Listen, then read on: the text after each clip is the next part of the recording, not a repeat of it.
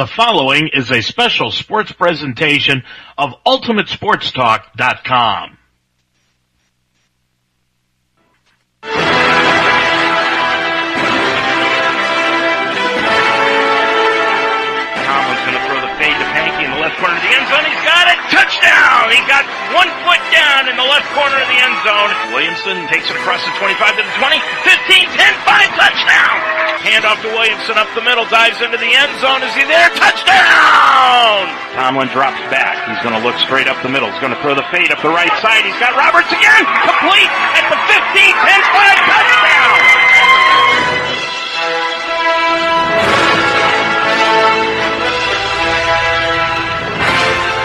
Hey, a very pleasant good afternoon to you, everyone, and welcome to Schuler Field, the home of the Mount St. Joseph Lions, as today the Lions get underway and take on the Baldwin Wallace Yellow Jackets here at home in the opening game of the 2022 college football season.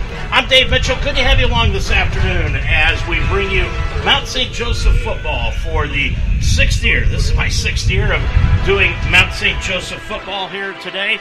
And the Lions are going to be taking underway against an old foe of theirs, which is going to be James Hilvert. And Hilvert is going to be coming in and coming in against the Lions here this afternoon as his 6th year as head coach of the Baldwin Wallace Yellow Jackets. Well, the Lions last year finished up at 6-4 on the season. And on the year, they finished second in the Heartland Conference at 5-2. And meanwhile, Baldwin Wallace, they did exactly the same thing. They finished second in the OAC with a 7-2 mark right behind Mount Union. They were 8-2 overall. They come in from Berea, which is a suburb of Cleveland, Ohio. It's actually just about 2.5 miles away from the Cleveland Browns training facility in Cleveland. Well, while we've got the opportunity, I want to welcome to the Mount St. Joseph University Sports Network, a new broadcast partner of ours. We'd like to welcome partner 98.1 FM WDTZ LP here in Delhi. They're joining the network, which also includes YouTube and the media stream that started this all out 6 years ago, UltimateSportsTalk.com. So if you're here at the game, tune into the radio on your headsets. If you're outside of Delhi, listen to us on UltimateSportsTalk.com, or you can see the game on YouTube. You can also listen and see a replay of each game on UltimateSportsTalk.com and YouTube. And also, a new partner joining us this year here on Ultimate Sports Talk and the radio is Chuck Murray. You probably remember the name from baseball. Chuck did a great job of handling the baseball duties this past year, and Chuck's going to join us here for football. Chuck, good to have you along this season. I appreciate it, Dave. I heard you talking about the game coming up in Baldwin Wallace. A little tidbit to that they did finish 8-2. Their last game against John Carroll, they actually had a 14-point lead. Lost 29-28, and that game probably cost them a playoff berth because they would have been 9-1, and in that league they typically get 2 teams, so they got a little bit of a sour taste in their mouth after the way last season ended, and they're led by former Mount assistant coach Jim Hilbert. And John Carroll is always one of those teams that, I'll tell you one thing, they have quite a rivalry going on between those two. Yeah, the way, and I might be getting this wrong, but I think John Carroll scored at the end, went for 2, and beat him 29-28. So it's a tough pill to swallow, like you say, against your rival. But, yeah, they're always solid, and Jim Hilbert, wherever he's been, has produced winning teams. And it started here, and it continued on, and through college and high school and now back to college. So, he's going to be he's always got a good team. This is the first time that these two teams have met, Chuck, and it's really, between the two schools, it is the first time they've met. But really, this coaching staff with Tyler Hopperton, who played under Hilbert and was recruited by Hilbert, had the opportunity. They know each other. They know what's going to happen. And of course, the last time Hilbert was here, it wasn't a good time for the Mount. No, when Jimmy left to take the head job across the river, I believe the Mount won the first game, and then after that, he pretty much dominated the series. He went to LaSalle High School, won 2 state championships in 2 years now in his 5th year at Baldwin Wallace, and he does have a tough chore with the powerhouse Mount Union being in that conference that typically wins every year, and if they don't make the final game, it's almost like it's a bad season for them. So he's in a tough scenario, but I'm sure he's working to try to beat Mount Union and get into that NCAA tournament where he can make some noise. Chuck, I asked Jim Hilbert this question off the air, and I want to get your answer to it. I asked him, is it an advantage really for Baldwin Wallace to be in the same conference as a Mount Union? And he actually thought that it is an advantage. I think you can look at that way two ways, because if you're in a conference with a powerhouse like that, when you recruit, you can say, hey, you can be the people on this club that can beat Mount Union and knock them off the top. But then the flip side is, every year, it's just tough if you're losing every year, because, so you're like, if I'm a kid looking at Baldwin Wallace, I'm saying, hey, I can go play Mount Union maybe with the opportunity to knock them off and play in big games. But am I ever going to beat them and ever going to get to the NCAA tournament where maybe I could go outside the league or somewhere else and possibly do that? So, obviously he's done a great job. He's got a really good team. He's had some good records. So I'm expecting one of these days they will beat Mount Union and find a way into that tournament. And if you're Mount Union in that conference and you're every other team that's in the OAC, you are striving to reach the epic proportions that Mount Union has put together, and that just makes you a better team, just being there trying to strive to meet their expectations. Yeah, it's incredible what they've done over the last 20, 25, 30 years. Every year you sit down and the NCAA Division III championship games on ESPN, and there's Mount Union. And if they don't make it, you're like, what the heck happened? Something must have dramatically went wrong, because it just seems like they haven't been winning it every year, but they're always there, it seems like. So it's a tough chore, but, Coach Hilbert's never been afraid of any challenges, that's for sure. And, I know they're going to keep battling. Today should be a great game. Yeah, the weather right now is overcast. It has rained all throughout the morning. The field, you've been on it, it's a little slippery down there. Yeah, turf, it can be a little slick after the rain. Now, I guess the big issue is what's it going to do during the game. The last forecast I looked at, they might get a little bit here at 2 o'clock or so, but those things change.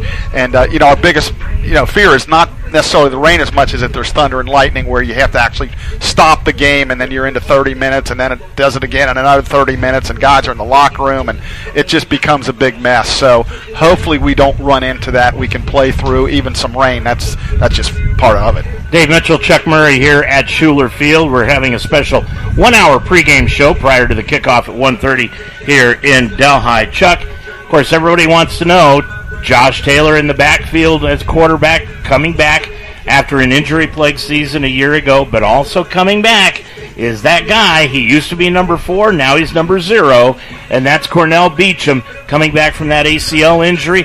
First time on a football field since 2019. What do you think we can expect out of Taylor and Beecham and McKenzie in the same backfield? Well, last week I was here for the scrimmage, and I can tell you Josh looked really good. The passing game looked really, really good. Cornell, he did not play in that game. And, I think they're going to try to make sure that they can kind of guide him through this season. But boy, I expect an exciting offense with an ability to score a lot of points. Now, Baldwin Wallace does have a good defense. And, what I've learned from watching Division III football over the years, you typically don't win games 10-7. You have to score points to win. And some of them games end up being, 55, 40, crazy scores. So we're going to have to score some points, but I really like our skill position guys. I mean, our wide receiver depth is deep, and, good running back. Obviously, we got Josh back there, and we got a capable backup in Tyler Prather. So, I think, again, we have a chance to score some points. It's a good test right out of the gate to see kind of where you stand. Yeah, would you be surprised if I told you that the coaching staff's plans are wherever Beecham wants to play, he plays. They've got him set up a corner. They've got him on the kickoff and punt returns. They've got him on offense. They're going to use this kid in his last year as a football player. Yeah, and again, I think that's the right thing to do. You just got to watch out they don't wear him down too much. I guess it'll dictate on the situation and the score how they use him. Late in the game, you got a touchdown lead. He's probably out there on defense. If you're ahead a lot offensively, maybe he doesn't play as much there or doesn't touch the ball as much. So, again, depending on the game, the score, the situation, but you're right. You got a special player like that, they're going to use him. And we talked about Mo McKenzie. He ran for over 500 yards a year ago. You got to pair him up in the backfield with Taylor and Cornell Beecham, and that really makes that backfield the type of dangerous thing that the Lions probably have never had, well, at least in my 6 years here, and as long as Tyler Hopperton has been head coach. Yeah, that's a good point. I remember pre-Tyler Hopperton, we had a guy named James Clay back in probably 12 or 13 that had like 12 or 1,300 yards, and then you'd have to go way back to the early 00s or 90s to find some of that explosiveness in big numbers. But, you can't just drop back and throw it 50 times against a good defense. So we're going to have to mix it up a little bit, and that goes back to the offensive line holding up and giving us a few creases and a few cracks to at least keep them honest. I don't think we're going to win the game against them running it down their throat, but we do have to mix it up and get some plays here or there so they can't just tee off. And the guy calling the signals, Josh Taylor, has his ideas on how they're going to pair everybody up in that backfield. We talked to him yesterday about that plan. Josh, coming into this year, first of all, I sit here and I look at you and I see that you're a lot bigger than you were a year ago. Just how much weight have you put on from last year? So over the summer, I probably put on about 10 pounds. So came in weighing about 205, like 207 area. Now I weigh about 215. So feeling pretty good. And during the preseason practices, have you seen where that's helped you out?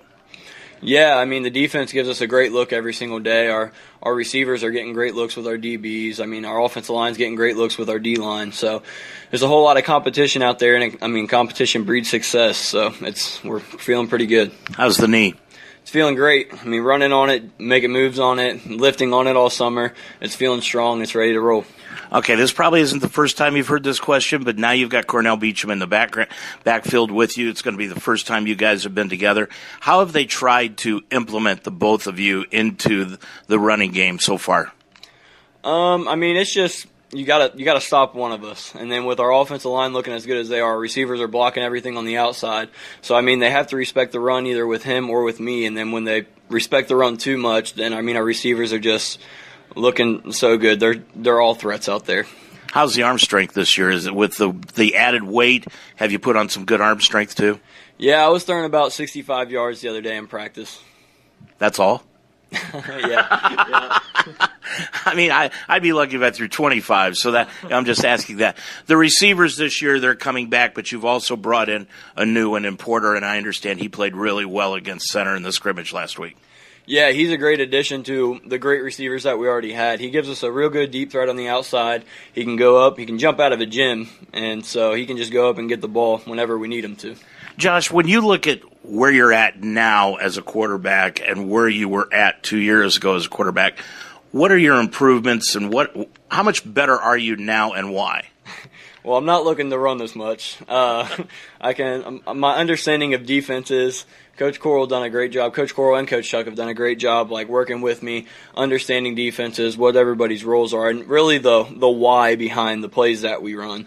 So that's all huge. And then I feel like the game has just slowed down. I mean, that comes with reps, and I mean, I've been here, it seems like, for 20 years. So yeah, gotten a lot of reps, got a lot of valuable reps in practice. So it's all starting to slow down, and the understanding of the why behind everything has really helped me make that next step.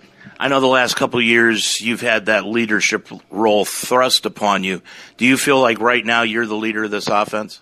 Yeah, but the beautiful thing about it is, like, the great thing about great teams are if everybody has the same goal.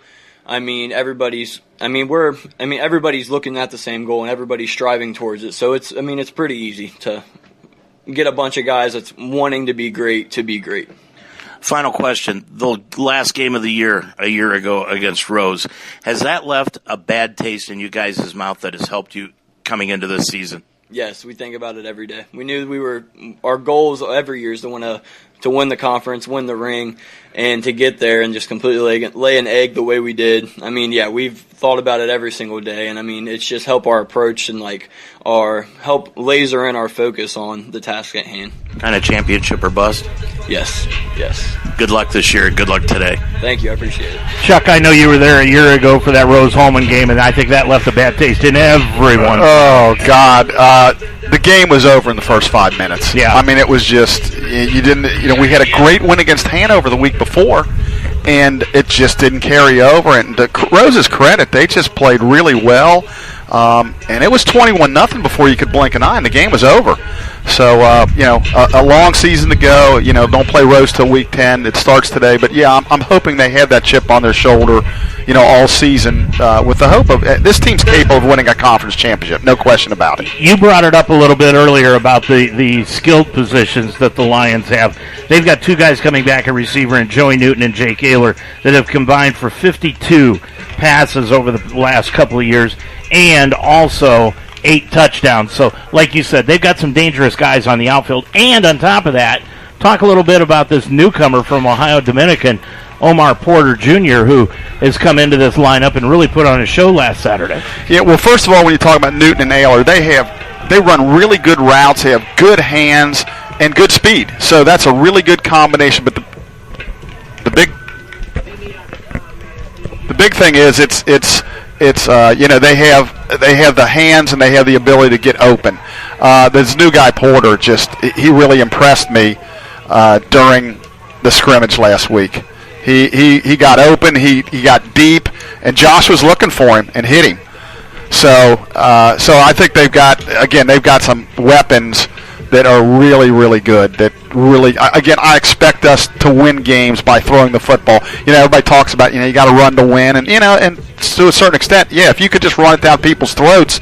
But at this level, if you don't have a passing game, I just don't think you're going to win a whole lot of games, and I think we've got that. And when that offense bogs down, of course, we got somebody that you know pretty well in Ryan Murray. That's going to be. He was one of the leading punters in the conference a year ago, and Kyle Farfsing was one of the leading kickers in the conference a year ago. Right. If memory serves me, I think they both were all-conference, honorable mention, second team, something along that line. And so we feel good about the special teams. And I do know last year, especially early in the year, I remember him punting. He'd punted 40 yards, they'd run it back 60. So hopefully we've corrected some of those things on special teams. I do know they like directional kicking and different things like that. So hopefully that won't beat us this year. You want to at least be even in special teams. So in a game like this, you can't lose special teams. And the holder this year is going to be Patrick. Well, yeah, it's interesting because without going off too much on a tangent, Patrick was the punter in high school. Ryan was the field goal and PAT guy and kickoff guy. Well, through injuries and different things, it's turned out that Ryan really can't kick off and kick field goals, so he's become the punter. Patrick's been holding since he's been a sophomore in high school, so I think he does a pretty good job of that. So it's like anything. When you're the holder, it's all good until you mess up, and then everybody's like looking at you. So, absolutely. But I think Kyle likes Patrick holding, and Kyle had a good scrimmage last week, so I think they'll be fine there. On defense, they've lost 2 key linebackers in Julius Fisher and John Finn, but they keep that star linebacker in Anthony Wright. Yeah, again, it's defensively, I thought they looked pretty good against center. The linebackers were flying around, and, you can't always go by this, but I think center was a ranked team beforehand. And, so that was, it's a good scrimmage, and I thought they really fared well. And Nate Owens and Evan Schlensker will be part of that linebacking crew this year. They're both juniors. So the main man this year is going to be Anthony Wright, like we said, the 6-foot, 220-pound linebacker from Gallatin, Tennessee. Wright is ready for the pressure this season. Anthony Wright, our guest right now. And Anthony, coming into this season, it's your 3rd year. You've been one of those kids that have been out there and have made some big plays over the first 2 years. Looks like you've gotten a little bit stronger, though, during the offseason. Yes, sir. I kind of took a different approach this past year. Last year was a lot more conditioned for me. For this year, it was actually let's get stronger and faster overall. I went home. Shout out to Coach K. She pushed me more than I expected, especially being in the leader defense. So I had a whole nother level of training this year. The biggest thing I emphasize is, all right, I got to be able to make a play at all times. So if I want to chase somebody down or just stop the play right then and there, I want to be able to do it. So, with the newfound strength, how have you found during the first 3 weeks of camp that it's helped you out? Honestly, I haven't had to worry about being in the box now. If I ever go, I'm not worried lineman's going to kill me. Now it's all right, I can make this play, but I'm not have to run around. I'm actually put my hands on somebody and might hurt somebody. So, the last couple of years you've had Fisher, you've had Finn, and defenses or offensive have had to worry about them, and that's left you open a few times. Now you're going to be the guy that the offenses are going to key on. How's that make a change for you? It's just honestly like how Phil was telling me last year, becoming a new leader. I know eyes are on me, but I also have a lot of guys that can make plays. So I'm going to just play like I've been playing. Be that leader and be that dog, but understand I have other guys that can make the plays also. Have they structured you a little bit more this year, the coaching staff, or are they still giving you the freedom to do what you're so good at? As Coach Thompson said, I'm doing a little bit of this and a little bit of that. So it's a matter of I'll play wherever he needs me to. We've got a lot of guys that have grown up. That's the biggest thing in our defense. We've been young for a while, but now we're starting to grow up and mature.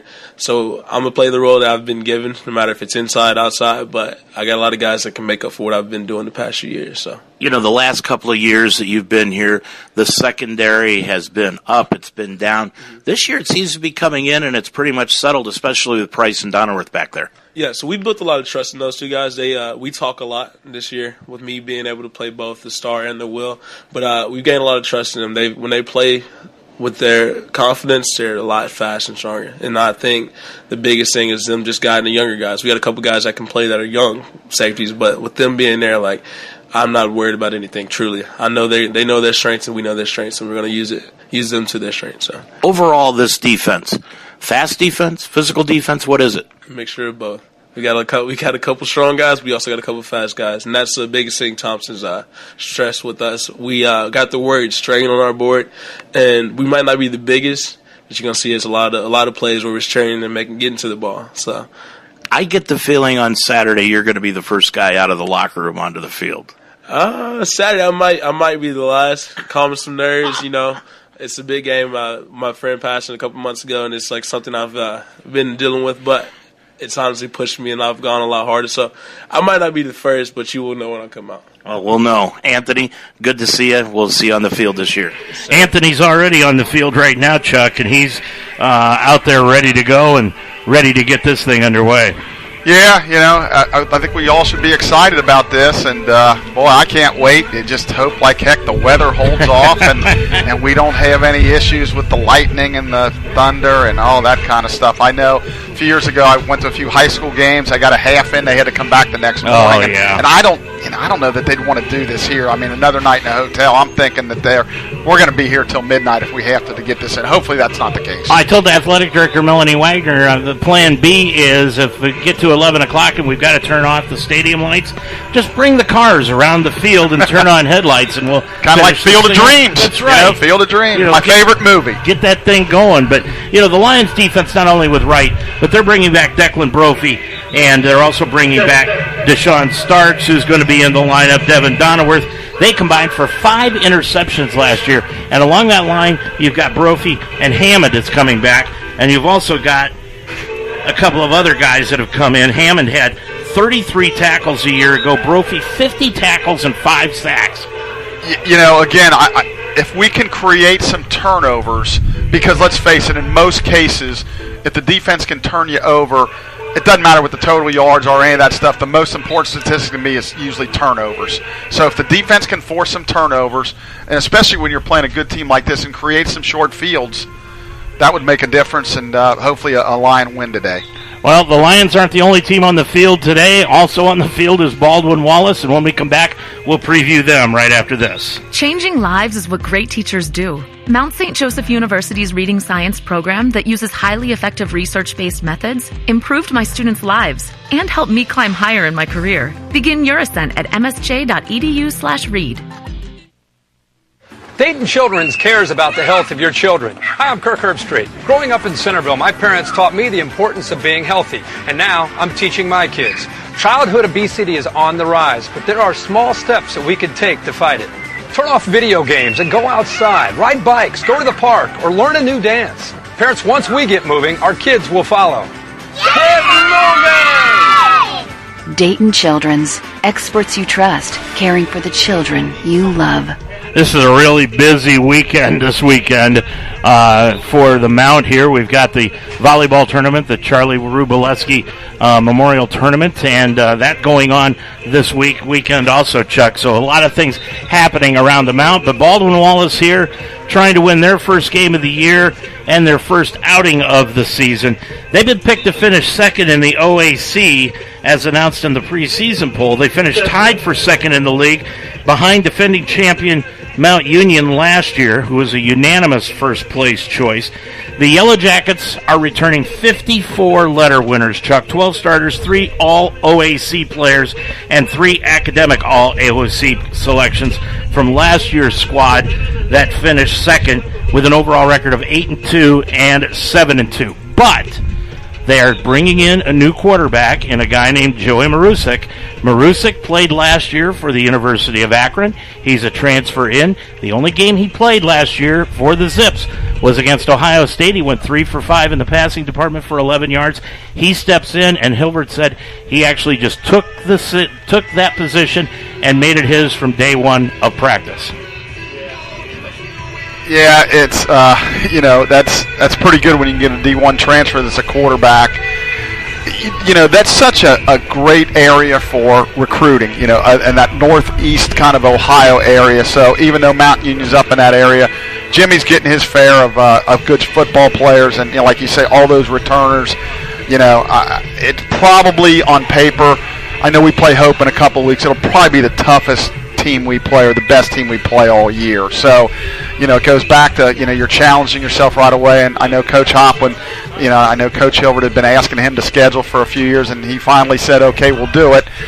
So we're testing ourselves right out of the gate. And like you say, all those starters back, and it's going to be a tough out, no question about it. Marusek is a quarterback that was recruited to Akron from North Royalton, and I know a lot about North Royalton. They've got a lot of quarterbacks that have come out of that high school, Chuck. But the main returner that they've got coming back is a running back in John Murray, who is from this area. Murray, in his 5th year, he came back as a 5th-year senior, 17 touchdowns and 1,111 yards rushing a year ago. Well, you talk about that, and no relation, by the way. They're going to. I remember when Jimmy was even here as an assistant, they like to pound the ball, and we're going to have to stop the run, and that's a typical, stop the run, make them pass. But with his numbers and stuff, I'm sure they're going to try to establish the running game with him, and then play action passes. And if we can't stop the run, it's going to be a long day for us. You talked about Hilbert. He's in his 6th year, 29-13 at BW. 23-13 in the OAC. He's the reigning coach of the year. He's a former Mount St. Joseph assistant coach, and you know about him. Yeah, Jimmy and I worked together for 7 years here, and in his 7 seasons when he was under Coach Rod Huber, and they had just kind of started to turn the program around. His last 3 seasons, we won 3 straight HCAC championships, made 3 straight NCAA appearances, and I tell the story that, I'd go in the on our Harrington gym on a Monday morning in February when it's 20 below out there, and he'd have 65, 70 guys working out before we had the fitness center, some of the facilities. Guys will run through a brick wall for him. Yeah, you've told me over the past couple of years that he is a great motivator. He really is. He knows his X's and O's. He's a great motivator, great recruiter, and I can't say enough good things about him. So maybe we can get him today. But yeah, he's got a good program, a good team, and he's an excellent coach. And he's got quite a resume, Chuck. I mean, he left here, went to Thomas More, won there, went to LaSalle High School, won 2 straight state championships there. Found out high school just wasn't his bag, went back to college to Baldwin Wallace. And you talk about a tradition that he has at Baldwin Wallace. That's what he is trying to regain. And one of the big names of Baldwin Wallace is Lee Trussell, the father of Jim Trussell, former Ohio State head football coach, Youngstown State, and their former president at Youngstown State in Jim Trussell. And I had the opportunity to talk with Jim Hilbert about all of that earlier this week. Former assistant at Mount St. Joseph University, you got to be really happy to come home and get a chance to bring your team down here and play on this field. Yeah, definitely being able to see family or friends, obviously to come back where I started out at Mount St. Joe in 2000. It just says I'm getting old. It's 2022. How time is flying. Flew by, and I had a lot of good memories there, obviously from 2000, 2006, and it's excited about our team with our camp and the things we've done to come together as a football team. Excited about starting the 2022 journey and obviously football season. I know our guys are excited about finally getting a chance to kick this thing off, and excited about playing a good football team. Coach Hilbert, I mean, Baldwin Wallace has had a great tradition throughout the years. They've got great facilities up there in Berea. I've seen them. been there on recruiting trips. Yeah, they've got great facilities. Has it been everything in your 6 years that you thought it would be when you took the job? Oh, yeah, and obviously, Vince, I just think, obviously, BW has such a rich tradition when you're talking about Lee Tressel, the relationship I now have with Jim Tressel. He's just a great person down there. The alums that care dearly about this football program and this school that they still call home, that want to see this program strive for new heights. Back when they did it back in the 60s and 70s and 80s and 90s, these guys are really, fanatical about obviously the school, and they bleed brown and gold, which I think is awesome. Like being part of a program that does that, it's awesome. And being in Berea, like you said, Browns are 3 blocks from our campus. It's like a football town, a college town where people really care about the great game of football. So it's been really actually a good experience. I've had the opportunity to obviously coach a lot of good football players over the last 5 years I've been here. And excited about keep building on what we've established here as a foundation for our football program and continue to build on that. Coach Hilbert, our guest on the pregame show here this afternoon. Jim, you've had success everywhere you've been. Thomas More, you went to LaSalle, won 2 state titles there. Now up at B-Dub, doing a great job up there. What is it about your coaching strategy, philosophy that makes you so successful?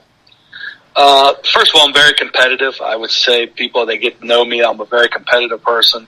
I think I'm a very good motivator. I think I'm a guy who's full of energy, cares a great deal about their players, but also is going to coach the heck out of them every single day. Very passionate about the great game of football, and I think guys feed off that. They're contagious to that, and obviously I think guys enjoy playing for me. I have a lot of fun playing for me, but they know I have high expectations of them every single day. And we're going to be a tough football team. We're going to be a physical football team, and we're going to be able to put our guys in the right position to be successful. And I think that's why I've been successful, obviously being able to coach some great players. And I have a good staff.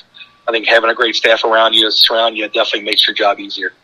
I know from year to year, football teams change, philosophies change, but you've got a running back in John Murray, a senior, who ran for 17 touchdowns a year ago, over 1,100 yards. I would think he's got to be the focal point of your offense this season.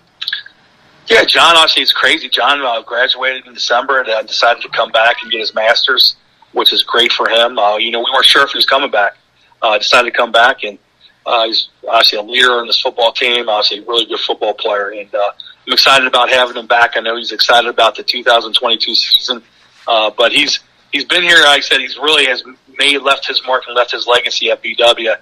Coming from Cincinnati, I know he's really fired up and excited about going to Cincinnati and playing Mount St. Joe. Defensively, I know things have changed for you this year, but that secondary, especially with Robbie Williamson and Jake Hill, 5 interceptions between the two from a year ago, that appears to be the strong point of the defense.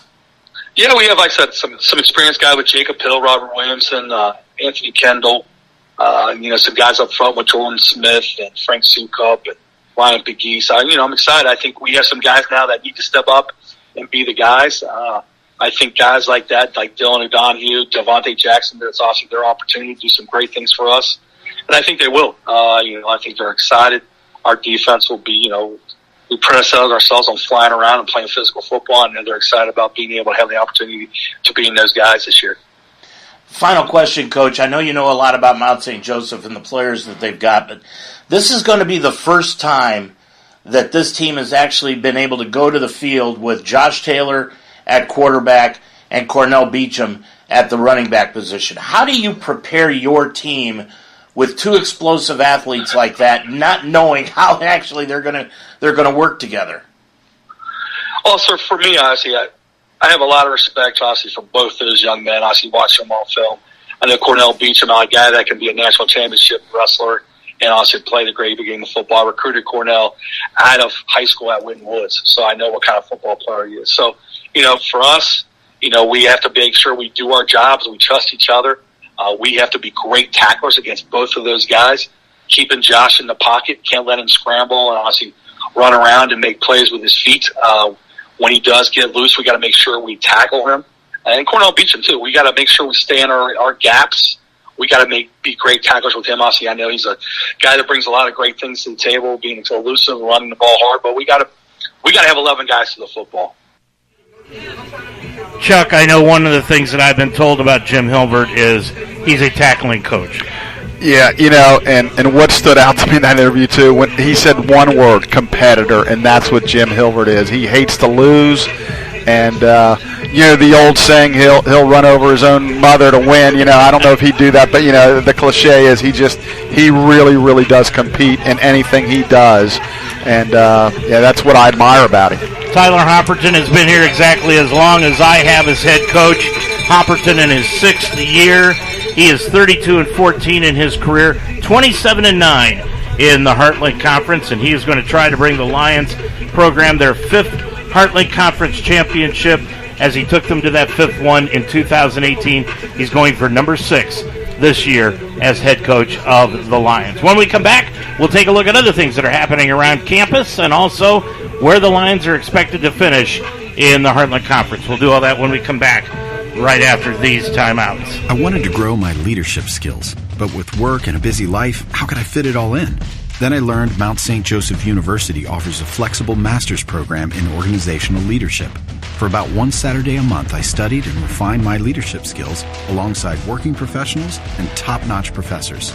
I'm now the leader I set out to be. The Mounts Organizational Leadership Program helped me climb higher in my career. Begin your ascent at msj.edu/MSOL. Dave Mitchell, Chuck Murray, right back here at Schuler Field this afternoon, where the Lions are opening up their 2022 college football schedule against Baldwin Wallace. Both teams have left the field. The rain starting to come down again, just a little bit lightly, though, here this afternoon. As long as that, everybody's in complete agreement, Chuck. As long as the lightning stays away, we're happy. Yeah, I've been part of some of these where, you play a little bit, you stop. You play a little bit, you stop. And more so probably on the baseball side of it, and that can be extremely frustrating too. So, let's just say a little quick prayer here to make sure that we can get this thing through in, the normal time, and, may the best team win. We don't want to see crazy stuff happen because of the weather and those things. It's just the way it is sometimes. Normally this time of the year can be 90, 95, and instead we're getting, 70s and rain. We'll probably see that in New York. Exactly. That's where we'll see it. Yep. Chuck, there's a lot of other things going on around campus here today, especially the Charlie Rubaleski volleyball tournament. You had the chance to see the Mount girls play earlier today. Yeah, we saw them play last night, and they split 2 matches, lost to a very good Wittenberg team, and then they came back, bounced back, and beat Ohio Wesleyan. And then today, Illinois College was ranked, and I can't remember exactly where they were, but they were top 25 team, Illinois Wesleyan, and we won in 5 exciting sets. We're up 2-0, lost the next 2, not looking so good, and then we won a very, very exciting 5th set. And they will be playing Wilmington approximately 2 o'clock on their last round robin in this tournament. So a chance to go 3-1. Good start, hopefully, for the Lions volleyball team. I know they're picked to finish 2nd in the conference this year. Yeah, they're going to be fun, and they're going to be fun to watch this year, just like they were last year. Absolutely. It's fun team to watch. Coach Spinney does a great job. Last year in the football Heartland Conference, Rose Holman, Chuck, really took it by the throat, went 7-0 throughout the season in the Heartland, finishing off with that big win over the Mount in freezing temperatures on the final Saturday. Went into DePaul, which was really something that a lot of people were upset about because Rose ended up the season 8-2, win the conference championship, but they have to go across state lines and play at a DePaul place that was coming in as an at-large bid. They get beat in the final minutes of that ball game, but Rose was expected to win it last year. They did win it with the 7-0 mark. All indications right now, Chuck, are it's going to come right down to that final Saturday here in the Heartland Conference on November 12th between the Mount and Rose. Well, it's interesting you talk about that because I remember early in the year, Rose Holman beat Hanover by 3, and that's why you can't fall into that comparing scores thing because we talked off air before how we probably played our best game of the year the week before the Rose game against Hanover here and really dominated the game. I can't remember the final score, but it wasn't close, and it didn't even look like they belonged on the same field, so you're thinking, well, they almost beat them. And of course, we talked that we went up there and laid an egg, and if I'm not mistaken, I think Rose Holman opens up at DePaul today. If I'm not mistaken, yeah, they absolutely. So how ironic is that? And if I recall in that game, I think Rose had like 5 interceptions. They turned the ball over a ton, or they probably would have won that game. And again, we talked earlier about turnovers. That's the big thing. Yeah, Rose is playing this afternoon at 1 o'clock at DePaul, and that's one of the games that are going on. In the Heartland Conference preseason poll, Rose-Hulman is expected to win the conference again.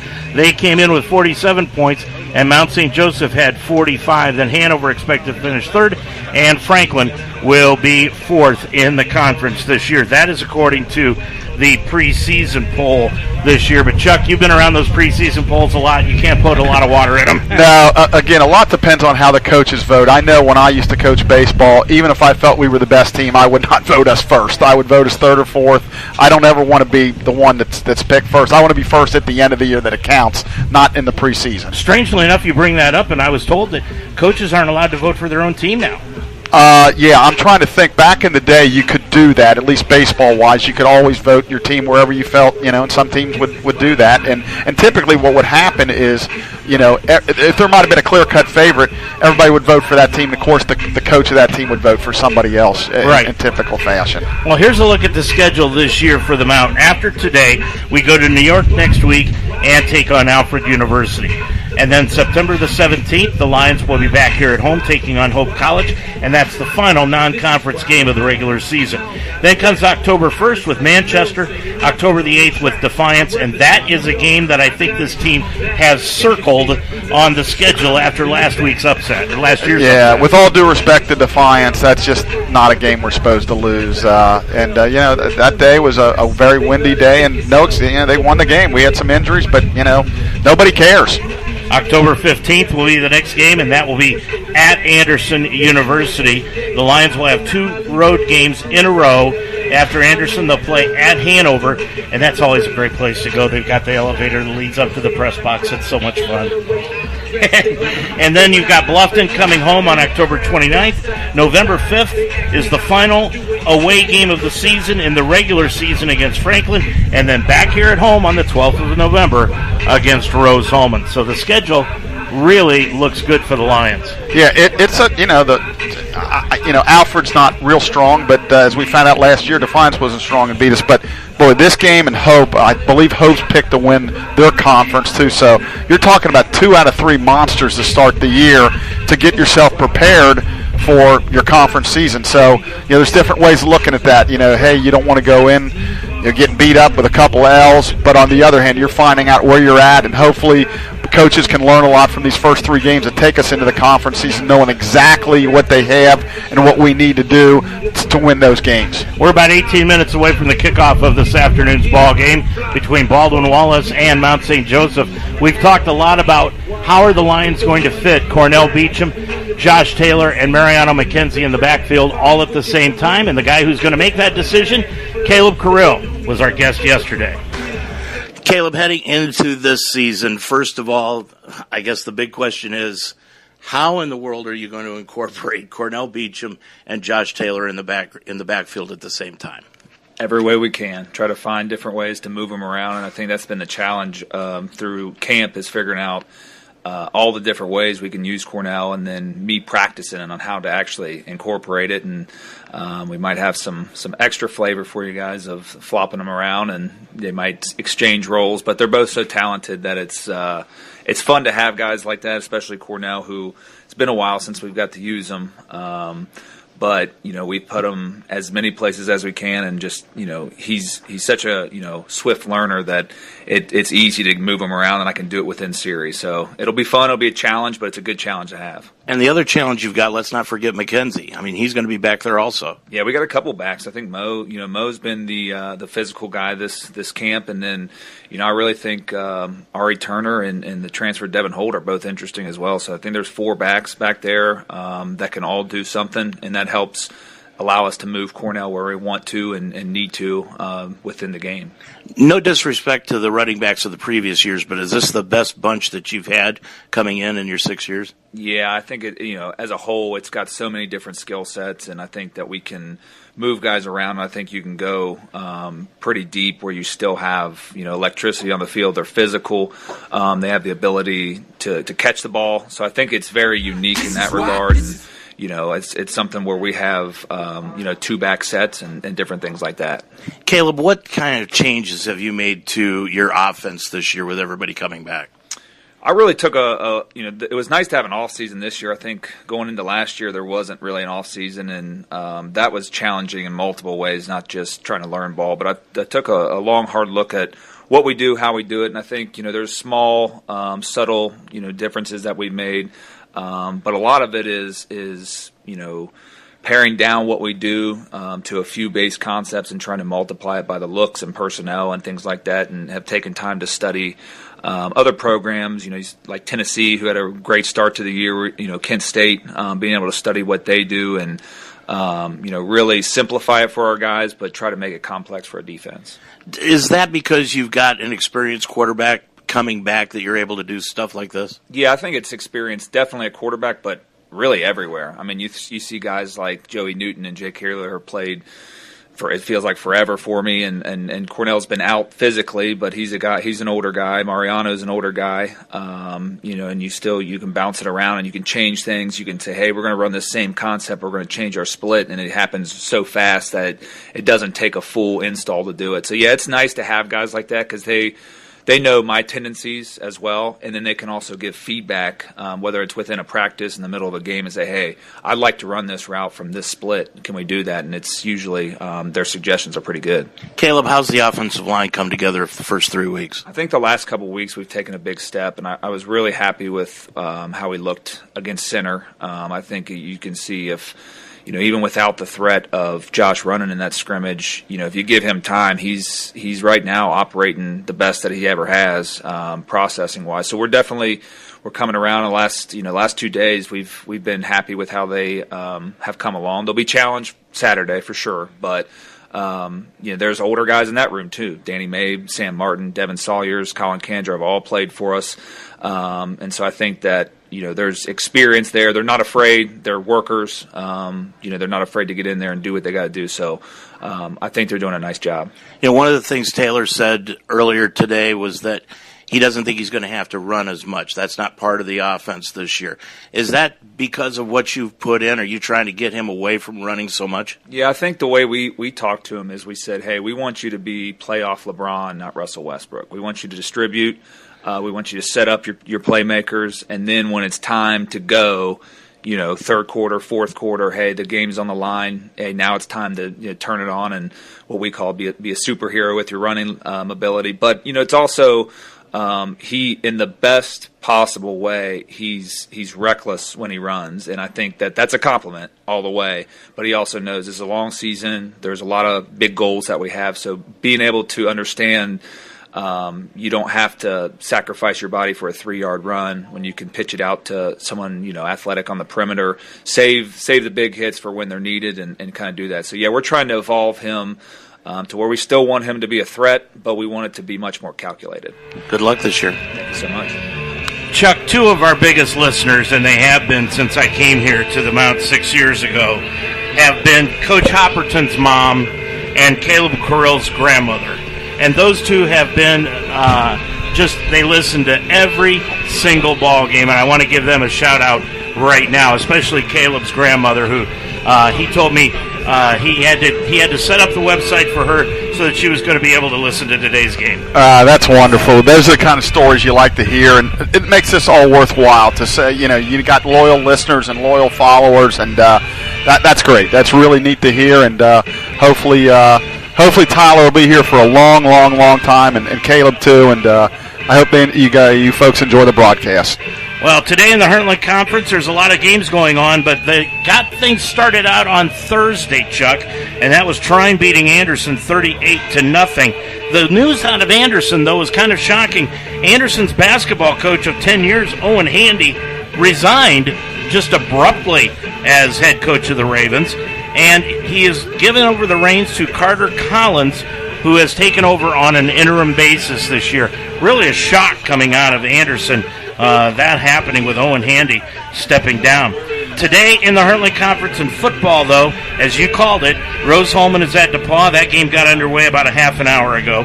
Bluffton is at Kenyon. Center will be at Hanover. That game kicks off at 1:30. Mount Union is entertaining Defiance. Oh, boy. We'll just leave it at that. Yeah, if you've got tickets to that game, Good luck. Franklin is at Olivet. That game starts at 2 o'clock, and Manchester will be at North Park. That game is going to be tonight at 7 o'clock. And, of course, the big game today in the top 25 is my Ohio State Buckeyes against the Notre Dame Fighting Irish. Gotta love it. Yeah, I know there's some Cincinnati people out there who are interested in the UC-Arkansas game, too. So that should be a good one, too. Well, I'll tell you what a nice stadium in Arkansas. I got a chance to look that thing over a couple of weeks ago. Boy, that thing is nice. But at halftime coming up, we're going to have the ABC Game Day crew previewing the Ohio State Notre Dame game, and then the CBS crew doing the same. That's all coming up at halftime here at this afternoon's ball game. But coming up here next, we're going to be talking with head coach Tyler Hopperton here from Schuler Field after this timeout. You're a Lions fan. Own it. And we are the radio home of Mount St. Joseph Lions Sports, UltimateSportsTalk.com. Football, basketball, wrestling, volleyball, softball, baseball. We are Cincinnati's sports website and also the home of the Ohio Baseball Weekly Show every Monday night during the baseball season. We are the home of the Mount St. Joseph Lions, UltimateSportsTalk.com. Well, we told you that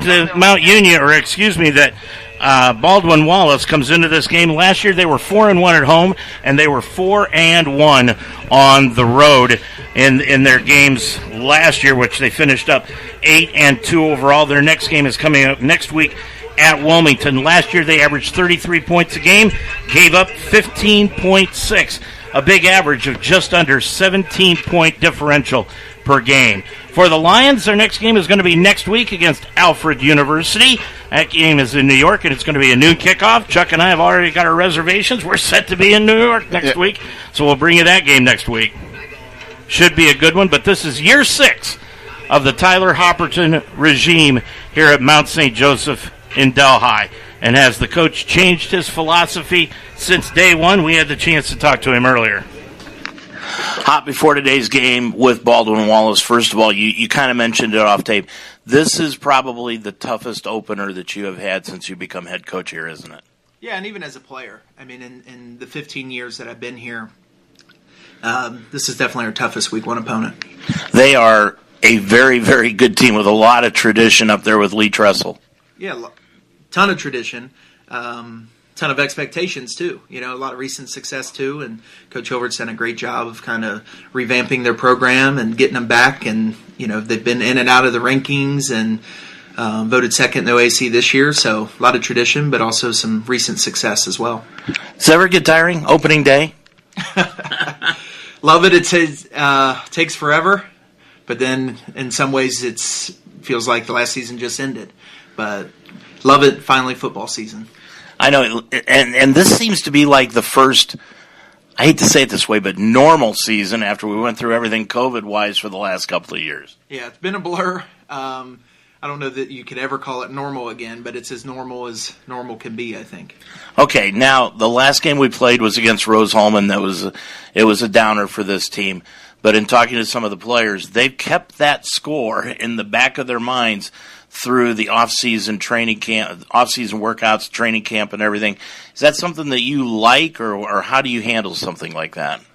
Yeah, I mean, I think in some sense you want somewhat of a short memory. You don't want to necessarily harp on the past, but I think there's a lot to learn from.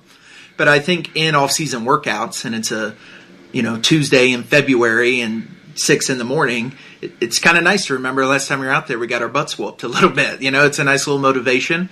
And, sometimes when it's used in that way to learn from it and use it to grow, I think it's good to remember. I've talked to other coaches about their side of the ball and what we're looking for this year in some of the players. But in your mind, when you look at this team coming in, what's the number one question mark you've got on this team right now? That's a good question. It's kind of interesting because we did graduate some of the guys who have been making a lot of plays over the last, really my 4 or 5 years here, and especially on defense. But at the same time, we have a lot of guys who have really been toeing the line and doing what we've asked. So a lot of it is really just, kind of this show me mentality of, I don't necessarily have crazy questions or concerns, but more so just anxious for these guys to prove it. Yeah, correct me if I'm wrong here, but you almost seem calm, more calm than I've seen you before a season right now. Is that the case? Probably. I mean, it's not that I'm not, I'm always nervous. My brain's churning all the time. I get nervous. I get nervous for a walkthrough. But yeah, I mean, well, and some of it at this point, I had a high school coach that used to say, hay's in the barn. We've done the work. We kick off tomorrow at 1:30. Ready or not, here they come. So, no reason to get too anxious about it. We're ready to play some football. I mean, have you gotten this program now up to the point, Hop, where it's championship or bust? I think so. I mean, that's the expectations, but it's also the support. I mean, everybody in our league wants to win the championship. I mean, that's everybody's goal. And not even just in our league, but every league, right? Everybody sets out to win. But I think we've been knocking on that door. We've been close, and not only have we been working even harder for that, but the support of the school and the coaches and other things is matching those expectations as well. Look inside yourself for a second and tell me just how much better a coach you are now than you were when you took over this program. Oh, well, especially my first game as head coach, I had no idea what happened even when it was over. It was kind of like, oh, it's over and we won. So I at least have an idea of what's going to happen, when we kick off. I have a plan where I probably didn't then. And ultimately, just like our players, you have to use your experience to get better. So, I hope I'm 5 times the coach I was 5 years ago. And the coaching staff, I mean, you've got it built up to where you guys actually know what to expect out of each other when it comes to game day, don't you? Yeah, now, I mean, this is year 5, especially with me and Coach Coral and Coach Thompson as the coordinators. And there's definitely a good game day and game preparation, the expectations and trust, kind of this ebb and flow of what we kind of expect of each other. And especially from me and Coach Coral's standpoint of, 5 years ago, where Coach Thompson had coached for 30 years and we hadn't, that we've kind of grown into that as well. So I think now the 3 of us now really know what to expect and know what to lean on each other for, know what others are going to lean on us for. And then, the other coaching staff has kind of fallen in line with that. I know when you're trying to prepare for your first game opponent, it's hard. But when you look at this Baldwin Wallace team and you look at what they've got coming back and a new quarterback, what is it that you can see that you expect out of them? Physicality, toughness. Any, Jim Hilvert team that I've ever faced or seen play, whether college, high school, they're tough. They're going to be aggressive. They're going to fly around. They love to play the game. And that energy is, with the size of their guys and the talent of their guys, that energy is something that we're going to have to match because they're going to bite, scratch, claw the whole game. Is Murray the type of kid at running back for them that you want to make sure that you know where he's at every play? I won't have a choice. I'll know pretty quick, I think, where he's at. Hopefully I don't see the back of him too much. Hopefully it's more the front of him that I see. But he's super talented kid and hardworking kid. He's Cincinnati kid, so some kids on our team and even coaches kind of know him and his family and things like that. So he's, good kid, hard worker, coming back for his 5th year, and he's coming back for a reason. Last question, save the best for last. Cornell Beecham is back on this football team, and I know you've got plans to use him pretty much everywhere, don't you? Yeah, I mean, ultimately I've talked to him too, and obviously he's gone through his trials and tribulations in terms of injury and the passing of his father and, all kinds of stuff over the last couple years and, having his own kids and things like that. And so, talking to him, he's focused too. It's his last year of football, wants to play. Obviously he's athletic and we can use him in a lot of ways. And, ultimately I've been talking to him about, not just using him, but unleashing him. Good luck today. Thank you. Tyler Hopperton set to get his 6th year as head coach underway here at the Mount. He comes in with a career record of 32 wins, 14 defeats against 27 wins and 9 losses in the Heartland Conference. The Lions last year finished up with a record of 6-4, but they averaged 27.6 points per ball game, gave up 21.8, a differential of just under 6 points per ball game. The keys to this afternoon's game for Baldwin Wallace, they want to establish the run with John Murray today and defend the Taylor Beecham attack. For the Mount, they've got to find an identity on offense. How are these guys all going to fit together for Caleb Correll, the offensive coordinator? And no silly penalties here today. It's the Mount and Baldwin Wallace. I'm Dave Mitchell with Chuck Murray. Good to have you along this afternoon. We'll have the opening kickoff this afternoon's ball game after this on the Mount St. Joseph University Radio Network. Teaching is my calling. So when I needed to renew my license, I chose Mount St. Joseph University. The Mount offers the only program in the state of Ohio that allows you to combine 2 education endorsements to earn a graduate degree. In less than 2 years, I combined the reading and gifted intervention specialist endorsements. Classes were convenient, fully online, and I received personal attention from my professors. The Mount helped me climb higher in my career. Begin your ascent at msj.edu/Ohio. Odyssey now has hundreds of new exclusive music stations for you to discover your new summer soundtrack. Get moving with worthy workouts for a cardio sesh fueled by today's top artists. Hanging with your crew? Throw it back with Picnic Party for old school jams for your cookout. Or sail away with Odyssey's new yacht rock station, Jugger Yacht. For summer barbecues, road trips, or relaxing poolside. Hundreds of new exclusive stations, plus all your favorite local radio stations and podcasts. It's all on Odyssey. Welcome back to Schuler Field, everyone. I'm Dave Mitchell with Chuck Murray, and this afternoon the Lions get set to open up the season against the Baldwin Wallace Yellow Jackets, who finished up last year on their season 8-2, 7-2 in the Ohio Athletic Conference. The Lions also finished in second place in the Heartland Conference, but with a record of 6-4, 5-2 in conference play. Chuck, the weather seems to be breaking up. The clouds are breaking up, and maybe we can get this thing in with no rain. Maybe somebody's up there's listening to our prayers. Yeah, right now it looks pretty good, and maybe a little light drizzle. But yeah, I think we can play football and not have to worry about really bad field conditions or anything along that line. The wind is blowing a little bit from our left to right, so from the north to the south, we'll be kicking into the wind to start this game with Kyle Farsing kicking off. Lions won the coin toss, but they deferred to the second half. They will be going from right to left across your computer screen and radio dial. Baldwin Wallace in their road white uniforms with yellow pants, brown numerals and gold trim. For the Lions, they're in their all blue uniforms today to open up the season. Gold trim, white lettering with gold trim, and the white helmets today. Yeah, we talked earlier how about sometimes at this time of the year it can be 90, 95 degrees, and them uniforms could have been awful hot, but today it's going to be fine. Back set to return is Mitchel Love, a sophomore wide receiver for Baldwin Wallace, and Jonathan Dixon also back. No, it's going to be Darius Stokes, number 7, back set to return for Baldwin Wallace, as they will be going from left to right. Clock moving down, finally gets to double zeros, and the officials now will let this thing get underway on what is turning out to be kind of a bright Saturday afternoon. Boy, when you drove in here today, it looked like there was going to be rain throughout this thing, thunder showers.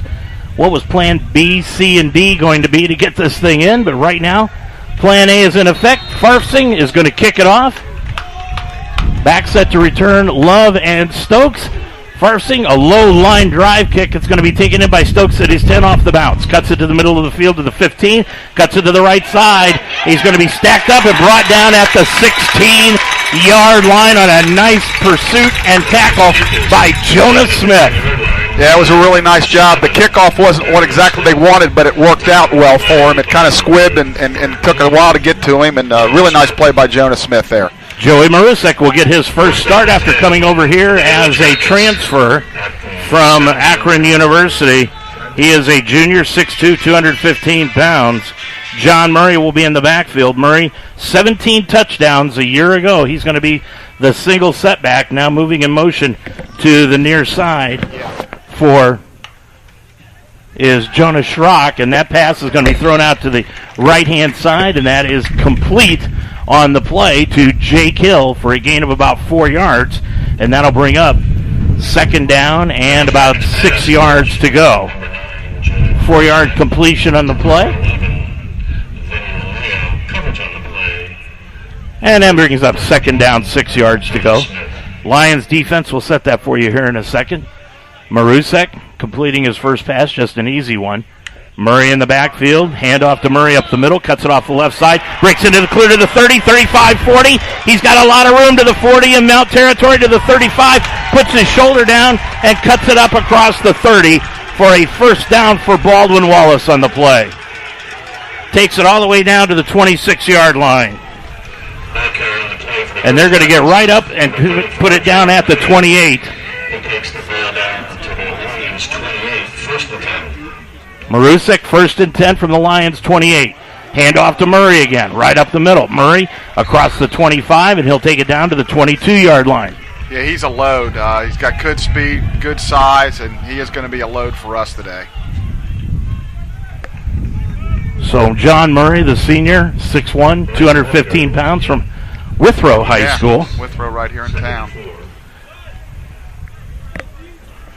2nd down, 5 yards to go. Baldwin Wallace trying to knock on the door here and get into the red zone.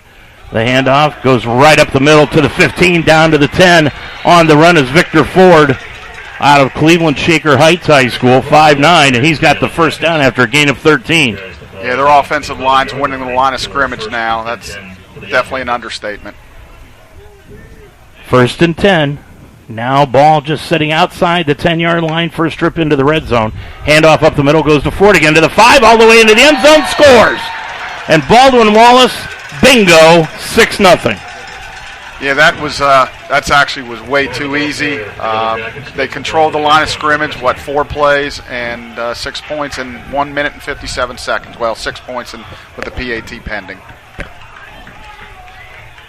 13:03 left to go, and in to attempt the extra point is Dean Saris.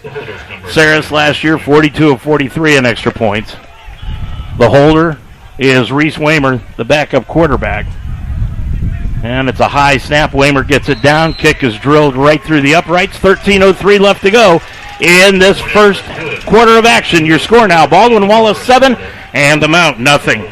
Odyssey now has hundreds of new exclusive music stations for you to discover your new summer soundtrack. Get moving with worthy workouts for a cardio sesh fueled by today's top artists. Hanging with your crew? Throw it back with Picnic Party for old school jams for your cookout. Or sail away with Odyssey's new yacht rock station, Jugger Yacht. For summer barbecues, road trips, or relaxing poolside. Hundreds of new exclusive stations, plus all your favorite local radio stations and podcasts. It's all on Odyssey. America, your children have an amazing superpower. That's right. They can help save lives by simply washing their hands. Just 20 seconds of thorough hand washing after they've coughed or sneezed or been outside can help fight against the dastardly spread of germs. Armed with only soap and water and hands, your superhero can protect you, your family, and everyone out there in America land. Amazing! Find out more at coronavirus.gov. A message from the CDC and the Ad Council. All right, back here at Schuler Field, where Baldwin Wallace made that look way too easy. Yellow Jackets on top of it, 7-0 with 13:03 left to go in the first quarter. Yeah, that was very impressive. Nothing, they didn't do anything fancy, just basically off-tackle plays and just won the line of scrimmage and gaping holes. So back set to return for the Mount is going to be Cornell Beecham, making his first appearance on the field. And Austin Price. And Saris kicks it off. Beecham's going to take it in at his 2. Right up the middle to the 10. 15, 20. Finds a hole. Cuts it up the field across the 25, and he'll be bounced outside to the 27-yard line. 25-yard return for Cornell Beecham, and the Lions will get the football.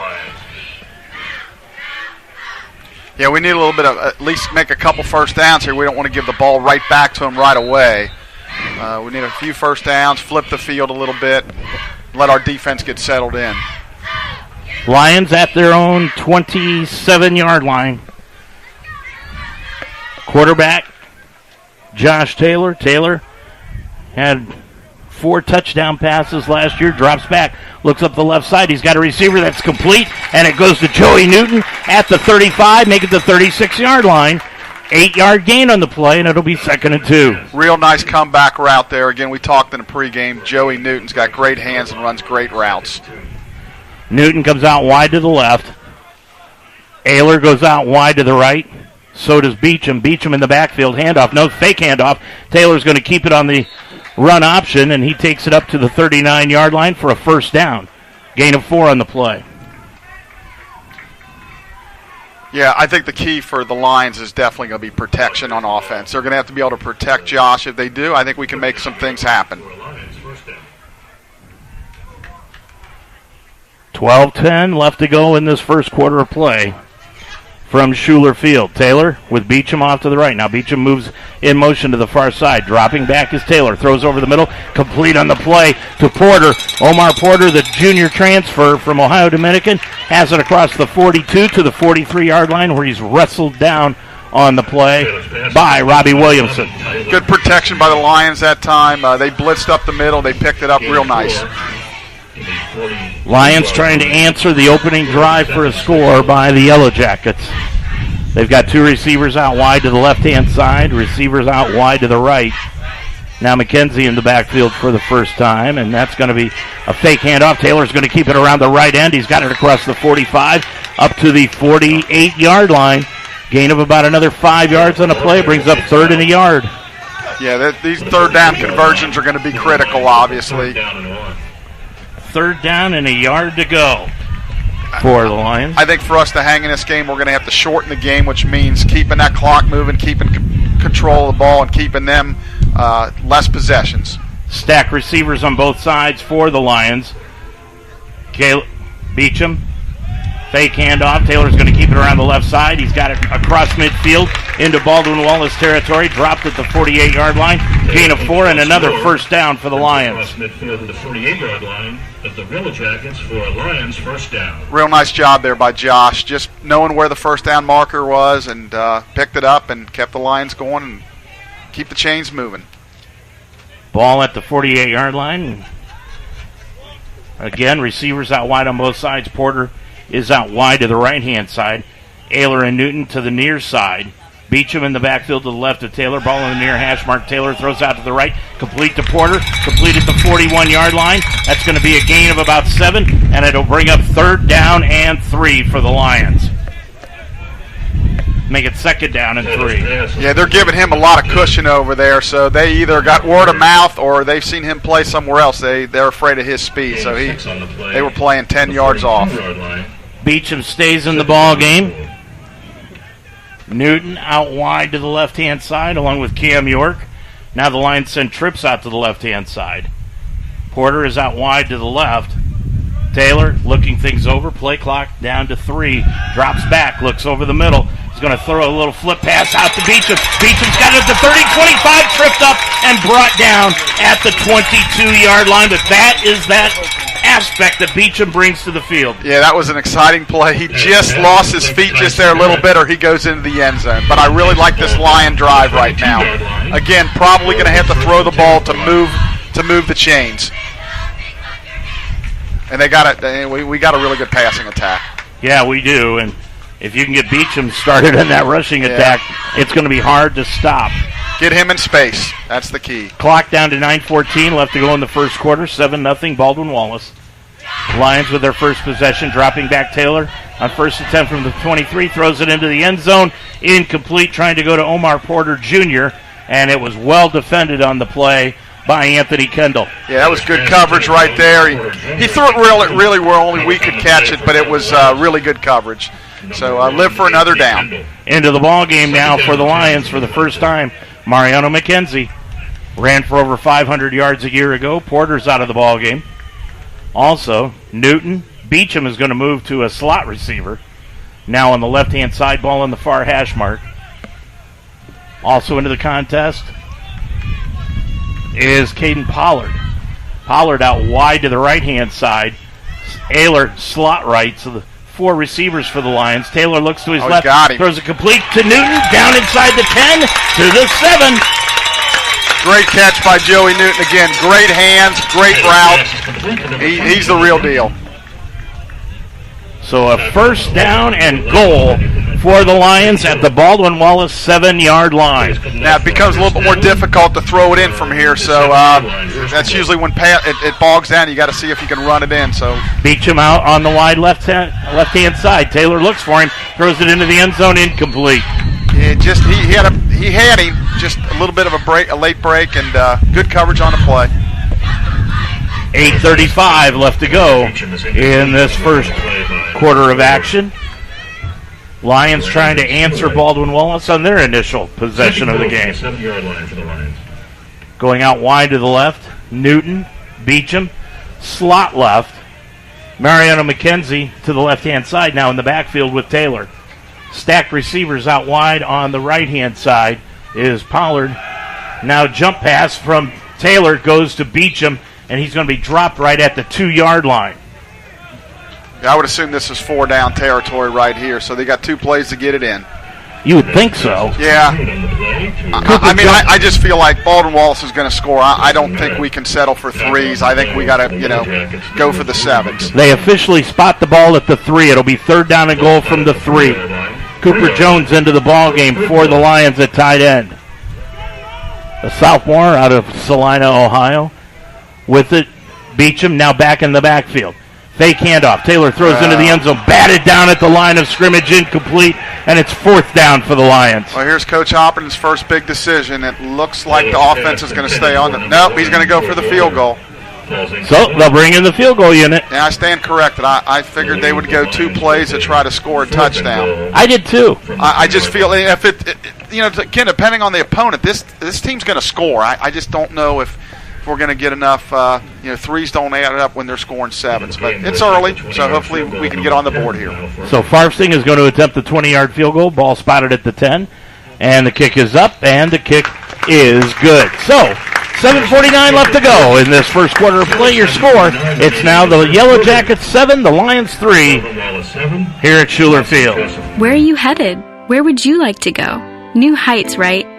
That's why you're going to college in the first place. At Mount St. Joseph University, we integrate academic excellence, real-world experience, and individual attention so that you can go further than you ever thought possible.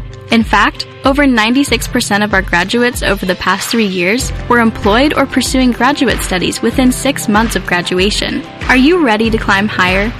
Begin your ascent at msj.edu. Like irritable bowel syndrome, Crohn's, and celiac disease.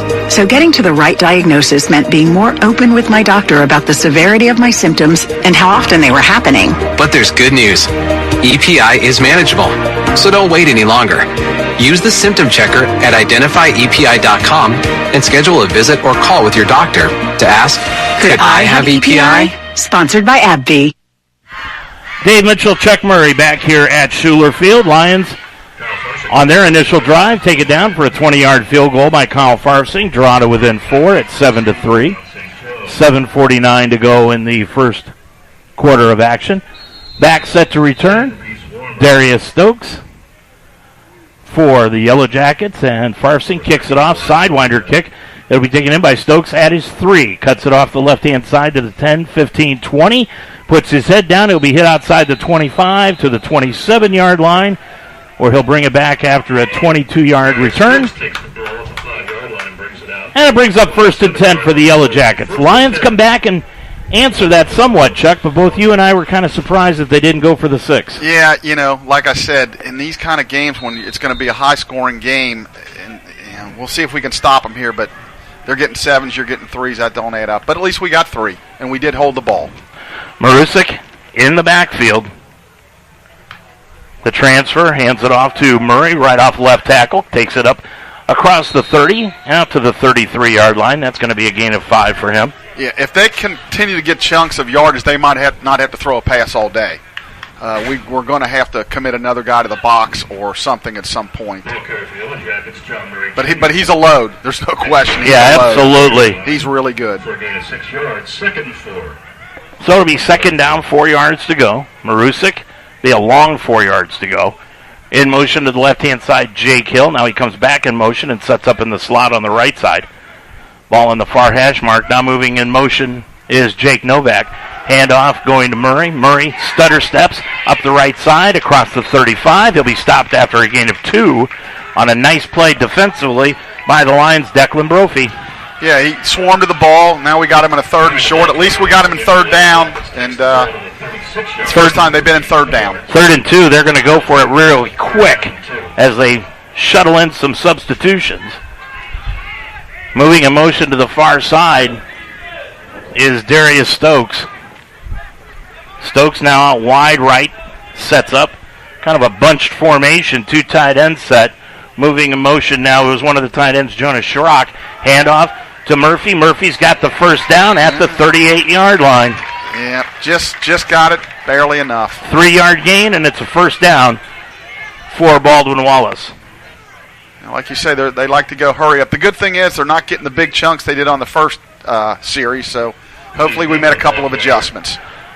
John Murray, of course, he's the 5-year senior for Baldwin Wallace. 1st and 10 at the 38-yard line. Baldwin Wallace in their own territory. Murray to the left of Maruzek. And the handoff goes to Murray right up the middle. He's going to be stacked up, takes it to the 40, and he'll be dropped right there at the 40-yard line after a 2-yard gain. This does not shock me, a Coach Jim Hilvert team just saying, hey, if you can't stop the run, we're going to run it till you can stop us. Now we got him in second and kind of long, so we might see our first pass of the game. Coming out wide to the right-hand side is Jake Novak, number 5. Lining up in the backfield also is Rocco Del Verme. Del Verme from Uniontown, Pennsylvania. He lines up in the backfield with Murray. Now moving in motion to the near side for Baldwin Wallace is Stokes. And we've got a motion on the far side.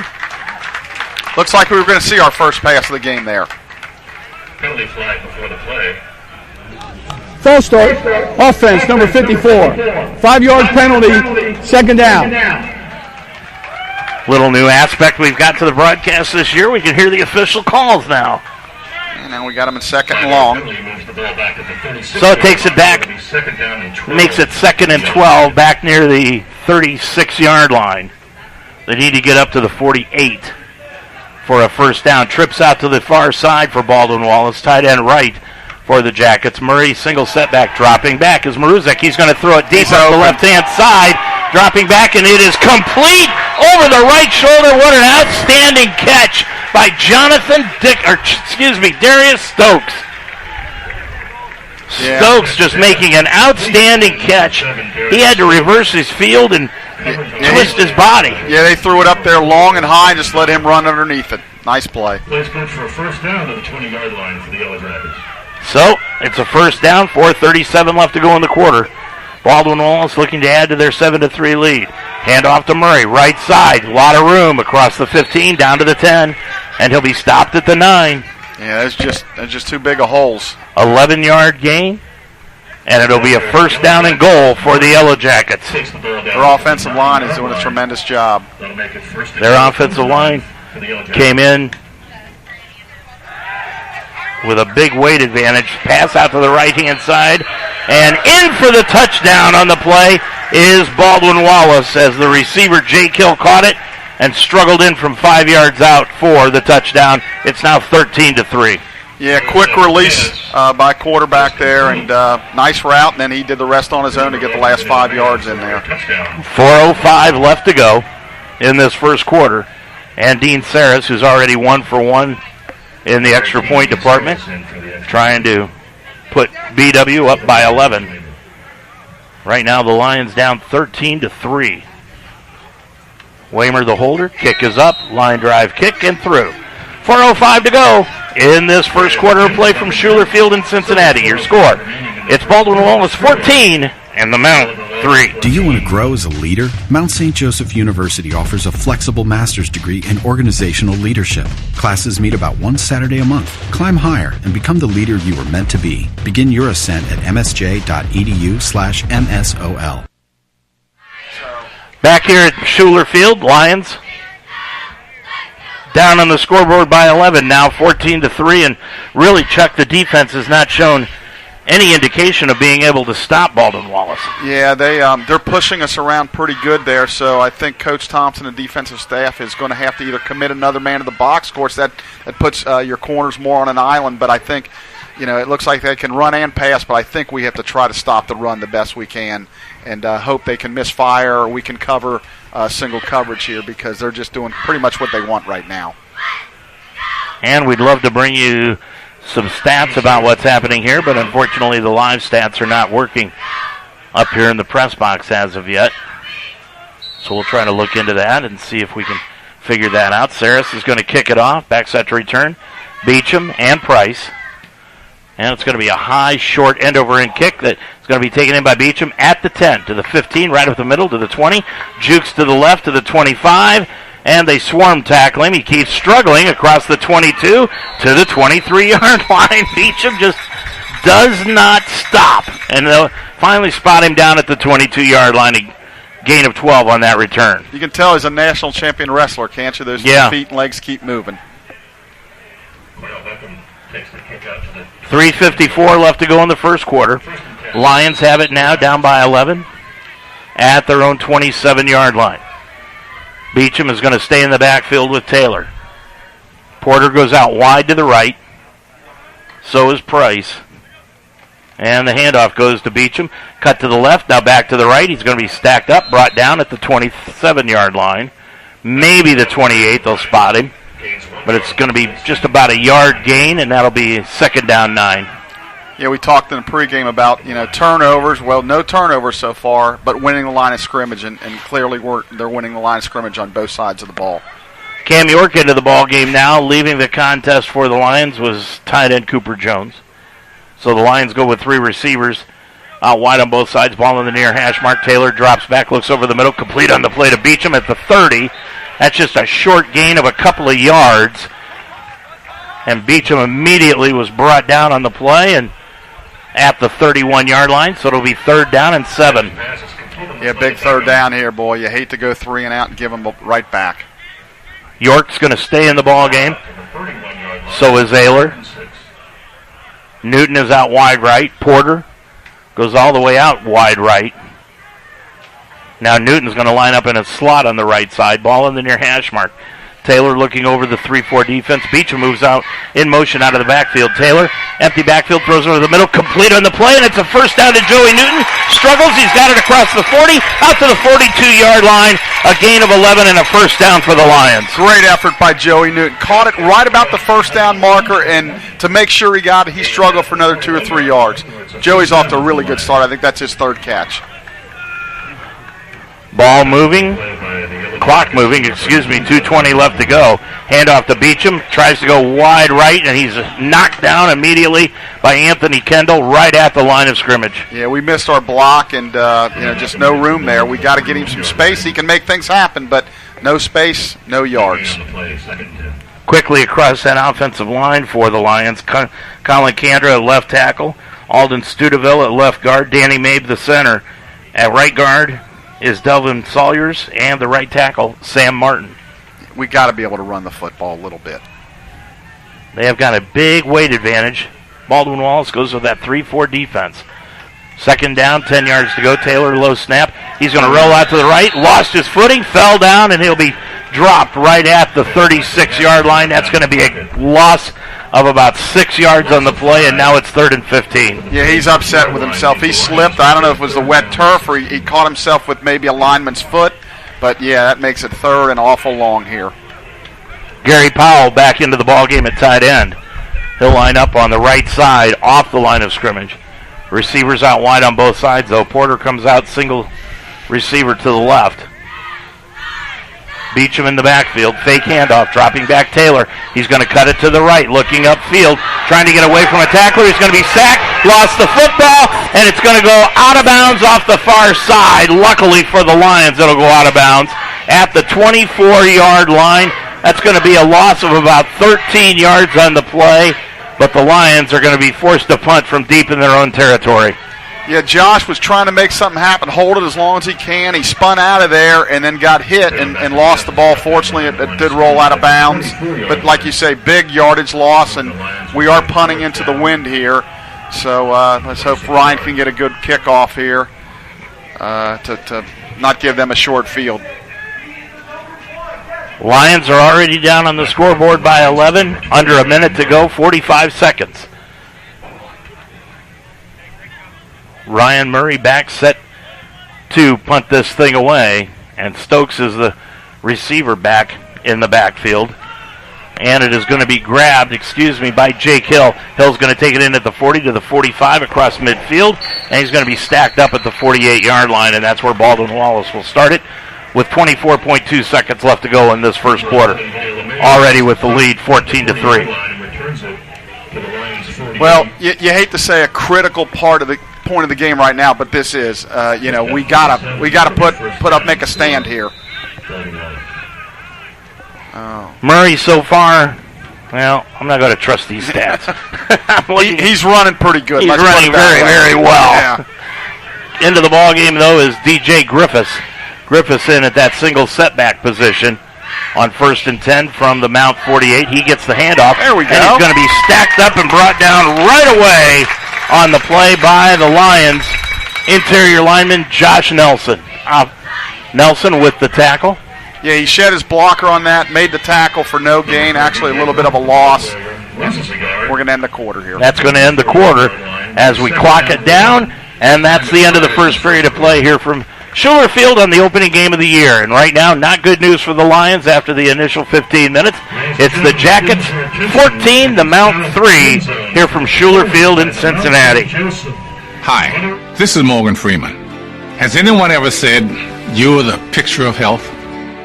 You look healthy, you feel fine, but that may not be the full picture. Colorectal cancer is the second leading cancer killer of men and women over 50. Since it doesn't always cause symptoms, you may not know you have it. The only way to know is by getting screened. Screening can find precancerous polyps, so they can be removed before they turn into cancer.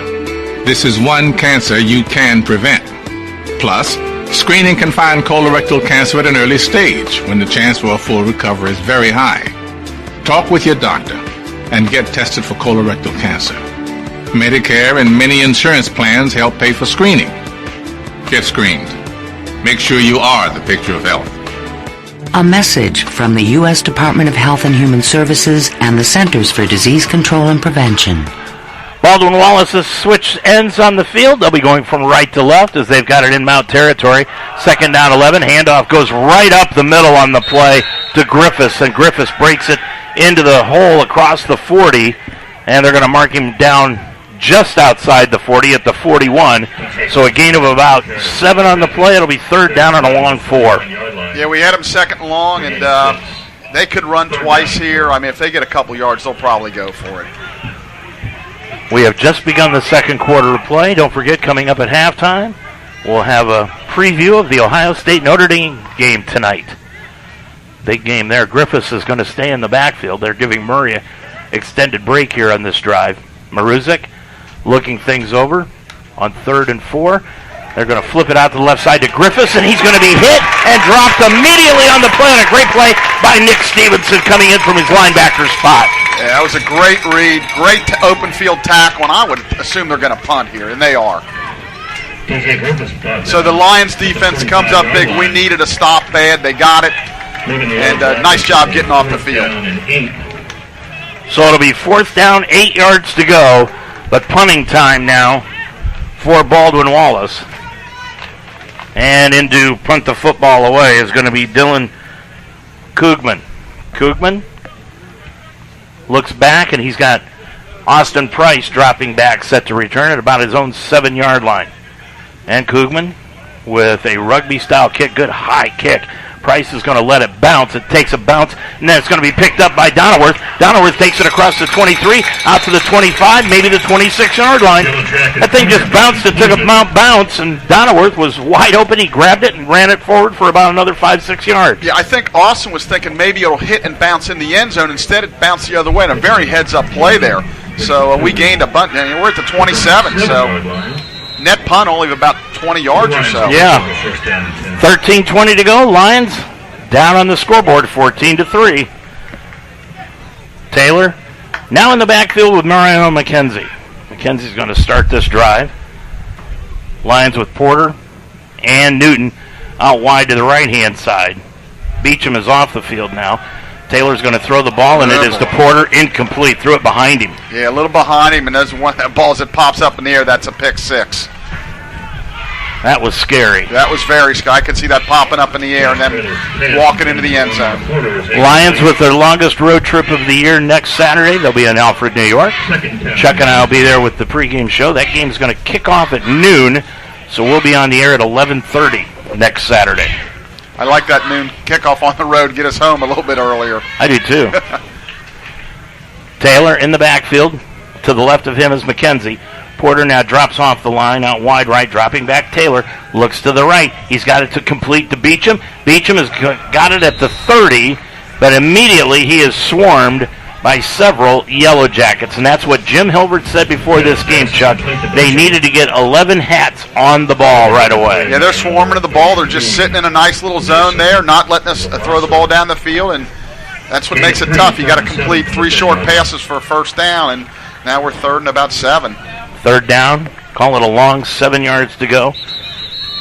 And now we've got a timeout called by Baldwin Wallace. Baldwin Wallace takes a timeout here in this game. Your score, 14-3. BW on top with 12:41 left to go in the first half. You're a Lions fan.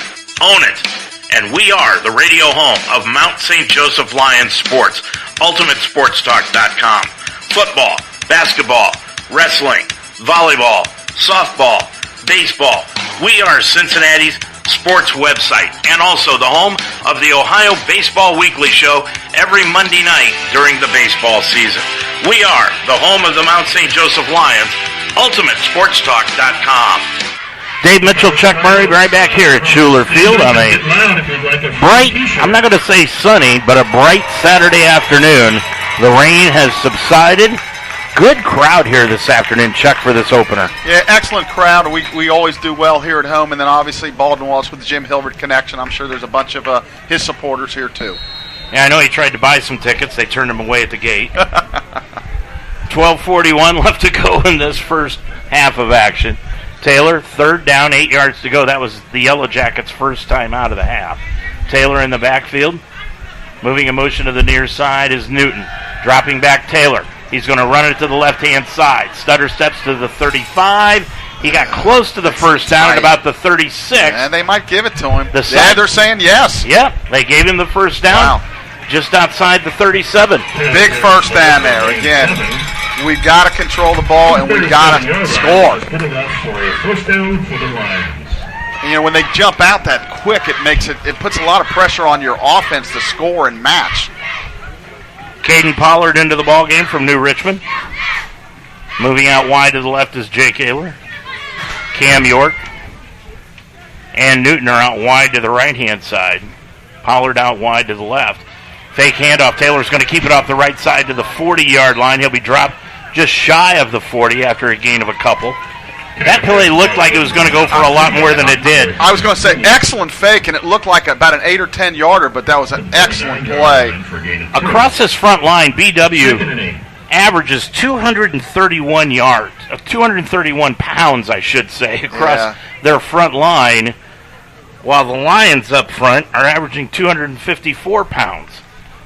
There's some big men out there. There's a lot of speed on that field for B-Dub. Handoff goes to Beecham off the left-hand side. He's going to be hit right at the line and dropped right there for no gain. Bring up another third and long. Beecham, 3 carries so far, 13 yards. That'll be his 4th carry, and he'll stay at 13 yards. Yeah, but we talked, you got to be able to run the football a little bit, and right now we're just not having a whole lot of success in it. Taylor 3 for 3 in the passing as they've got the live stats up. Yeah, third and long's no way to make a living. No. Lions looking over to Caleb Carrill on the sideline. 10:52 left to go in the first half. It's 14-3 Baldwin Wallace. Third down, 8 yards to go. Snap to Taylor. Drop straight back. Good protection. Throw over the middle. Complete and dropped right at the 45-yard line by Jake Ayler, and a first down on the play after a 17-yard reception. Great throw. Great catch. He took a hard hit but held on, and big first down for the Lions. Great catch by Jake Ayler. Boy, one hands and managed to keep a hold of the football and take a big hit. Yeah, most guys, the ball comes loose on that. Yep, Robbie Williamson came in and made the hit on him. And heck of a hit. Boy, just smashed him down. Beecham right up the middle on first down. Okay. Takes it to the 42-yard line, gain of about 3. Okay. You know, we've got to remember that Beecham has not been on the football field since 2019. He's not going to walk onto the field, and people may think he could walk on water, but he's not going to do that right away. He's got to get a feel for the game. Sure, and Lions got to help him. He can't do it all himself. But 3 yards, a little positive there, 2nd and 7. So we just can't be in 2nd and 9, 2nd and 11 all the time.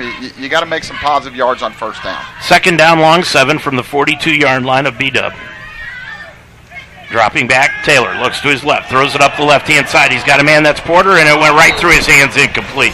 Good coverage on the play for Baldwin Wallace by Robbie Williamson. That is a great throw by Josh. I mean, he couldn't lay it in there any better. I'm sure he feels bad he didn't catch it for him, but those are the kind of plays in games like this you just have to make.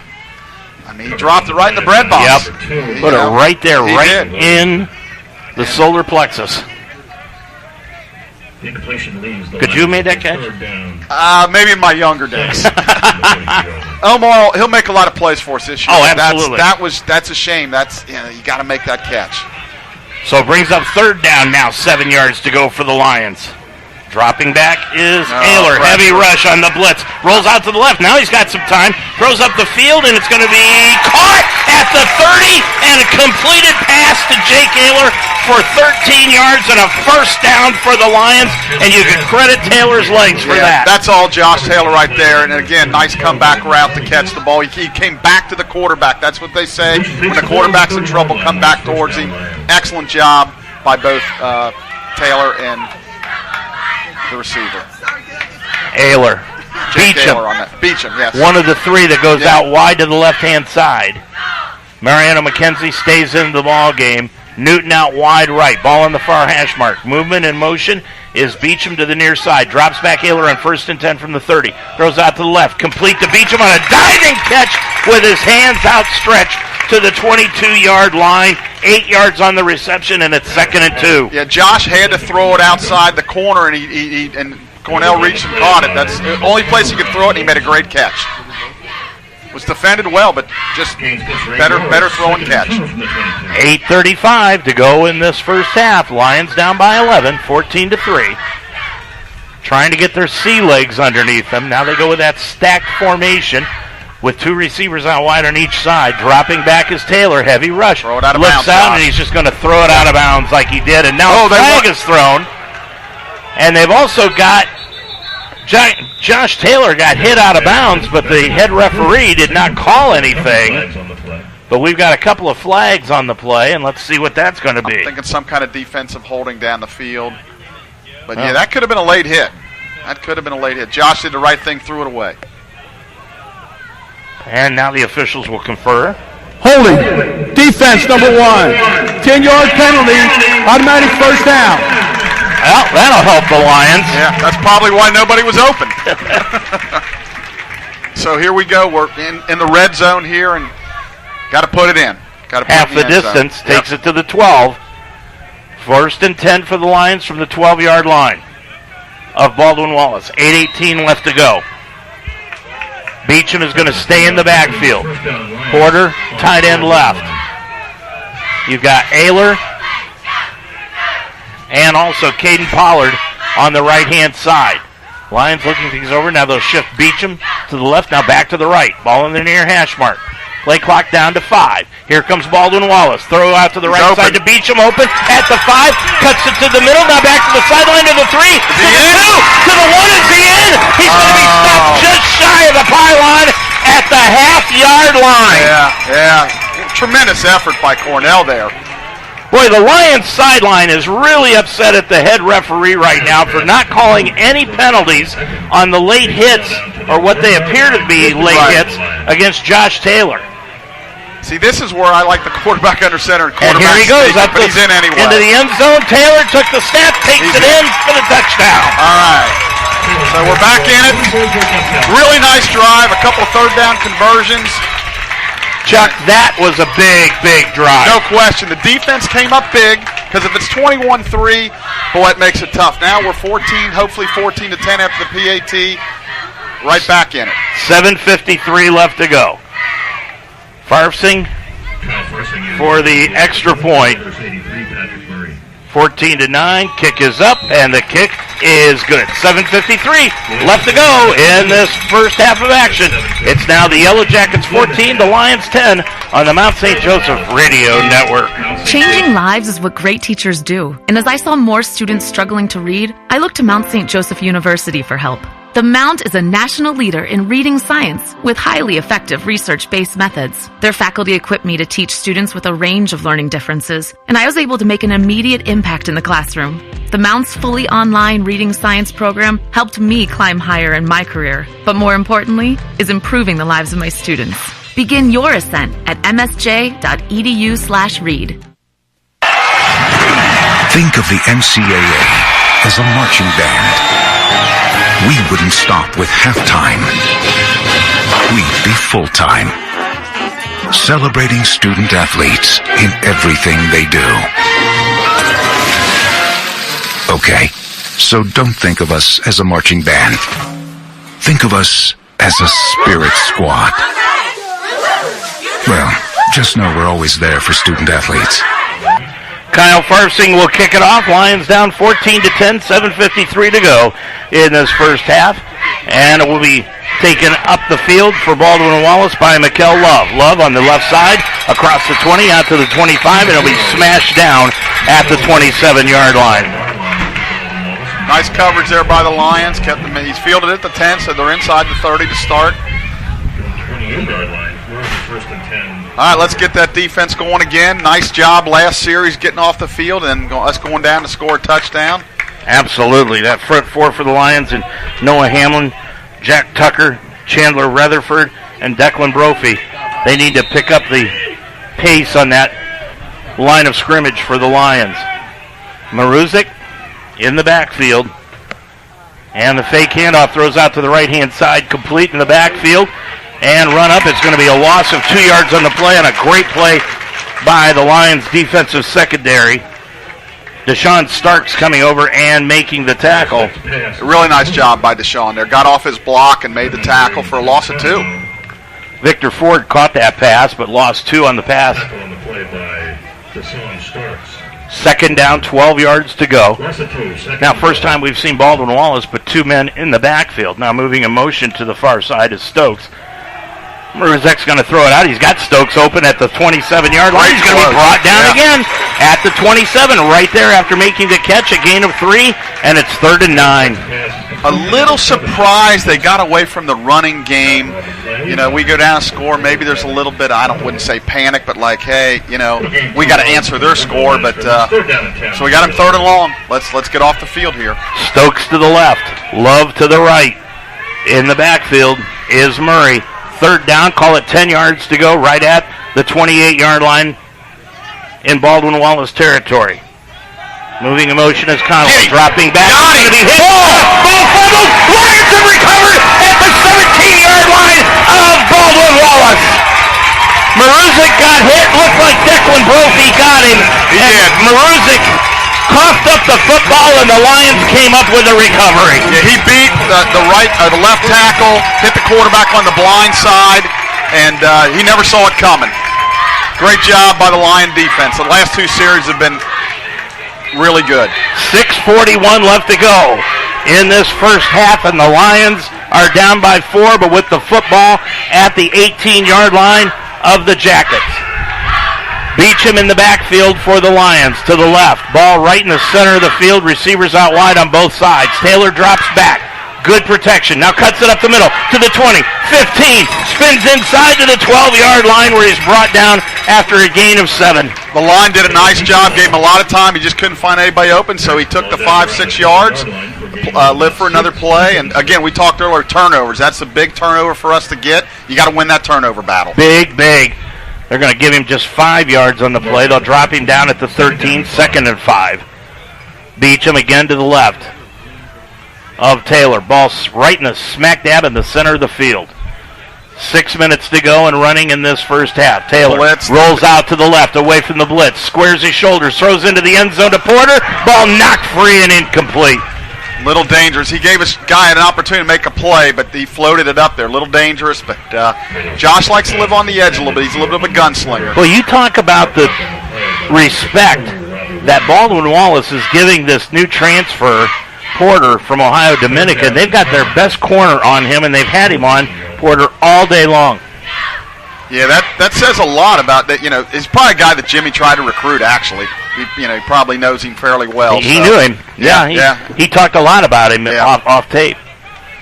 5:57 left to go. 3rd down 5. Yep. And now the Lions are going to use a timeout. We're just going to keep it right here. Boy, Chuck, you look at the score right now, 14-10. In that first quarter, it was all Baldwin Wallace, and now all of a sudden the momentum has switched. For sure. I'm sitting here thinking, oh, my God, this could get ugly really fast. But now we battled back. The defense has done a nice job the last 2 series, and we got a chance to take the lead. Big 3rd down here. But I think now there was probably some doubt in the first quarter. Oh, my God, we can't stop. These guys are OAC. We don't belong. But now all of a sudden now, like, hey, we got a chance to take the lead. We're playing right with them. We're good enough to beat these guys. Well, I mean, when you look at it, I said the same thing about Cornell Beecham. He's got to get his sea legs underneath him. He hasn't been on the field for a couple of years. Well, same thing with the entire team. They've got to get their legs underneath them, too. Realistically, Chuck, when you look at this is the first year of normal football that we've had in a couple of seasons because of the COVID thing. Yeah, last year they were coming off a spring season, right. So a lot of guys were probably still beat up. So it's nice to be close to back to normal, that's for sure. Yep. Big 3rd down here, boy. Let's see what Coach Coral dials up. Lions have Taylor at quarterback. Mariano McKenzie is into the ball game now, and Beecham goes out wide to the right in that stack formation. 3rd and 5 from the 13 of B-Dub. 5:57 to go. Lions just used their first time out of the half. Taylor takes the snap, drops back, heavy rush, rolls out of the pocket. He lost the football, but the Lions lost it. They had it, lost it, and B-Dub has recovered at the 26-yard line in their own territory. Yeah, it was a jailbreak. They came with almost everybody, full blitz, and they couldn't pick it up, and he tried to make something happen and spun away, and you kind of live by the sword dive. He makes a lot of plays doing that. Unfortunately, that one they stripped him and we lost the ball. Well, turnovers now are even. Yep. At 1 apiece. Okay, well, the defense got to dig in, heel, and get it back for the offense. 5:49 left to go. Lions are turned away on a great opportunity. Credit the Baldwin Wallace defense. Maruzic in the backfield. Now they bring Murray back in. Receivers out wide, 2 on each side. Handoff goes to Murray. Murray's going to be hit. Check that. That's not Murray in the backfield. That was Victor Ford. And Ford gets hit immediately by Anthony Wright and dropped right at the line of scrimmage. Yeah, it's a really nice play by Anthony there. Read it, made the tackle, really untouched.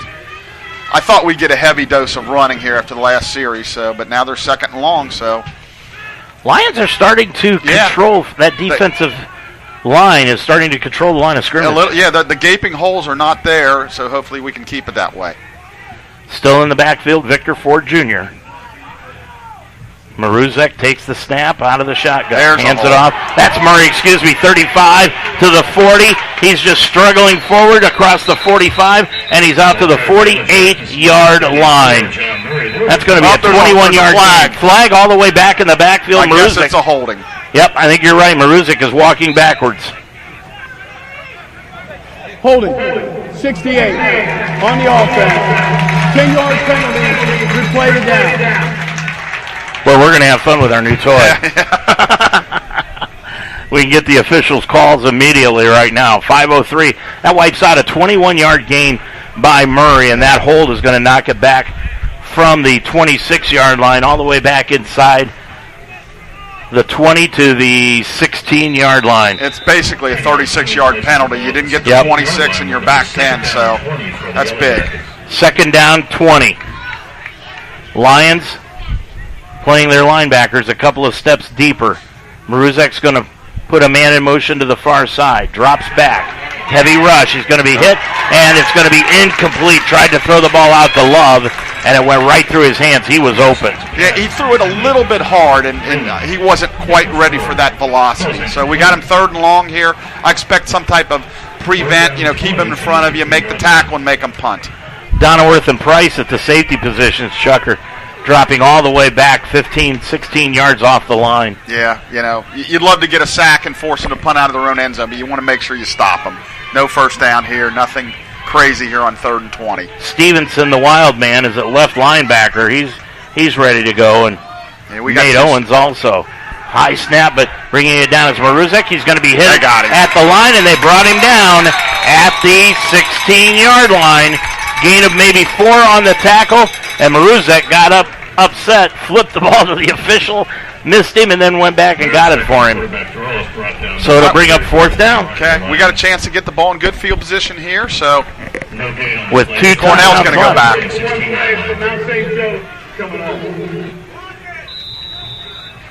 Getting a little reverb. And Baldwin Wallace punting into the wind a little bit. Not a strong wind, but a little bit. And this is going to be Dylan Koogman. So he does both. Place kick and punt. Yep. Well, Saris does the place kicking. Oh, okay. Koogman Okay. Yep. does the punting, and Koogman gets the snap, gets a low line drive kick. Beecham's got it at 49. Cuts it to the right side, inside a block to the 45, and he'll be brought down. His forward progress was about at the 43. They'll mark him at the 44-yard line. Gain of 5 on the return. 1st and 10 for the Lions in Baldwin Wallace territory. Down by 4, 14-10, with 3:51 left to go in this first half. And keep in mind, the Lions get the football to start the second half. They deferred. Yeah, they talk about this in the NFL all the time. You score at the end of the half and then get the ball to start the second half. Kind of that double deal there. Taylor with Beecham in the backfield. Fake handoff, throws out to the right. Complete to Porter. Caught the pass. Got hit immediately by Williamson. And it's inside the 40 at the 38-yard line. That's a gain of about 6 on that pass completion. That was a really good catch. The throw was a little behind him. He used both those hands to go up and snatch it. So we want that clock to run, and we want to take as much time as we can and try to score. 3:30 left to go in the half. Lions with 2 timeouts remaining. Handoff goes to Beecham off the right side. He's going to take it to the 36-yard line. That's a gain of 2, and it brings up 3rd and short again. Yeah, 3rd and 2. I would expect them to go for it on 4th unless they have a negative play here. 3rd down, call it about 1.5 yards. They've got to get inside the 34-yard line, ball just inside the 36. Taylor with Beecham. He's going to keep it right up the middle. Got the first down into the clear. 25-20, 15-10. He's going to score. Touchdown Lions. And they take the lead at 16-14. Once he got past that first wave, Chuck, he was gone. Yeah, great run by Josh. The line did a nice job opening a hole, and that was clear sailing, and it's like the Red Sea parted. So we didn't take the whole time up, but we'll take it. Well, let's just stop him again and get the ball absolutely. back. Absolutely. Farfsing to attempt the extra point to try to give the Lions a 3-point lead. The sidewinder, low snap, but getting it down is Murray, and the kick is good. 2:50 left to go in this half. Your score now, it's the Mount 17, the Baldwin Wallace Yellow Jackets 14 on the Mount St. Joseph Radio Network. Across divisions, sports, championships, and schools for nearly 500,000 student athletes. College sports create lifelong opportunity, and that starts with education. We've raised the academic bar, so more are earning degrees, creating healthier campuses by working with the nation's brightest minds, and making sure more have the chance to succeed and are supported on their journey. But beyond the numbers, it's about opportunity, and we're working to provide it for every student athlete. So Farfsing will kick it off. Lions with their first lead of the afternoon at 17-14, 2:50 left to go. And this has been a tale of 2 quarters. Baldwin Wallace was magnificent in the first quarter. The Lions were down in the doldrums, but it has switched sides here in the second period. Farfsing will kick it off. And coming over to the near side is going to be Mitchel Love to get it at the 10, 15, 20, breaks into the clear, 30, 35, and he's going to be tackled by Farfsing at the 36-yard line. The kicker came back and made the tackle. Well, I'll tell you, it was a great kickoff. He pinned him inside the 10, right on the almost the out-of-bounds line, and really nice run. And some of these struggles that happened last year in special teams are starting to show up again. We're losing field position battles based on not being able to cover on special teams. Well, let's see what the Lions can do here defensively. Murray is back into the ball game for Baldwin Wallace at that running back spot. Out wide right, Jake Novak. Wide to the left-hand side is Love. Murray to the right of the quarterback. Maruzik's going to drop back to pass. He throws up the field complete at midfield, and it's going to be brought down inside the 20 to the 15, and he'll be tackled on the long bomb inside and brought down near the 15-yard line. Jake Hill with the reception, and the Lions have got a man down in the backfield. Well, I'll tell you, it was a beautiful throw and catch, but I'll tell you, Brady Buller, I mean, he was a split second from another sack. He just got it off, or that could have been another sack and fumble. That's how close it was, but, you know, he got behind our safety, and, you know, again, credit to Baldwin. It was a great throw and catch. Chuck gets Deshaun Starks down near the 5-yard line of Baldwin Wallace. They've got that ball spotted just outside the 10. They're going to put him at about the 11-yard line. Boy, Hill just beat the Lions secondary. Yeah. Split the safeties, and Maruzic put the ball right there. Yeah, he couldn't have dropped it in the basket any better. I'll tell you one thing. It's not that Maruzic is so impressive here, but the question I've got to ask is, Akron was not very good this year, or last year. How did he not start there? Well, all due respect to Akron, when are they good? Not very often. So, not that's very a shame. often. Well, if we can come out and hold him to 3 here, dig in, and let's see if we can hold him to 3. LeBron has tried to give them better facilities, but it hasn't worked yet. 10 on the Lions' 11-yard line. 1st and 10.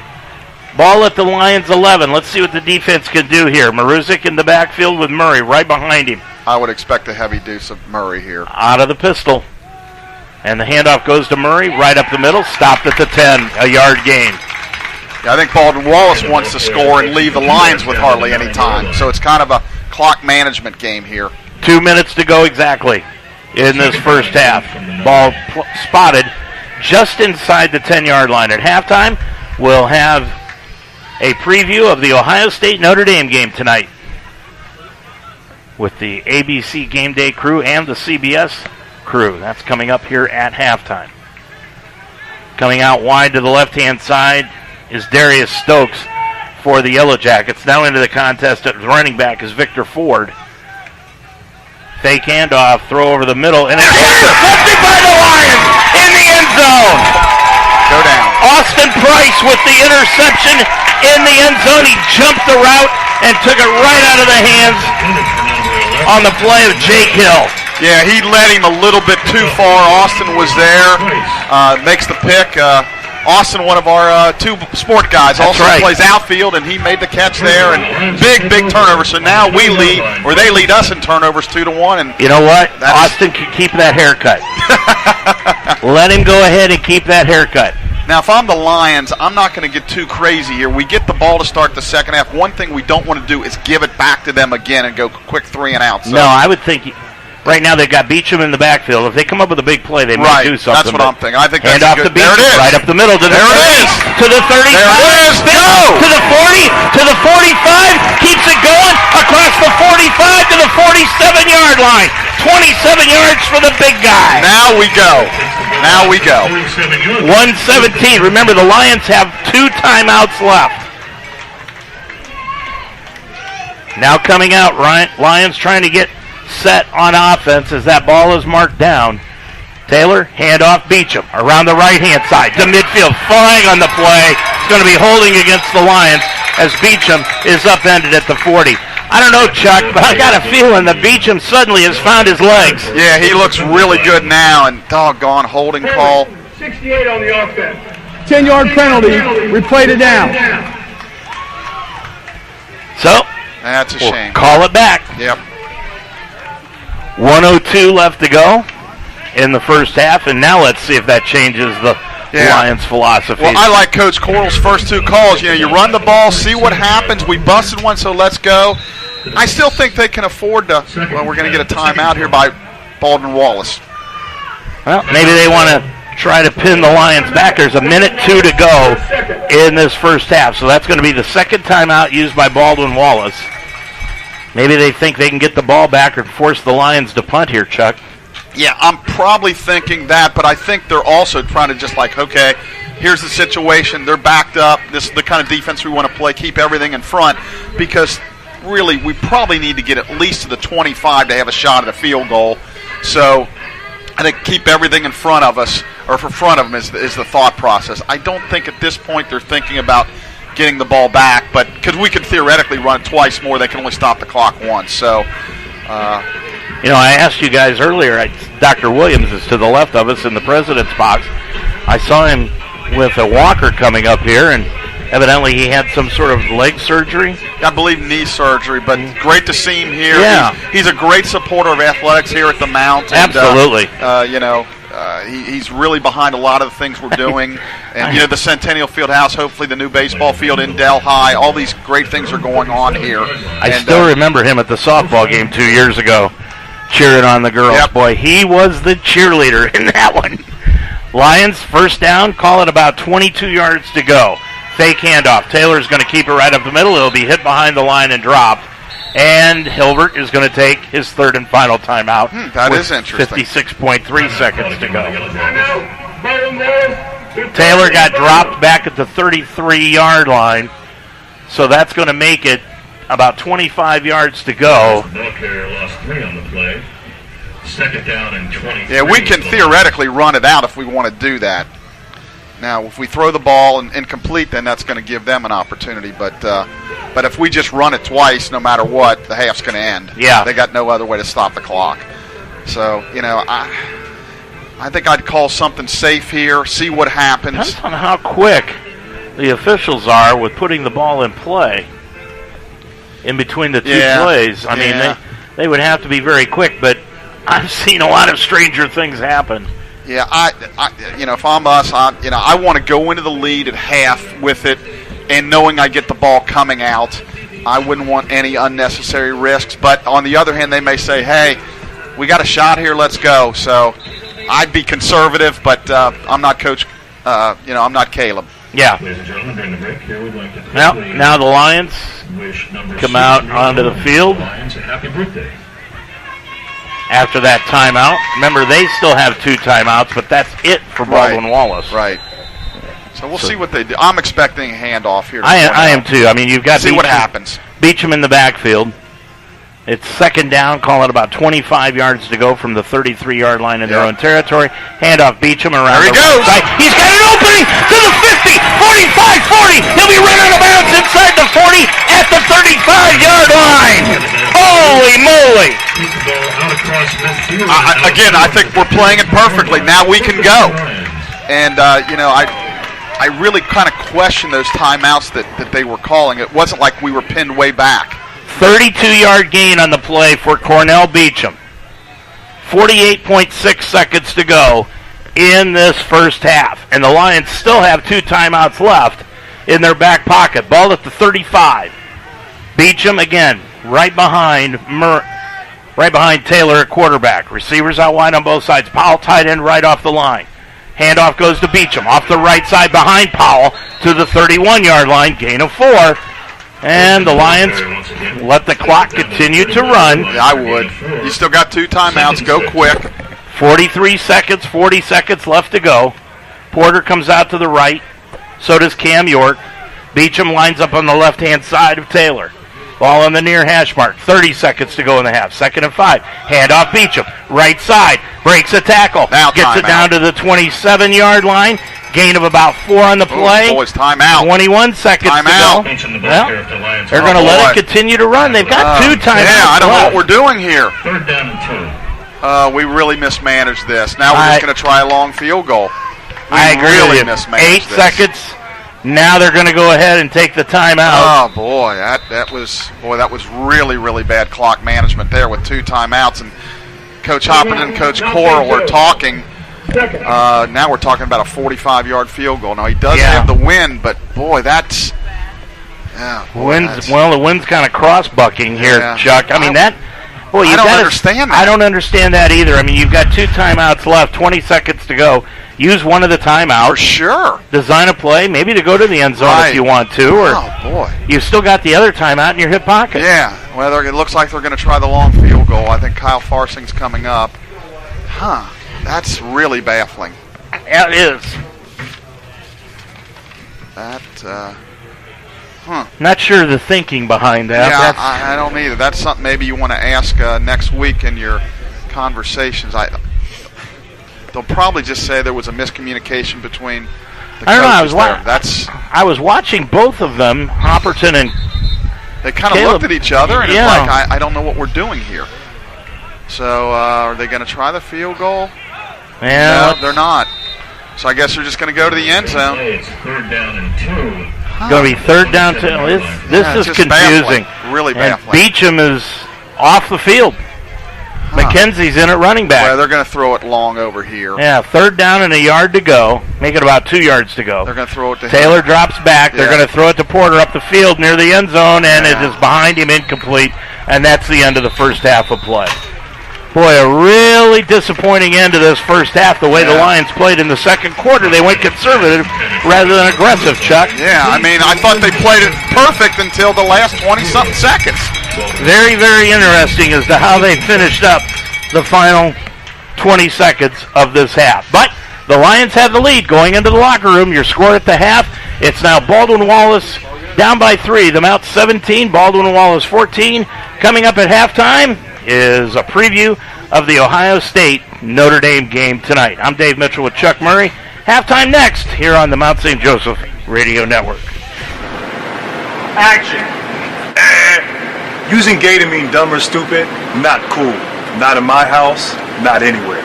Words have consequences, so we're accountable for the things that we say, and words have meaning.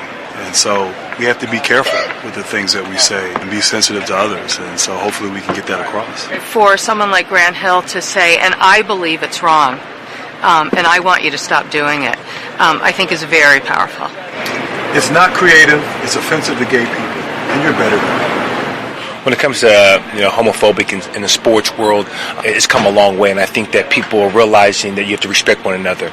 You have to respect people's values and what they are, because we're not here to judge. And I think it's critical to start the standard for people that are in kindergarten, first, second grade, and it starts with the NBA, because a lot of these people, you look up to the stars, these role models, and kids want to be you. And if they see how you're acting towards this, it definitely will sway a lot of people. In the game of life, it's not how far you can throw the ball. It's not how high you can fly. It's not how fast you can run. Or how many touchdowns you can score that matters. It's really how you play the game that counts. Because the game only lasts 4 quarters. For a few years. For that moment in time. Good sportsmanship. Sportsmanship. Sportsmanship. Sportsmanship. Lasts a lifetime. Explore your nursing career options at Mount St. Joseph University. Built upon 90-plus years of experience in nursing, the Mount's nursing programs prepare professional and ethical leaders who promote holistic, evidence-based healthcare practices. The Mount's nursing programs are fully accredited by the Commission of Collegiate Nursing Education. Apply now at msj.edu/apply to begin classes in the fall. Mount St. Joseph University continues to be a proven leader in nursing education. Visit us at msj.edu. Welcome back to Schuler Field this afternoon, where the Lions are taking on the Baldwin Wallace Yellow Jackets. And we are at halftime. Chuck Murray and I bringing you the action this afternoon on the Mount St. Joseph Radio Network. As we take a look at what's happening around college football this afternoon, a big game is going to be happening tonight. A top 5 matchup in the first week of the season, when the Ohio State Buckeyes are going to be taking on the Notre Dame Fighting Irish. The ABC College Football Game Day crew of Reese Davis, Kirk Herbstreit, and Desmond Howard take a look at this output. Tremendous games on ESPN and ABC over the weekend. Desmond, week 1, these games, what are you looking forward to the most? Notre Dame versus Ohio State. I want to see Tommy Reese, the offensive coordinator for the Fighting Irish, go up against Jim Knowles, the new defensive coordinator for Ohio State. The defense a year ago was the Achilles heel for the Buckeyes, so now I think they got the right guy in place. Really excited to see that Notre Dame offense against this Ohio State defense I've been hearing so much about. And we're going to have a rare top 5 matchup that a lot of times in recent years hasn't really ended up being a close game in Notre Dame and Ohio State. There's some changes for Ohio State, certainly some changes for Notre Dame. What do you see in that? Is it Buckeyes and everybody else in the Big Ten, and it'll all start in a non-conference game against the Irish? I think Ohio State, I mean, the biggest thing they're going to have to guard against is just all the attention that they're getting and the expectations. And that's rat poison, as Nick Saban calls it, and everybody talking about them as if they're already in the playoff, and they have to kind of show up with a chip on their shoulder.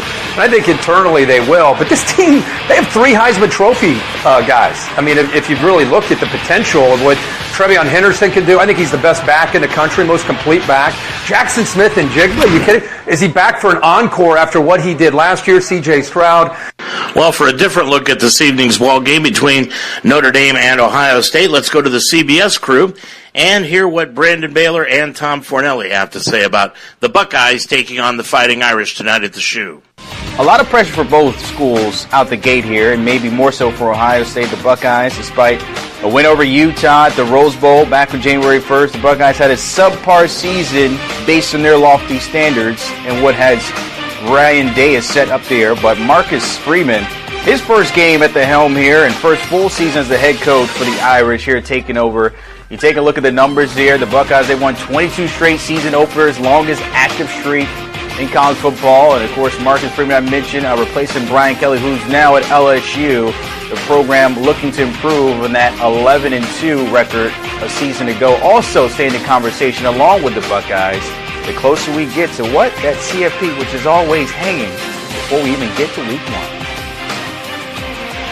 All right, co-host of the Cover 3 podcast, Tom Fornelli, checking in this morning, bright and early on HQ with us, I must say there. But earlier this week, Marcus Freeman, sharing his thoughts on that 17.5 spread. In other words, didn't like it. Some bulletin board material for his guys, but convinced me that spread is too big for this game.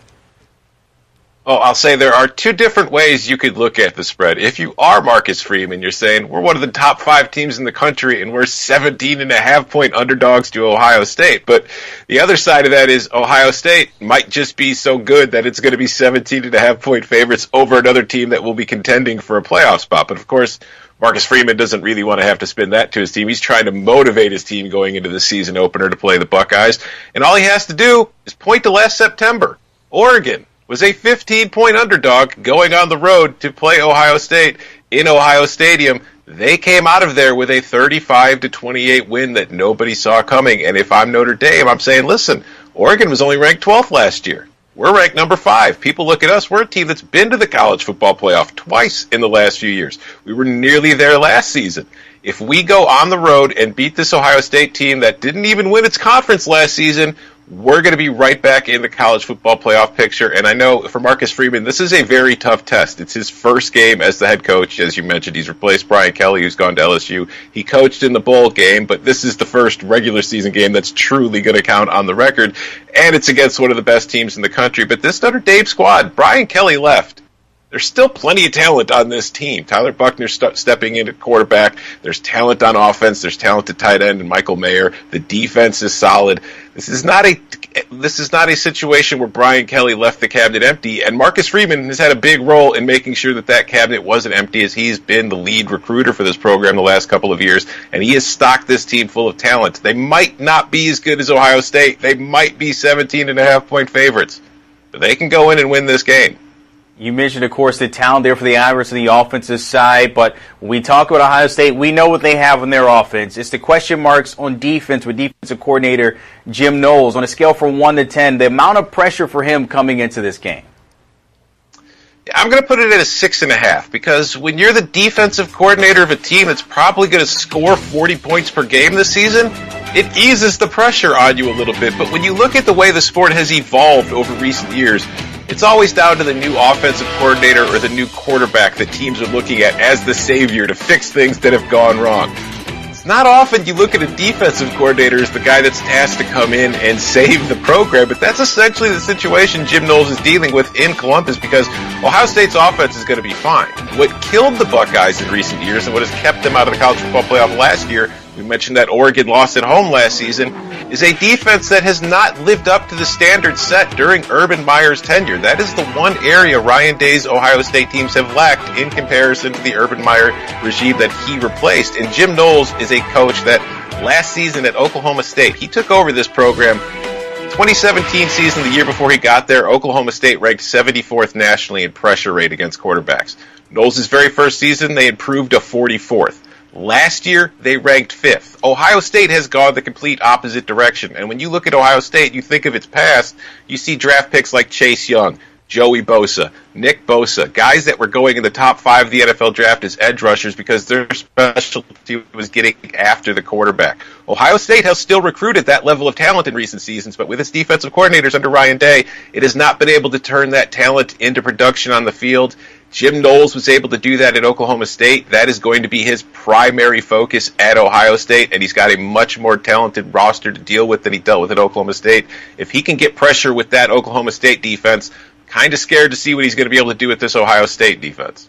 Ohio State and Notre Dame will kick off tonight at 7:30 on ABC. Should be a good game between the number 2 team and the number 6 team in the country. I'm Dave Mitchell with Chuck Murray. We're at halftime of this evening's ball game between the Mount St. Joseph Lions and the Baldwin Wallace Yellow Jackets at Schuler Field. When we come back, we'll take a look at the stat story of this afternoon's ball game. We'll do that when we return right after this timeout. Indeed presents Job Searching with Scherzer. Let's do this. Before you get in the game, make sure your stats are up to date. Then, it's all about focus. Max focus.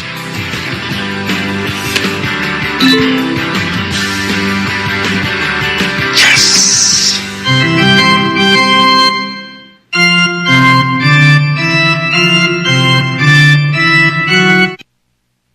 Take your game to new heights at Mount St. Joseph University with 23 athletic teams and cutting-edge facility. We are the NCAA Division III university in Greater Cincinnati. Climb higher at www.msj.edu.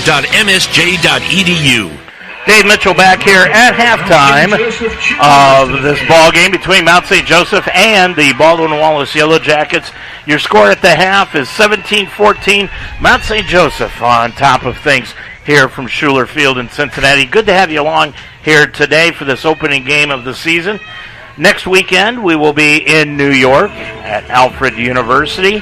It's about a 7.5, 8-hour drive straight up I-71 if you're going to join us next week. If not, you can listen to the game on the radio at WBTZ LP FM 98.1 here in Cincinnati, or you can pull it up on UltimateSportsTalk.com. We will not be on YouTube next week. It will just be those 2 venues for the road games this year on Mount St. Joseph Radio. Well, let's take a look at the scoreboard going on around the NCAA in the fourth quarter. 12 minutes left to go. Maryland is leading Buffalo by a score of 31-7 so far as the college football season is starting to get itself underway. In other games that are going on right now, UConn is beating Connecticut State by a score of 21-3. Fourth quarter, minute and a half left to go in that one.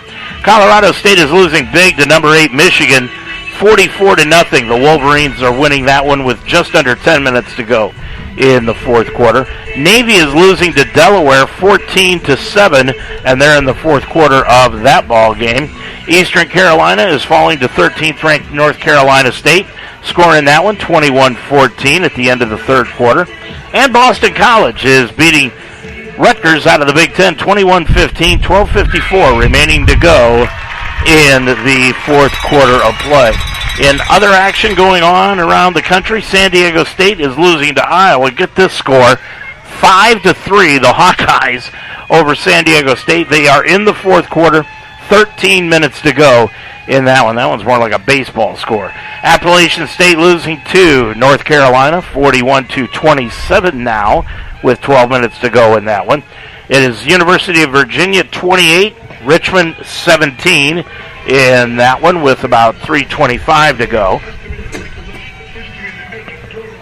Elsewhere around the country, Air Force is beating Northern Iowa 34-3 in the fourth quarter.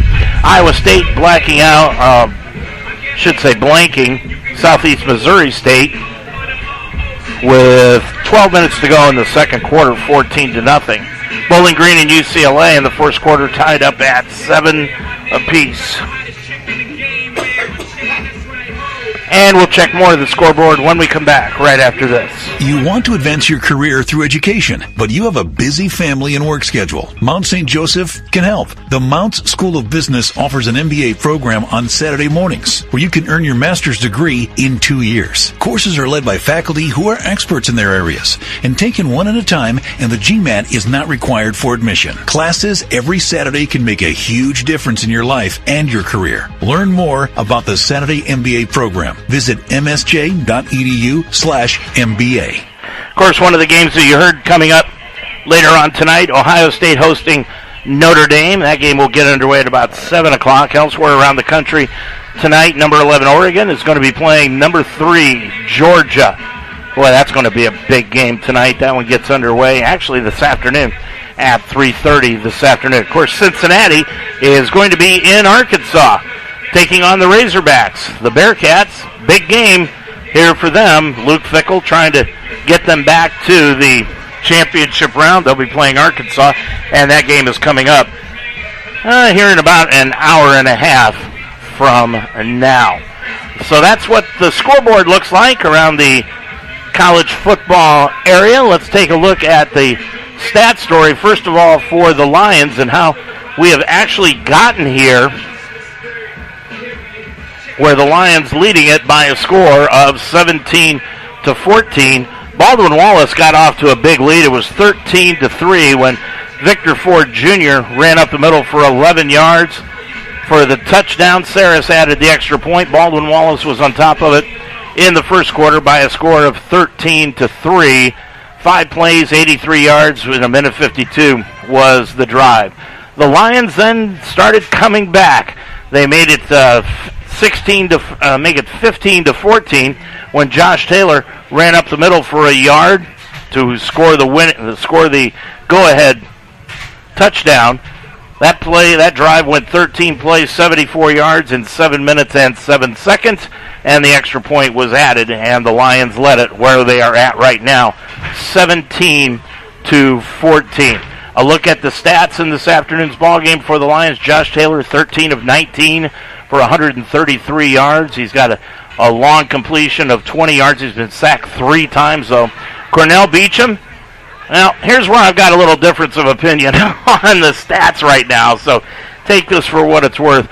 It says here he's got 10 rushes for just 46 yards. I think he's got a little bit more than 46 yards. That's incorrect there. Yeah, that one's a little off the beaten path. Josh Taylor, those 7 carries, 44 yards in the ball game.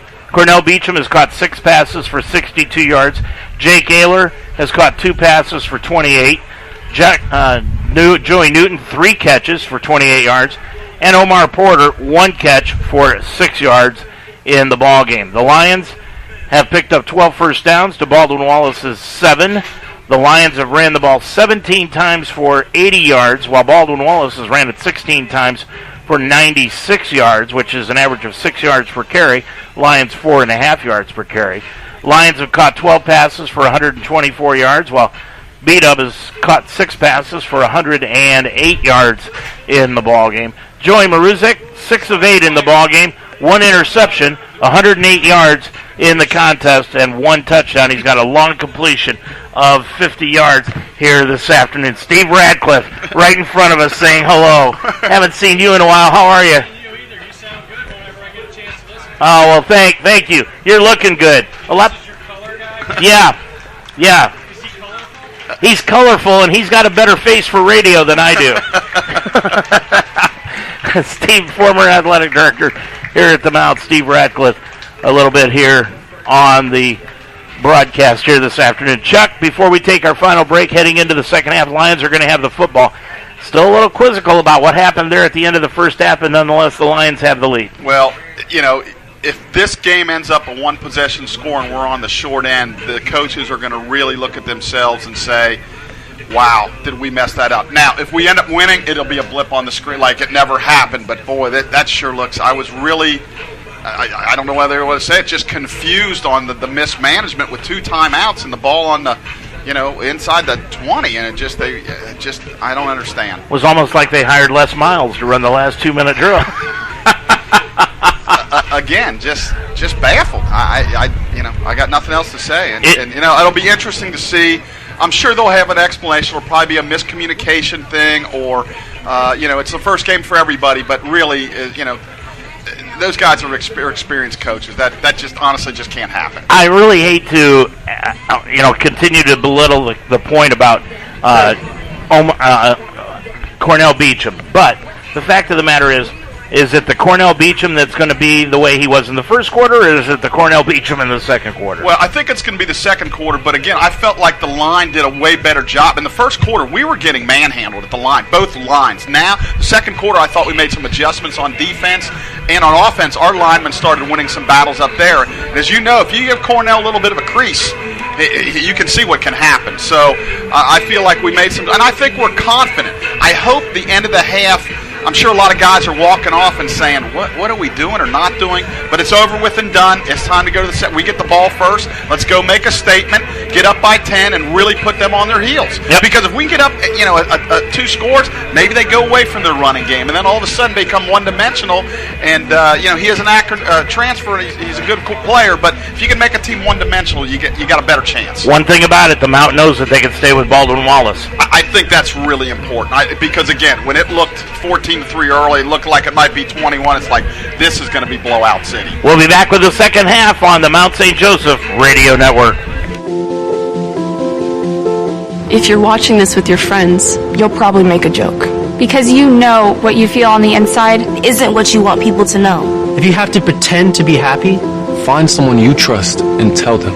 If you get mad at things and you don't know why, or have thoughts about hurting yourself, find someone you trust and tell them. You are never alone when you share. Seriously, people care about you. It's okay to not understand what you're feeling. And it's easy to think that you're all alone. But you don't have to be. You're never alone when you share.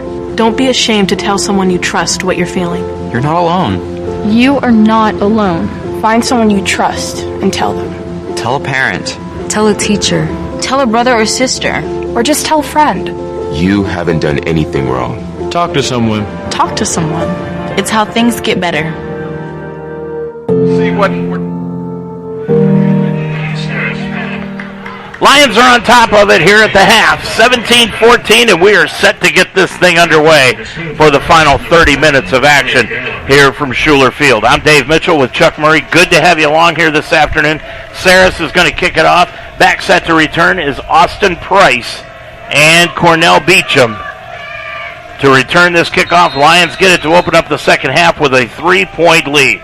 Lions will be going from left to right across your computer screen, and that is a nice kick, and it is going to go through the end zone and out of bounds for the touchback, and the Lions will get the football at their own 20. Well, let's see what the Lions can do offensively here, and if their offensive line can continue to open up some holes as they were able to in that second period, Chuck. Yeah, I'm sure Baldwin Wallace has made some halftime adjustments, as I'm sure we have. But, again, it goes back to who can win the line of scrimmage. Turnovers and who can win the line of scrimmage. And as we said, you give Cornell a crease.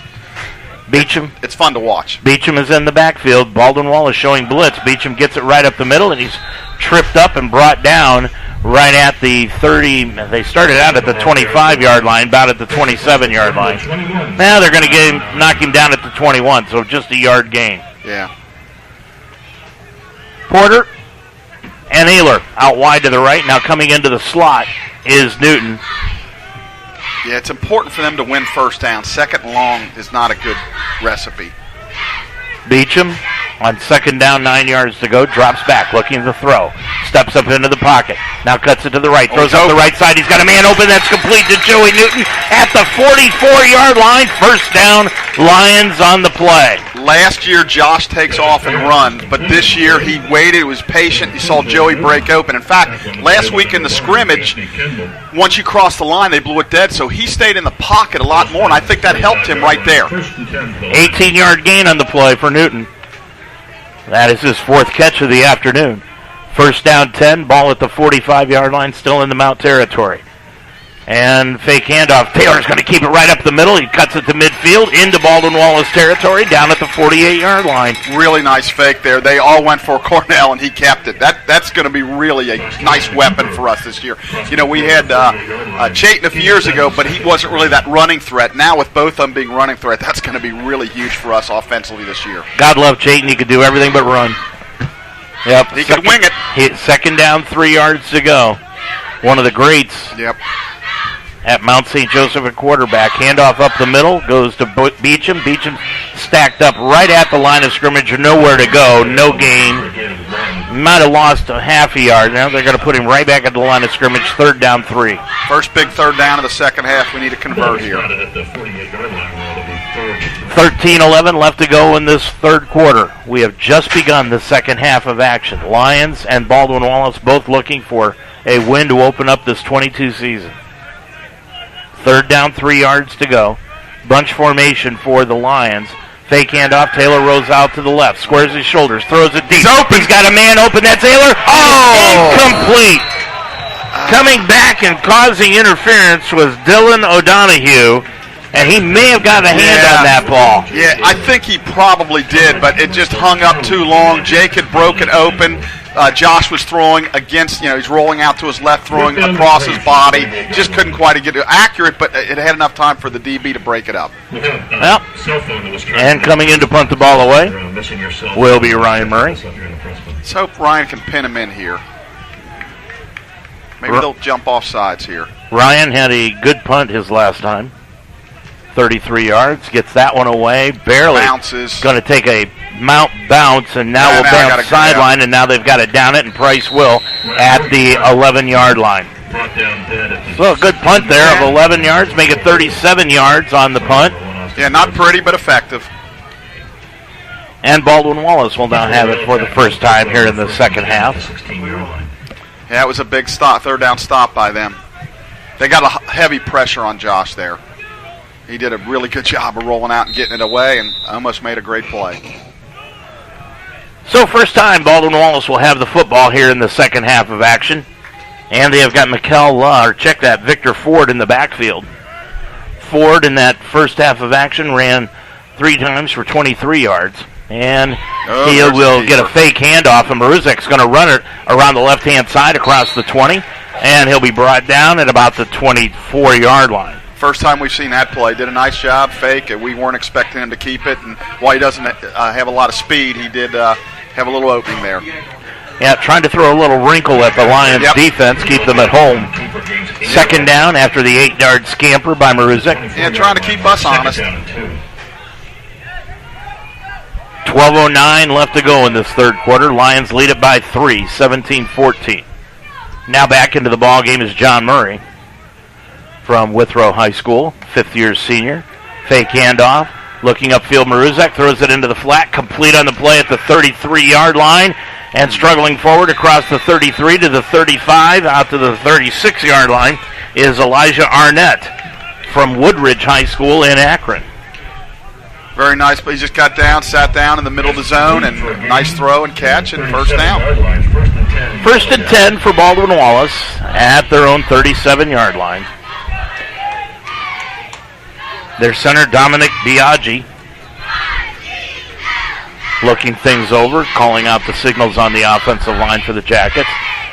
And taking the snap, Maruzek, hands off up the middle to Murray, off the right tackle, stacked up, brought down right at the, they're going to give him a yard gain out to the 38-yard line. But ever since that first quarter, Chuck, the Lions have been able to stack up Murray and not leave him much of any room to run. Yeah, we've been winning the line of scrimmage, and again, it was maybe an adjustment by Coach Thompson on the defensive side, or maybe we're just winning one-on-one battles, but whatever it is, it's effective. That defensive line has looked a lot better since the first quarter. Clearly. We had a sack and a fumble, and on the long pass they threw, we barely missed a sack there.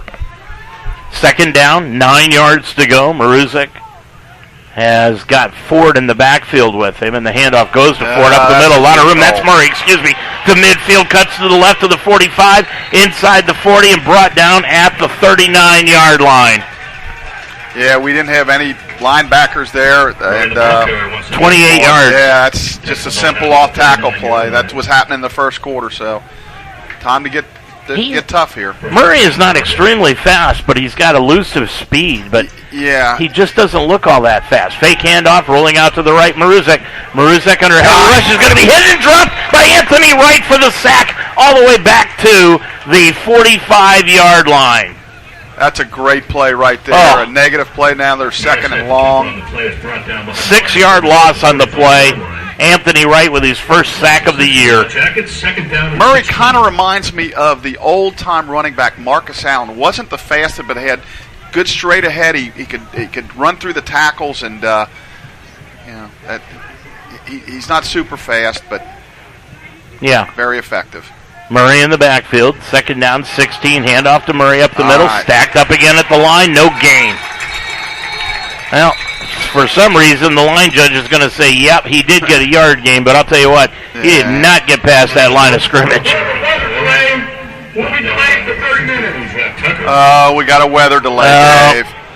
Oh, boy. Here we go. Yeah. Small spot at the 44-yard line. And we've got a lightning. Evidently, the officials it comes from our athletic trainer. They have those contraptions that can spot it, and we didn't see anything, but it could be, 8 miles from here. I think it's within 8 miles. So, we're looking at what time now, and it's 30 minutes. So it's 3:08, so we can't start again until 3:38. Now, what I don't understand, the guys are going to have to go to the locker room. I mean, you can't stop the game and let them stay on the sidelines. That doesn't make any sense. Your attention, please.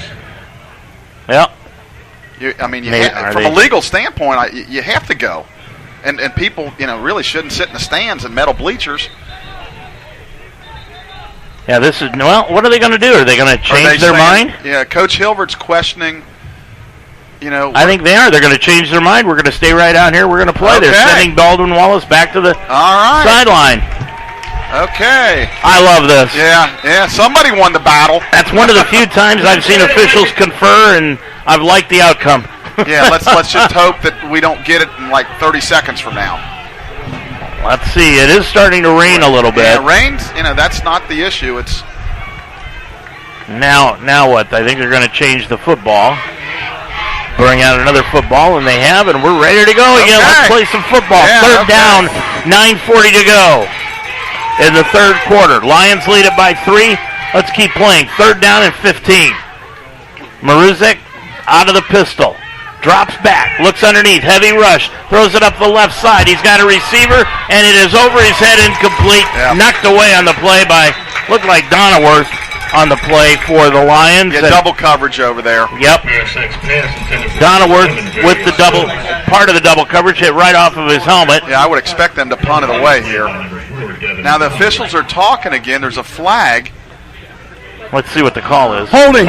Offense, number 68. That penalty's declined. Fourth down. I would assume Baldwin Wallace will punt it away, and they are. Holding penalty. That's a good decision by the Lions. Just go ahead and get the ball off. 100%. Too many things can go wrong if you want to pin them back even farther. So, kicking it away will be Dylan Koogman. Koogman back, and Austin Price back at around his own 10-yard line to return this punt. He'll be punting it away from the 44-yard line in his own territory. And the punt by Koogman, rugby style, gets a nice high kick. Price comes over to the left-hand side, picks it up at the 7. And he's going to be hit and dropped right at the 9-yard line. Real nice punt. One thing I failed to mention at the beginning of the half, Coach Hilvert very astutely, the Mount chose to receive in the second half what they should have, and he's going against the wind in the third, so he'll have it in the fourth. A very good move on his part. 9:14 left to go. Lions are pinned back deep in their own territory. Really the worst field position that they've taken the ball over under, Chuck. Yeah, they're backed up. We need to get it out of there, get a couple first downs. Cornell Beecham still in the backfield for the Lions. He's to the right of Taylor. Ball on the far hash mark. Receivers out wide on both sides for the Lions. Fake handoff. Taylor now hands it off to Beecham, and Beecham is going to get hit and dropped behind the line of scrimmage. Loss of maybe a couple. Carrier for the Lions. Loses 2 on the play to the 8-yard line. Yeah, loss. Call it about a yard. Got a final from the Harrington Center. The Mount women volleyball team swept Wilmington 3-0 to run the record to 3-1 this weekend. Nice weekend for the Lady Lions, yes, and John Spinney's crew. Ball now at the 9-yard line, 2nd down, 11. Taylor looking things over with Beecham in the backfield with him out of the pistol. Dropping back, Taylor looking to his left, throws out to the left. Oh, miscommunication. A lot of miscommunication there. Tried to get it to Cam York. York cut it to the middle, and Taylor threw it to the outside. Yeah, just miscommunication there. Fortunately, it didn't end up in a turnover. So that brings up 3rd down. 3rd and very long. We got to be careful here. Good decisions here. 3rd down and 12 from the 8-yard line. This is what you were talking about earlier. You don't want to get in these 3rd and long situations. Because they're going to come after Josh. They're going to put pressure on him. And there's going to be the sweep. Coming around the right side is Beecham. Beecham to the 20. Just a little short. Just a little short of the 20-yard line. They're going to spot him at the 20. They're stopping the clock. Did they make 1st down, they're saying? Did he get it? It is a 1st down. I think our angle, it looks like maybe he didn't get it, but that's a really nice call by him. Boy, great job by the right side of that offensive line. Boy, they did a great job of blocking and giving the avenue for Beecham to pick up that 11-yard run. Yeah, boy, you got that horse using. Yep. Boy, Sam Martin at right tackle and Devin Salyers really nice job at right guard. Taylor in the backfield. Moving in motion is Beecham. They're going to fake a sweep, and Taylor is just going to get hit behind the line and dropped at about the 18-yard line. Loss of maybe a yard on the play. Yeah, Sawyer's grandfather, I refereed basketball with him back in the 80s, his grandfather. Sitting in the stands down here, Jerry. Good guy. And you're admitting it? Yeah, a long time ago. The misdirection plays, Chuck, are not working for the Lions. No, the straight ahead seems to be, but some of the sweeps are working, but the misdirection is not. Taylor drops back on 2nd down 11. Throws out to the right. Complete on the play. It's Joey. Complete to Joey Newton, and he's got the 1st down out to the 39-yard line. That's a 20-yard completion for another 1st down for the Mount. Boy, he's Mr. Reliable. 7:20 to go in the 3rd. Gosh, that was a beautiful play. These receivers all have great hands. They really do. They really do. Newton and Naylor, and they got a good receiving core. That bodes well as the season goes forward. Mariano McKenzie into the backfield now as Beecham goes out slot left. Again, that stack formation on the bunch. 1st and 10 from the 39. Taylor rolls out to the right, looking upfield. Can't find anyone. He just throws it away and out of bounds. Very good decision. Very, very good decision. Live for another day. 2nd down, 10 yards to go. Don't forget, next week we're in Alfred, New York, and we'll have the pregame show at 11:30. Kickoff will be at noon. I am glad they made that at noon. Yeah, me too. It's the back end of a home and home. We played them down here last year and beat them, and now we're going to go complete the 2-year deal. Well, that's what this one is, then, isn't it? Yes, we we'll go be to up Cleveland there next year. Yep. 2nd down, 10 yards to go for the Lions from the 39, 6:50. Clock stopped on the incompletion. Taylor throws out to the left, and it's complete to Porter. Outside the 40 to the 46-yard line for a gain of about 7 on the play. Call it 3rd down and 3. Yeah. Josh is throwing the ball really well. Right on the money. Nice job by. Have you noticed that the offensive line on those quick-hitting pass plays are really doing a nice job of forming that pocket? They are. It's when we're 3rd and long and he needs more time. That's when the pressures really come. 3rd and 3. Here comes Baldwin Wallace. Fake handoff. Taylor's going to keep it around the left side, and there Baldwin Wallace just hit too many gaps, and Taylor gets hit at the line of scrimmage. Drop there. It's 4th down. Lions will punt. All right, Ryan, you got to punt him in. Get him inside. You got to nail one here. He's going to be punting with the wind. Right. So far today, Ryan, 2 punts, averaging 33 yards a kick. Anthony Wright is the protection specialist back there. You never know. They could always hike it to him. I'm telling you, sometime he'd love to do that. 4th down, 4 yards to go. And the snap, slow snap, but Murray gets it off. Kick. It's a nice kick back to the 16-yard line. Oh, they got to push in the back. They didn't call. To the 25, and it'll be dropped at the 27-yard line by by Jake Hill. And we were hoping maybe come out of there with them pinned a little bit more in, but we still got the lead and 5 to go in the third, so 5:24. Defense is playing well. Yep. 29, being at the 29-yard line is where Baldwin Wallace will start. Murray is in the backfield. Maruzic, the quarterback. 5:24 left to go in this third quarter. Lions lead it 17-14. Hand off to Murray. Murray hit at the line. Spins forward to the 30, across the 30 to the 31. Got a couple of yards on that carry. 2nd and 8. Gains 2 yards on the play to the 31-yard line. 2nd down and 8 for the Yellow Jackets. They've done a much better job. They popped that one run earlier in this quarter, but we've done a much better job against the run since the first quarter. Mason Owens, Deshaun Starks back into the ball game at the corner positions for the Lions. Starks went out with that injury late in the first half.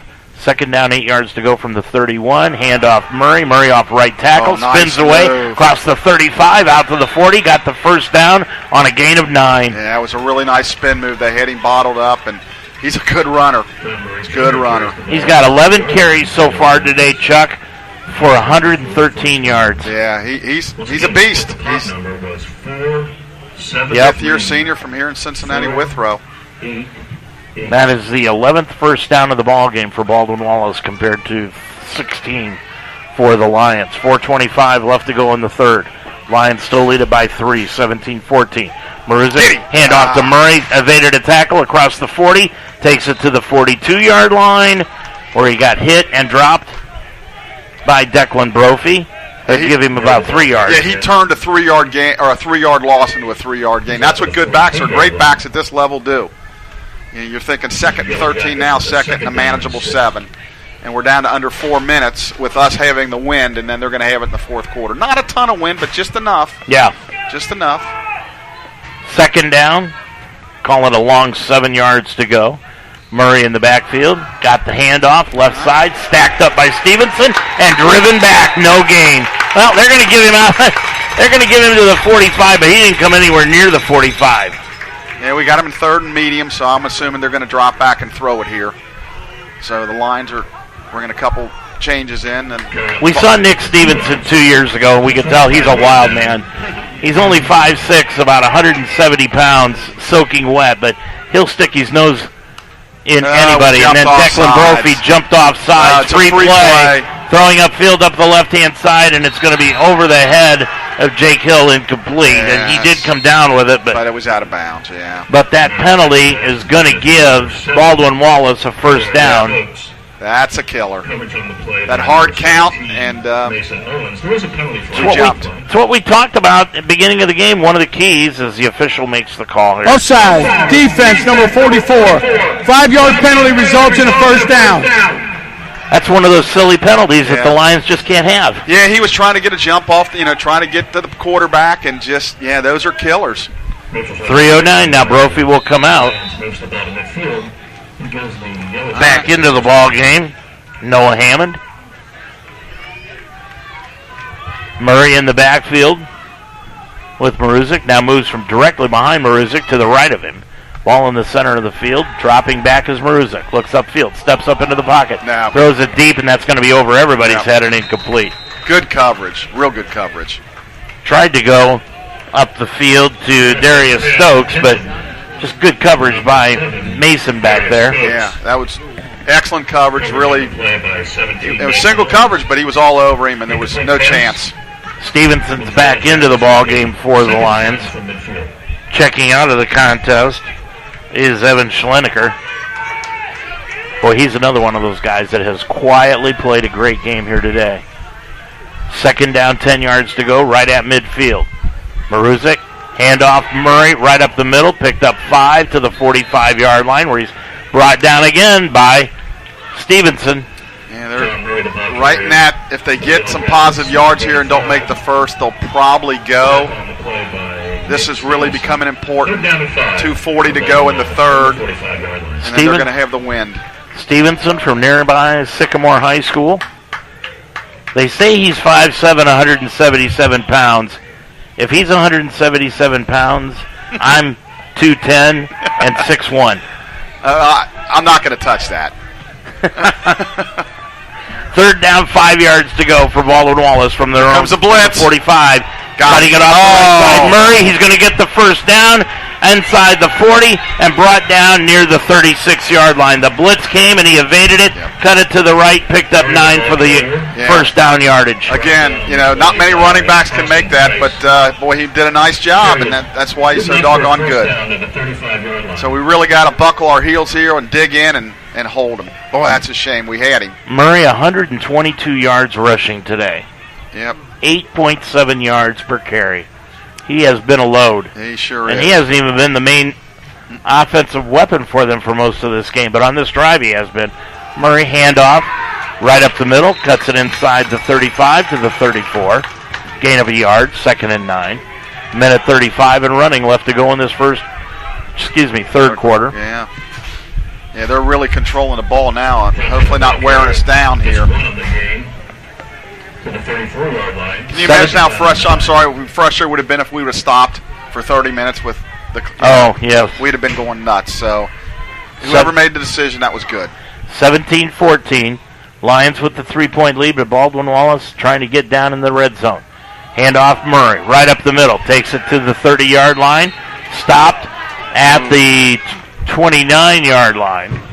Baldwin Wallace is very close. They're hitting our guys late, and it's not being called. And I hope we don't get frustrated and retaliate and us get the penalty. There's some borderline calls that could be made that aren't being made. That's been the problem with the Lions in years past. Boy, really a wide split line now. They've sent out a wide split line. Now the handoff goes to Murray around the left-hand side. That's Ford. Ford takes it to the 15, 10, 5, and he's going to be dropped at the 1-yard line. Yep. Boy, that just opened up like the Red Sea, a 31-yard rush. Just too much of that's happening. Ford. At the 1-yard line, 1st and goal. And it makes it 1st and goal. Now, if I'm Baldwin Wallace, I let the clock run out so I can kick with the wind off, but let's see what they're going to do here. And let's see. What are we going to do? Is this Brian again saying? Oh, my gosh. Here we go again. Another weather delay. Yeah, I just spoke too soon. Ladies and gentlemen, Coach Hilvert's frustrated. He's like, what are we doing? It's become necessary to evacuate the stadium. I'm all for safety, Dave. I always have been, but I think sometimes we're just a little too conservative. And I know as soon as we don't do anything, somebody will get hurt. But it just, there's a lot of frustration here. So at 3:25, right? So we're here till at least 4:05 at the earliest, and well, the coaches are talking with the trainers and the official. Could we have a switch? I don't think we're going to get it this time. Tyler Hopperton is walking out. I think he wants to meet up with Jim Hilbert and say something, but Baldwin Wallace walks off the field exhorting their fans to the left of us. Lions are going into their locker room. Head athletic trainer Brian Luton is talking with Coach Hilbert, and I think Coach Hopperton's in there. And I guess just explaining, I know you're not seeing anything, but the law of the land says within so many miles because this instrument shows it, and we have to stop. So I know that both sides are extremely frustrated, but if that's the rules, that's the rules. Okay, I'm going to ask a question right now, as we're just going to keep it right here and talk a little bit. Okay. I was under the impression that these helmets and everything that they wear are almost entirely all plastic. I've been hit with that question before. Hey, I'm not sure. I can't answer that. I'm not sure. If it's plastic, then there should be no problem. Well, I guess, I'm going to play devil's. Lightning could hit you, could hit you in the chest or the foot or the leg or whatever. So usually it hits the ground, but it is what it is. That sounds simplistic, but that's the way they do it, and we can. I can tell you from experience in baseball that it's totally frustrating because your pitcher's rolling, all of a sudden you sit and then nothing. It's not like there's lightning strikes all over the place here, right? But it's just something that's, I think, an extremely, extremely conservative approach. not by our trainer. He's just doing what he's supposed to do. But by the law of the land, I think it's just way, way too conservative. All right, well, right now we are in a lightning delay. 13.7 seconds left to go in the third quarter. And the Lions are leading at 17-14, but Baldwin Wallace is knocking at the Lions' door down to the 1-yard line. We will come back after this and reconvene and let you know what's going to happen here in just the next few minutes, and we'll do that when we return here on the Mount St. Joseph Radio Network. Indeed presents Job Searching with Scherzer. Let's do this. Before you get in the game, make sure your stats are up to date. Then, it's all about focus. Max focus.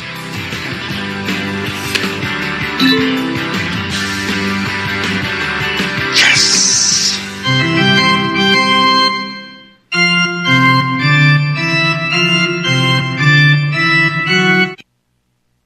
Take your game to new heights at Mount St. Joseph University with 23 athletic teams and cutting-edge facility. We are the NCAA Division III university in Greater Cincinnati. Climb higher at www.msj.edu.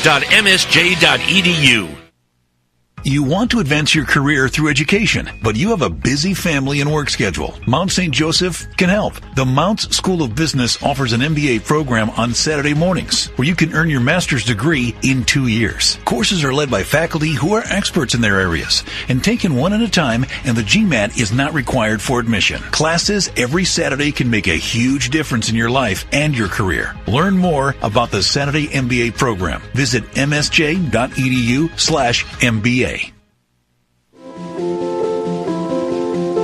If you're watching this with your friends, you'll probably make a joke. Because you know what you feel on the inside isn't what you want people to know. If you have to pretend to be happy, find someone you trust and tell them. If you get mad at things and you don't know why, or have thoughts about hurting yourself, find someone you trust and tell them. You are never alone when you share. Seriously, people care about you. It's okay to not understand what you're feeling. And it's easy to think that you're all alone. But you don't have to be. You're never alone when you share.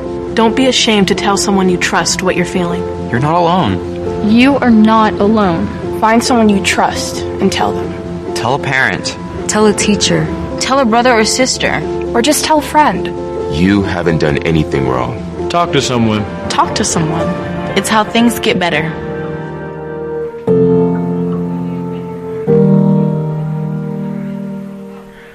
Well, as we return here to Schuler Field, as you stick around with us, hopefully, 13.7 seconds left to go in this third quarter of play, and the Lions are on top of it, 17-14 in the third quarter of play. But Baldwin Wallace is knocking at the door. They're down to the 1-yard line of the Lions, looking to take the lead going into the end of this third quarter of play, and that's when we evidently saw some lightning that supposedly is supposed to hit within an 8-mile radius.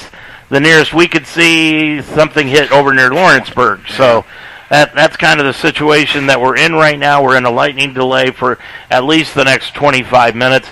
I know when it came softball time, Chuck, and I want to talk to you a little bit about how you handle this as a coach, but they called a lightning delay for us in the New York tournament for the girls softball this year, and they were so concerned about everybody leaving the field that I sat there for an hour and nobody came up and asked me to leave. Yeah, that's really surprising if you think about it. Again, because I've been in games, when I coach baseball, that they'd call lightning delays and you'd see the teams out in the outfield goofing around, and I'm like, what's wrong with this picture? Yeah. I tell the umpires, we're serious enough to call lightning. That's fine, but why is they, and you never really get a straight answer. So I really don't think there's any issues here, but again, the rules state, I guess, within so many miles, and I think it's 8, but folks out there, don't quote me on it, that if you spot it, or then you gotta bring them off the field. Now, I don't mean this as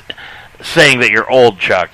Please don't take this the wrong way, but when you were coaching, was this rule in effect, and if it was, how did you handle it? Well, back then, they didn't have, I say back then, you got me on that one.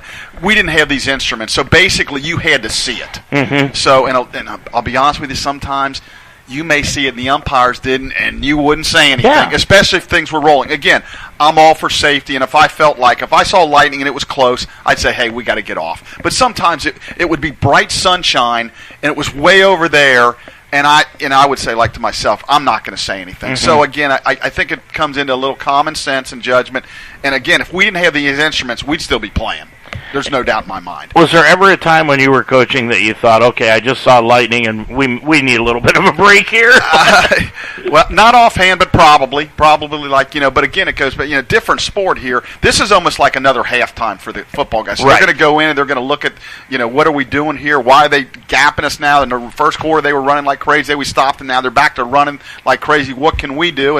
And Baldwin Wallace is going to do the same thing. Where in baseball, if you have a starting pitcher, and if he sits an hour or two, really, he's done. Mm-hmm. You can't. It'd be really dangerous to bring him back, especially if he's already thrown 60, 70 pitches. So it's a different scenario, but to me, it's almost like another halftime for the coaches here. Chuck, who's this more advantageous to? Boy, that's a good question. I did see, and now it's slowed down. I saw the wind picking up, so I'm thinking, well, just from that standpoint, it's going to benefit Baldwin Wallace because in 13.7 seconds, they're going to get the wind, and the wind's blowing more than it had been. When we had the wind this past quarter, it was not moving much. So when we come back and play, hopefully there's not strong wind. It's hard to say who it really benefits. I would hope it benefits us a little bit to figure out how the heck we're going to stop their running game because, again, we stopped it in the second quarter pretty good, and now, this Murray guy is going off like he's, an All-American, which he probably is. Yeah. He probably is. He's really good, so it's not like I'm not taking anything away from him, and their line is blowing some holes open, but he's made some nice yardage on his own, and that's what the great backs do. In the first quarter, Baldwin Wallace came down the field. They scored 2 touchdowns. They were up on the scoreboard 14-3. Lions had an opportunity in the first quarter, to go on 4th and goal situation from the 3-yard line.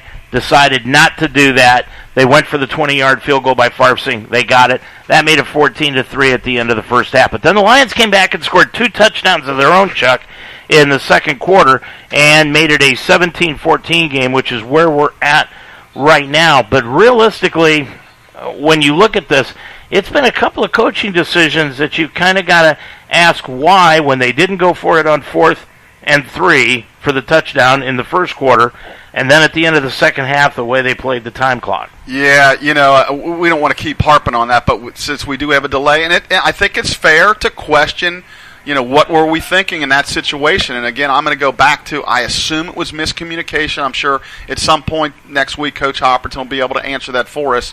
But you're right. I would have went for it early in the game. Now, to be fair to the staff, we have come back, and those 3 points are the difference. But I felt at the time we were, the way they were going through us, like, we're not going to be able to stop. We're going to have to keep up. It's like the Chargers. I remember they had great offense back in the day, but they couldn't stop anybody. Well, you got to keep up score for almost like basketball. You got to match their baskets. And in that situation, I would have been very tempted to go for it. They did get the 3 and got, that would have been horrible not to get any points. But as we talked, they would have been backed up at the 2-3 yard line. So maybe we force a punt and get good field position. Or maybe we score the touchdown to cut it 14-7. So theoretically, it could be 21-14. But there's a lot of ifs and buts here. But the end of the first half, that bothers me more. I was just really, to me, Baldwin Wallace was calling timeouts, and they were almost doing us a favor. And then we get an opportunity, and we just really mismanaged the last one. I don't know any other way to say it. Mismanaged it very bad.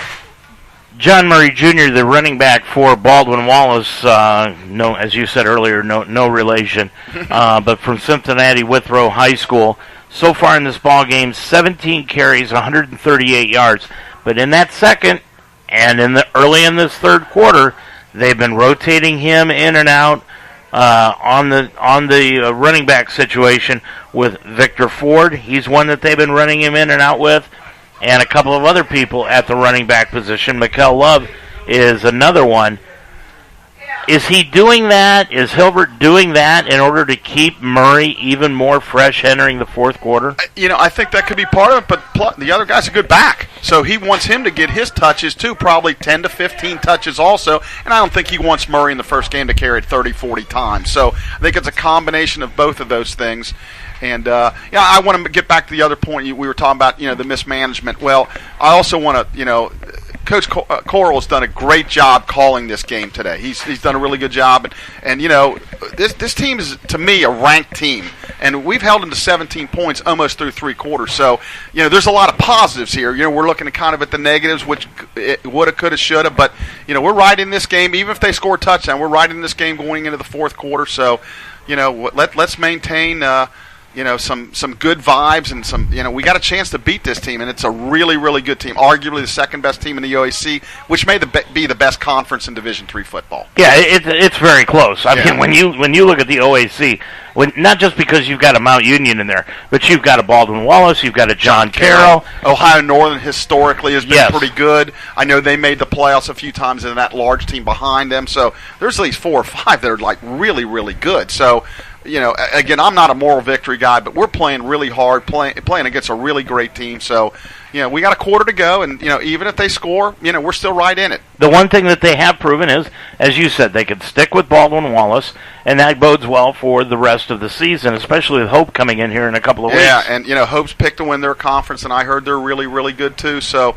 Coach Hopperton has not shied away from scheduling some good teams, and I think the way I understand it with this Michigan League, last year we played Trine. For a while they were going to skip opponents but now I think it's a 2-year deal. So we'll play Hope home and then away next year, and then the next year, if that, we'll play another opponent, a home and away. So I guess we have the 7 opponents we have every year in the conference, and then we'll have a Michigan team, a 2-year deal, and then how he schedules the rest out, I don't know how he'll do that. And on top of that also, Chuck, I mean, Trine is not going to be D3 very much longer. Correct. I've heard they're looking to move towards D2. Yeah, that's a well-known, a very well-known secret up in Northwest Ohio that Trine is moving to Division II. Well, their facilities are phenomenal. I mean, their football field, their indoors is like our indoor. Their basketball arena is like a mini Cintas Center.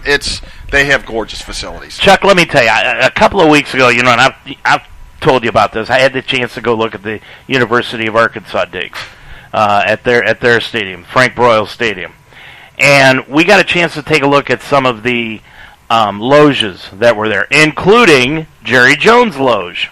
Okay, so we got a chance to take a look at that. I didn't say this to the people of Arkansas, but I was thinking it in the back of my head. These loges are not any better than what Trine has. And Trine actually, nobody believes us, but Trine actually had loges that had the Murphy beds that come out of the they fold down, right. So that these people, these donors that have the loges can actually stay there overnight. They don't have to get a hotel room. And there's not much to do in Angola, Indiana, I'll tell you that right now. Yeah. But still in all, I mean, they were able to, they could stay there in that loge overnight.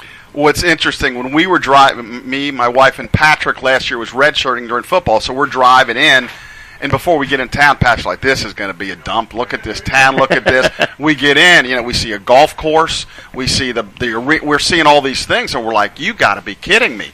Really, really fabulous facilities. So you're right, they're probably going to be gone. And speaking of Arkansas, me as a baseball guy, they've apparently sunk a ton of money into their baseball field, and apparently, I don't know if you got a chance to see it, yes. But they have, I guess, walkways under the tunnels to go to locker rooms and batting cages. It's state-of-the-art, and SEC baseball is incredible with facilities and teams they have. Yeah, I mean, they are sparing no dime for that, all of their facilities at the University of Arkansas. They are not sparing any money.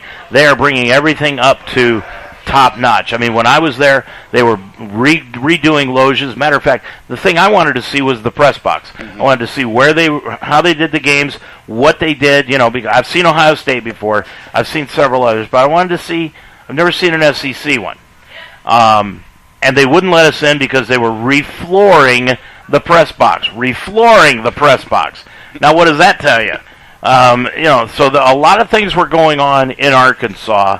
It's a gorgeous facility. It's a gorgeous place to be around. And the real estate around there, when we were asking, just for some of the rental houses that were there, I mean, you're talking $1.5, $1.7, $2 million. Yeah, a little bit out of my price range. Just a tad. Just a tad. Yeah, I mean, I could come to you and say, hey, maybe fix the down here a little bit, but no, that wouldn't work either. But nonetheless, I mean, and that's where Cincinnati's playing.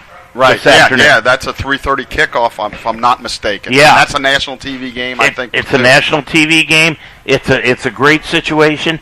Arkansas was, as far as I know, was ranked 24th coming into this game. And I think they have high expectations this year. I mean, they're in, obviously, the monster conference with Alabama, Georgia, LSU, so on and so forth, but I think they have very high expectations. They're going to be really good this year. Yeah, I mean, not only are they helping the baseball stadium, but they're doing the girls' softball field, too. They're redoing that. Well, I've become a big fan of watching the College World Series for Division I on TV. Yeah. And some of these facilities are phenomenal.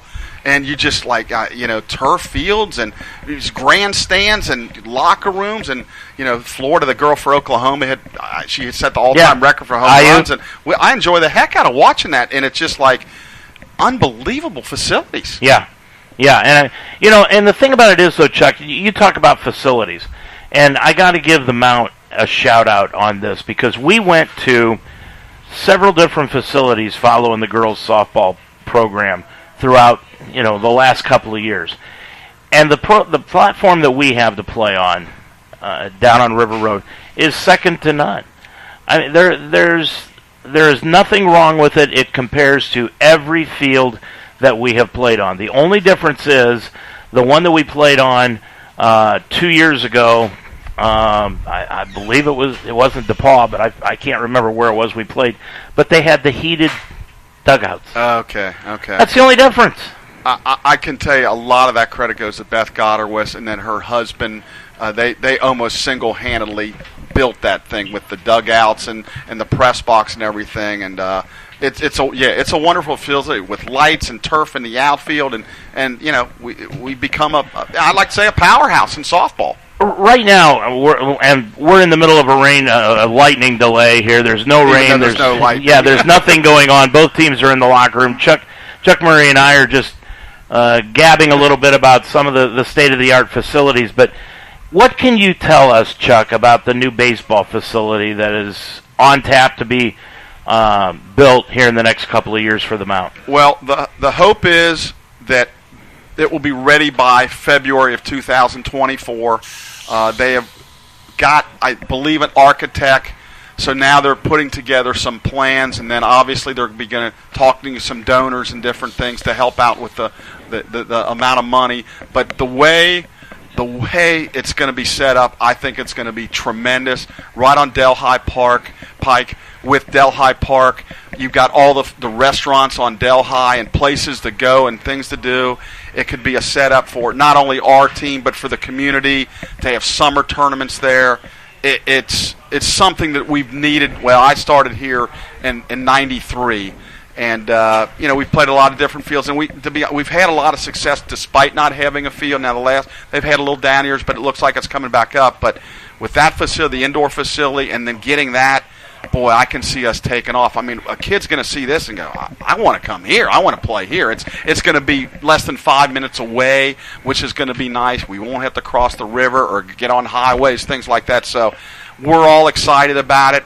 There's still a couple T's to cross and I's to dot, but the hope and the thought is it will be ready by February of 24. Okay, now for those that aren't affiliated or know their way around Delhi, where is the field actually going to be? Okay, if you're familiar with the south side entrance by McDonald's, you would come in that way, and as soon as you look to the left, as you kind of go through a little driveway, the field will sit back there. Okay. If you keep winding through the park, you'll see other fields. I think when you get to the second part of the park, kind of the north side, you'll see like a football or soccer field on the right, and then some other fields that are kind of the main fields up top. This will probably take 3 of their fields, but it'll be a magnificent all-turf stadium. We can do, baseball, softball. They can do their skirt game. That's a big thing for them every year, a big fundraiser, and whatever else they want to do on it. So I think it's a win-win for everybody. I'm excited. It's been so long, and talked about it for years and years, and we feel like now it's really going to happen. So, fingers crossed. The original schematics of it. How many people do you think it would hold? Well, I've seen a couple different sketches, and if I put something out there, then people are going to hold it to me. But no, I'm not going to hold it. They want to call it a stadium. They don't want to call it a field. So okay. A field is just a field and a few bleachers, like the softball field. Mm-hmm. But they want it to be stadium-type seating, Now, how many would that hold? I don't think it'll hold 2,000 or 3,000, but it will hold where, maybe some, awnings over the top of some seating and things. So that is, I believe, the hope. So it's a stadium more than just a field. Will it have actual locker rooms for both teams? That's the thought. And again, it's like anything else. The more money you can raise, maybe the better you can make it. If you raise a certain amount, maybe it's going to be, maybe not quite as spectacular. It's going to be great no matter what. Mm-hmm. But I think the more money you can raise, the more you can get people excited about this, and the more interest you get, I think the more you can get. So, Chuck, as Chuck's phone now rings and it needs to go to the. But I had a reason for asking you this. While you go ahead and take care of that, I'll tell everybody that we're in a lightning delay. We've got about another 5-10 minutes, unless somebody actually saw more lightning or it showed up on the box, whatever.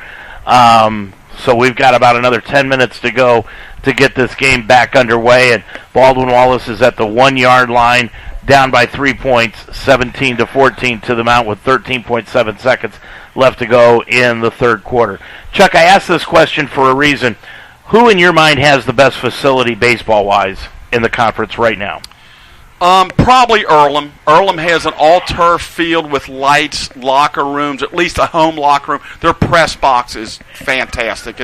It's everything you'd want in a press box. And then and that press box is almost cut in half. It's very, very deep. And then the other part has like an office for Coach Sakis, their head baseball coach, where you can bring recruits in and talk to them. So, to be honest with you, Earlham was not very good for years and years. And once they got that facility and they brought him in, it just took off. Okay. It's clearly the best in the conference. Okay, that being said, then, by what you've seen, what you've heard, how is the facility that's going to be built down here going to compare to that?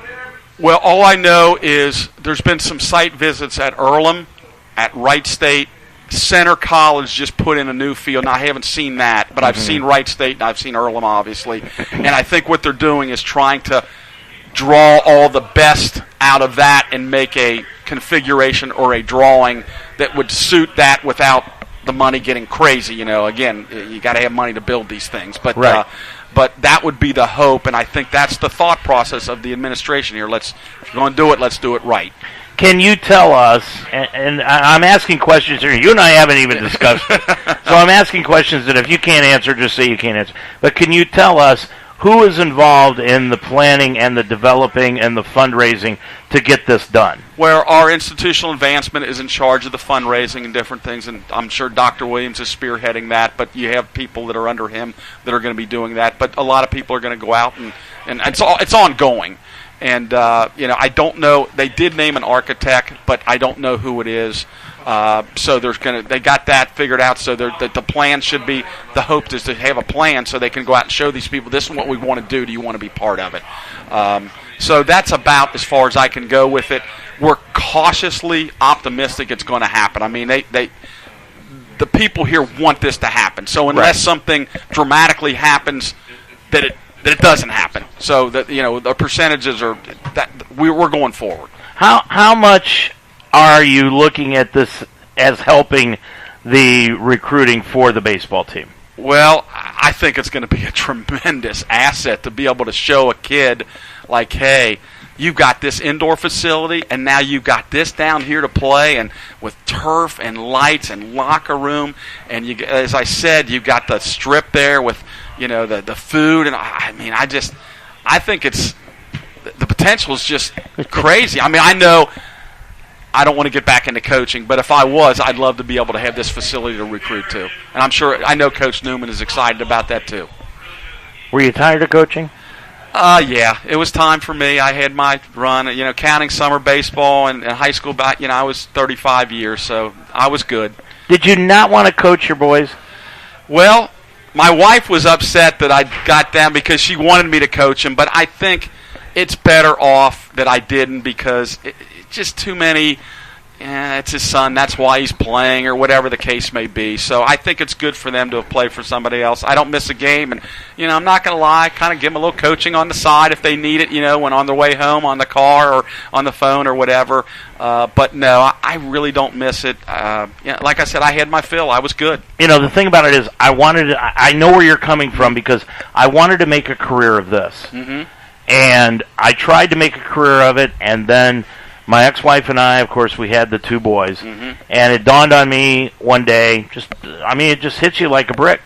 I can't do this and be able to be doing a game like this where one of my kids are involved. Can't do it. Yeah, it like I said, it was just I had been thinking about it for a few years, and fortunately, with talks with Steve Radcliffe, we were able to arrange for me to still continue to work at the Mount and get out. And I had a good run. I don't sit up here and brag about myself, but we had a pretty good team and a pretty good program, and I'm very proud of it.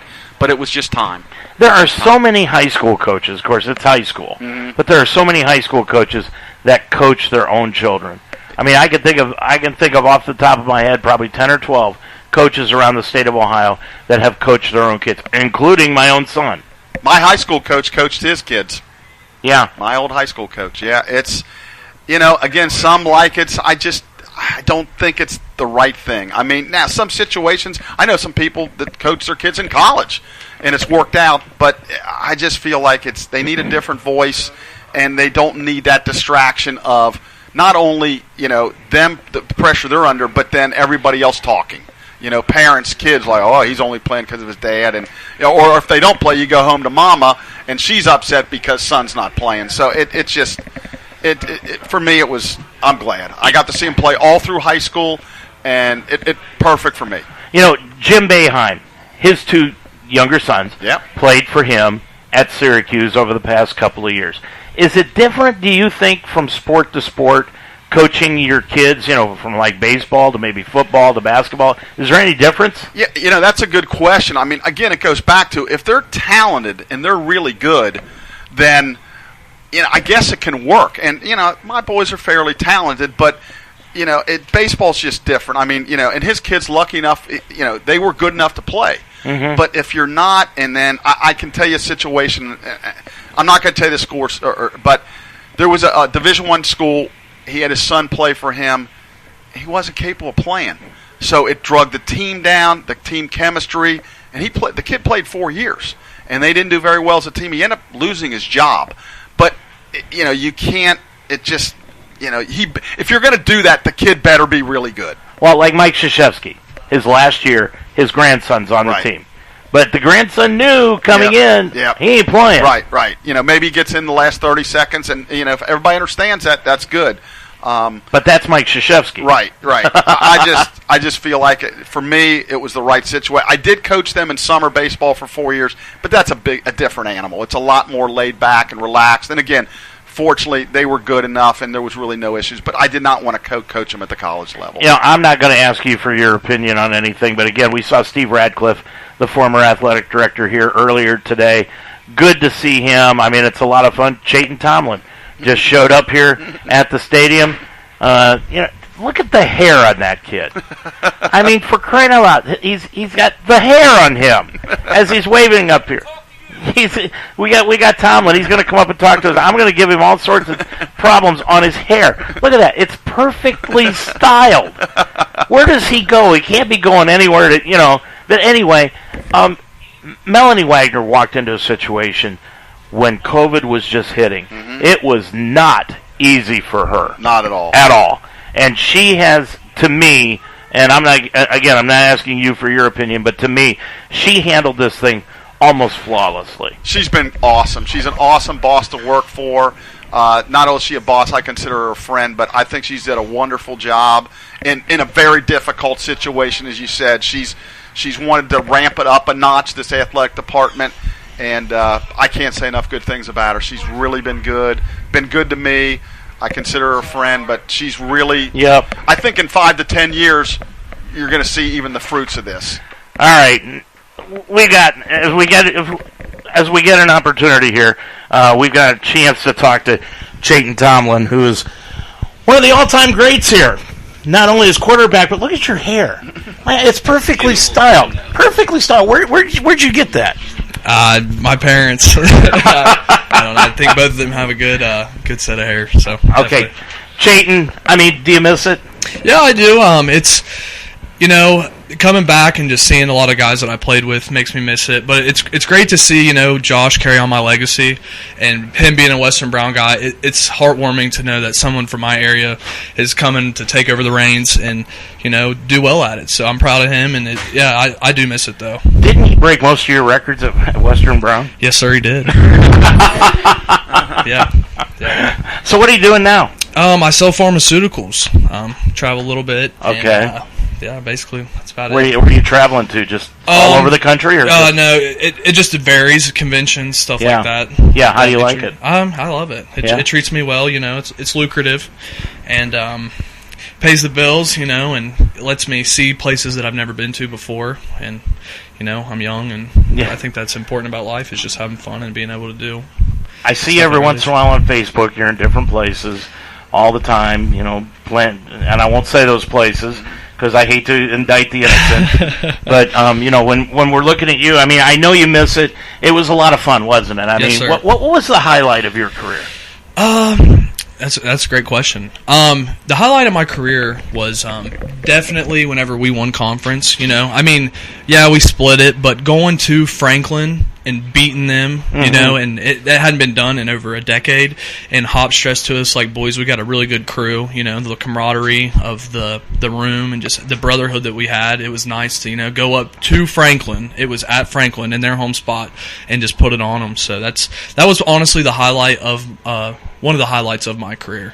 We have talked a lot. Chuck and I have talked a lot throughout this ball game about the reemergence of Cornell Beecham. Yes, sir. And you were the last one to actually hand the football off to him before today. What makes him so good? This is kind of off subject, but I definitely, how parents growing up, they some of them are against playing multiple sports. Mm-hmm. Cornell, as you know, is a wrestler, and he's big, fast, strong, and I think him playing wrestling plays a part into football. And I mean, he's quick. It all ties into one person, and he's quick, he's fast, he's strong, and he has the IQ that of many players don't have. Like making cuts, running routes, stuff of that nature. So that's what makes I personally think Cornell's so good. And he's a hard worker. He's a grinder. So and we talked a little bit. It took him a good quarter to get used to being on that field. It's been since 2019 he's been on this field. Yeah, that is true. Yeah. And I mean, he finally started to see, as I was putting it, getting his sea legs underneath him. Mm-hmm. Yeah, and it's great to see him back out on the field. I think that, this is his last year playing football, but I wish him nothing but the best, and I know that he's going to go out with a bang for sure. Didn't you go to Germany for a little bit to go play over there? So I graduated in 2020, and I signed actually an Arena League contract with the Carolina Cobras in Greensboro, North Carolina. Mm-hmm. But as you know, with COVID hitting, a lot of stuff got pushed away, and I gave it 6 months. As soon as I graduated college, I went down to Florida twice, played in 2 bowl games, and I went down to Myrtle Beach and played in another bowl game. And then the coaches that coach for the Carolina Cobras, their head coach, Josh Resignalo, was my head coach at the bowl game and actually won MVP of the game. And he sat me down after the game and was like, hey, we really love your talent. We'd love to sign you. And we went back to the hotel, and my parents were there and got the paperwork ready and signed. And then, but other than that, I mean, was planning on going to attend playing football in Greensboro, North Carolina, and they pushed the season back, and I kind of just, said goodbye to football. Yeah, but you do miss it. I definitely miss it. Some things I don't miss. The workouts. Yeah. But what I mostly miss is just the brotherhood, being in the locker room, eating at Fifth Third, just all the fun stuff that comes with it. Obviously playing on Saturdays, but what a lot of people don't understand is what makes football is the brotherhood. It's not the games, but it's the tight-knit relationships that you make not only on the football field, but just in life. I mean, I keep up with a lot of the guys today. We hang out, we go drink, we just any and all the above. And, that's what I'm most appreciative about football and the sport itself. How much do you appreciate Hop and Caleb? Oh, I love him to death. So essentially, Coach Hobb wasn't the head coach at the time. Whenever I first came here, Coach Hubie was, and Coach Hubie recruited me really hard. They came to my high school, him and Coach Coral, and I always have love for Coach Coral because he always took care of me outside of football and stuff of that nature. But Coach Hobb, whenever he took over, he did a phenomenal job. He always treated us with respect, and not just that we were football players, but he was a down-to-earth guy and made sure that all of us were taken care of. What's his strength as a head coach? As a head coach, I would say just being he's very witty. He's smart whenever it comes down to it. He knows exactly he's a quick thinker, and he knows objection. So essentially, if they are blitzing, he knows right off the next plays, this is what they're doing, this is how they do it. And also going back to him being personable, I think that's why a lot of people like him and respect him, because they know that when you need a person to be there and talk to, just even outside of football, that's Hop's your guy that you go to. I forget his name, but there's another quarterback now at Western Brown. Yes, sir. Breaking Drew Novak. Okay. What do you know about him? Any inside information you can give us? Funny that you asked that. So I actually was there last night. They played Monroe, and they're 3-0. They were it was a good matchup, and they came out on top. But with Drew Novak just passed 10,000 yards week 1, just past Joe Burrow. I know it's insane, but he's a great kid. Comes from a great family, and I wish Western Brown nothing but the best. But hopefully, I see him go to a Division I school. I know he just got offered by Stetson University down. Actually, that's where one of my bowl games were, but. Got picked up an offer from Stetson and then a couple D2 schools, but I would love to see him pick up a school from a MAC school like OU, Kent State, stuff of that nature. So, but yeah, he's a great player.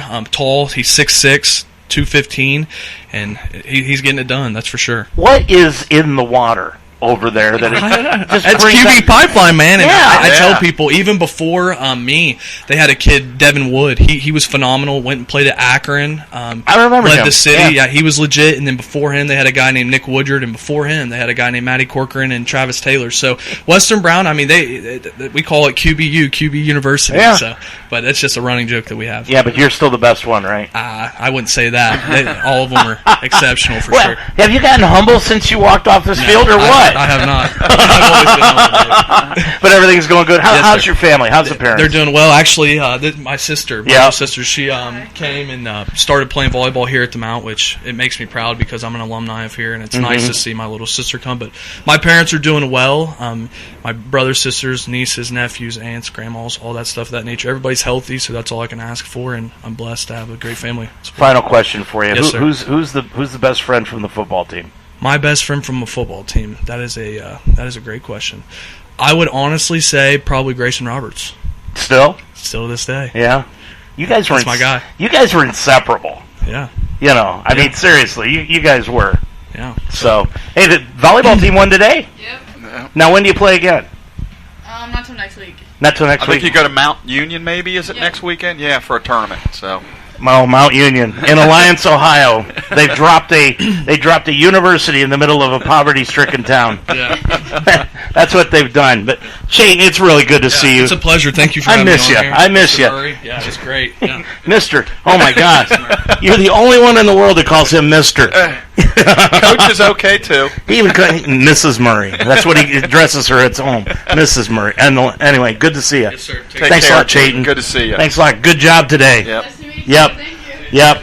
So, always good to talk to Chayton. Chayton is one of those kids that is extremely personable. And very humble, too. Yeah, we got to get this in while I'm thinking about it. Well, you were listening to this on WDTC LP in Delhi. So, needed to get that legal ID in there. Go ahead, just say it. We're getting word that the new start time is 4:21. So I guess at some point there was either lightning somewhere or some way that we just never saw. Figures. So we're at 4:06. So I guess we got another 15 minutes, I guess. Chuck, I should have known this because you know what woke me up this morning? A crack of lightning outside my apartment. Yeah, it's like I don't get it. I should have realized all of this as we take a look at. If that's more thunder, they're going to add a half an hour.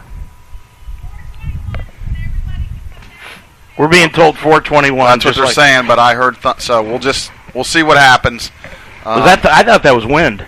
Oh, okay, maybe it is wind. Okay. Yeah, you're going to hear. See, there you go. Okay, yeah, you're right. Turn up okay. the crowd mic. Yeah, you're going to hear wind through the crowd mic. But again, let's bring you up to date as what's happening. 13.7 seconds left to go in the third quarter. The Lions are leading this thing 17-14. Baldwin Wallace went out and immediately took the lead at 7-0.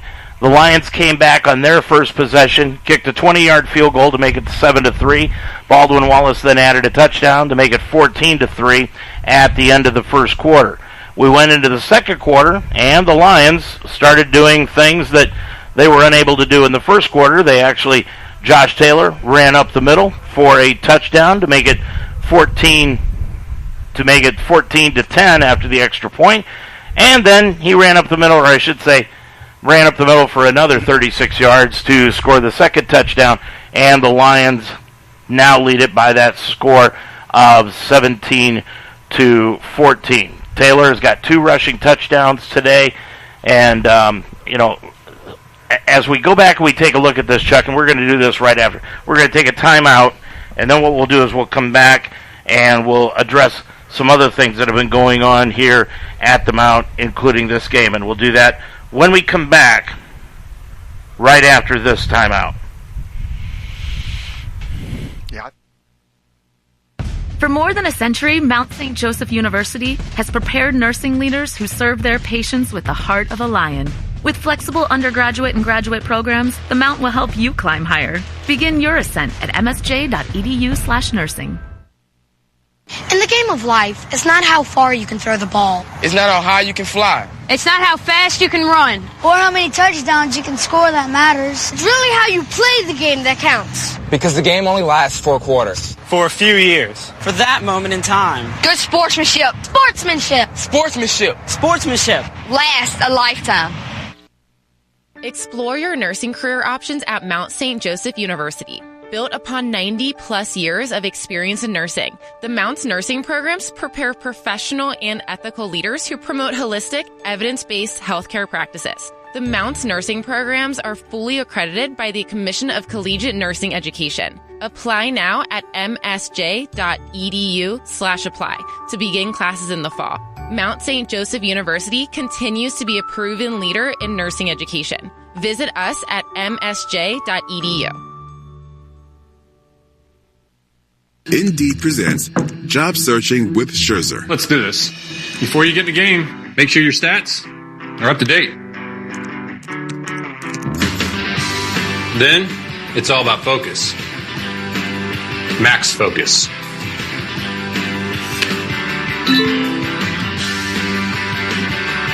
Yes!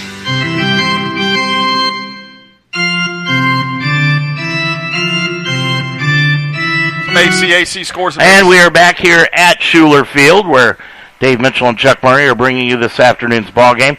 All right, let's take a look at the scoreboard right now in top 25 Division I college football. Boy, big game going on. Look at this, Chuck. University of North Carolina and Appalachian State, 49-49 with 2:56 left to go in the fourth quarter. Jeez. Well, we kind of talked before our game how we thought might be kind of some kind of game like this, and it's not, obviously, but if you remember, Appalachian State had that big upset of Michigan 15 years ago or something, so that's how they got on the map. North Carolina State is edging Eastern Carolina 21-20 in the fourth quarter. Just under 2 minutes to go in that one. It's one of those directional schools giving those powerhouses a game. Yep. Air Force is beating Northern Iowa by a score of 48-10. They're in the fourth quarter of that one. Iowa State over Southeast Missouri State, 21-10. UCLA is getting beat by Bowling Green. Oh, Bowling Green is beating UCLA. Chip Kelly. Just in the second quarter, though, but it's still 17-10. Chip Kelly better win this year, Chuck. Yeah, I mean, boy, you know.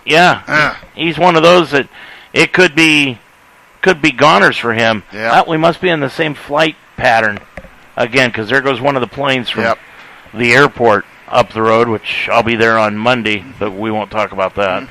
And that's what's happening so far in college football. We don't have a score yet on the Cincinnati-Arkansas game. efforting to try to pick up a score on that, but right now there's no score. Let me see if I can find that. As of right now. Arkansas's ahead 7-0.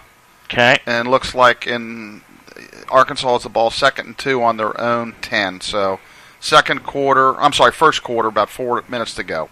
Yeah, the big thing was Cincinnati had to find a new quarterback. Yeah. I don't know who I assume they went with Ben Bryant, who started at UC, transferred, I think, Western Michigan, and now he's back.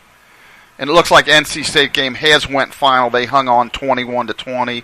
Michigan with a big win, 51-7 over Colorado State. Interesting, BYU South Florida's in a delay, just like we are. And Miami is beating Bethune 13-3. Oklahoma 21, UTEP nothing, and then a big game, Georgia 7, Oregon nothing early on. Let's take a look here at some of these stats that are going on right now.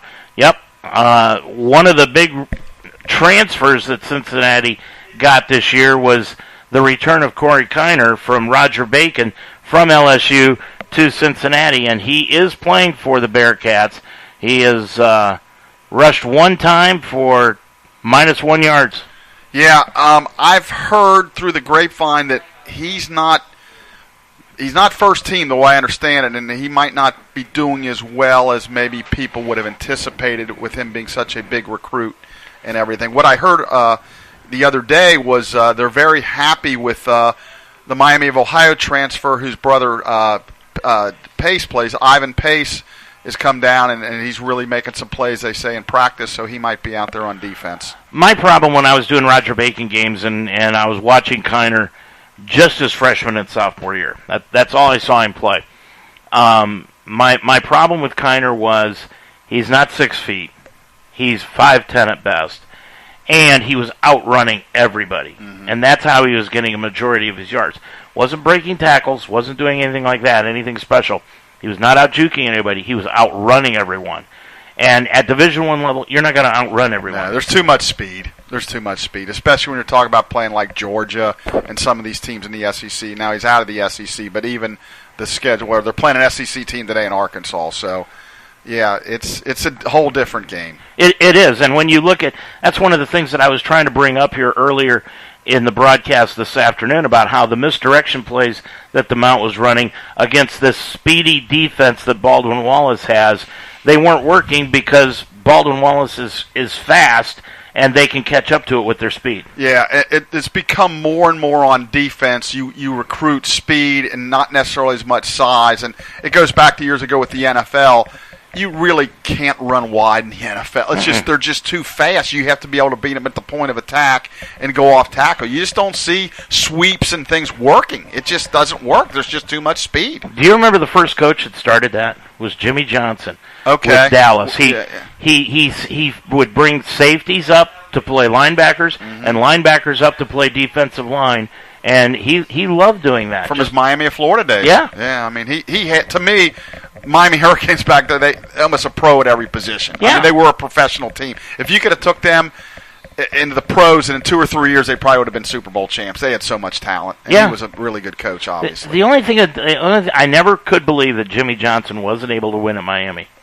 He won one national champion. Oh, with the Dolphins. Yeah, his drafts weren't as good, and Marino was towards the end, and that was kind of they butted some heads, and because I know Marino liked Shula, Shula liked Marino, and Jimmy Johnson wasn't a big Marino. He was at the end of his career, so it wasn't the right timing, I think. Yeah. It just didn't. I think he might have made the playoffs. Well, actually, I now remember their last game was a playoff game. I think Jacksonville beat them like 61-7 or something. That was Marino's last game, and I believe Johnson was still coaching. And the thing about it is, Chuck, as you said earlier, coaches know now when to retire.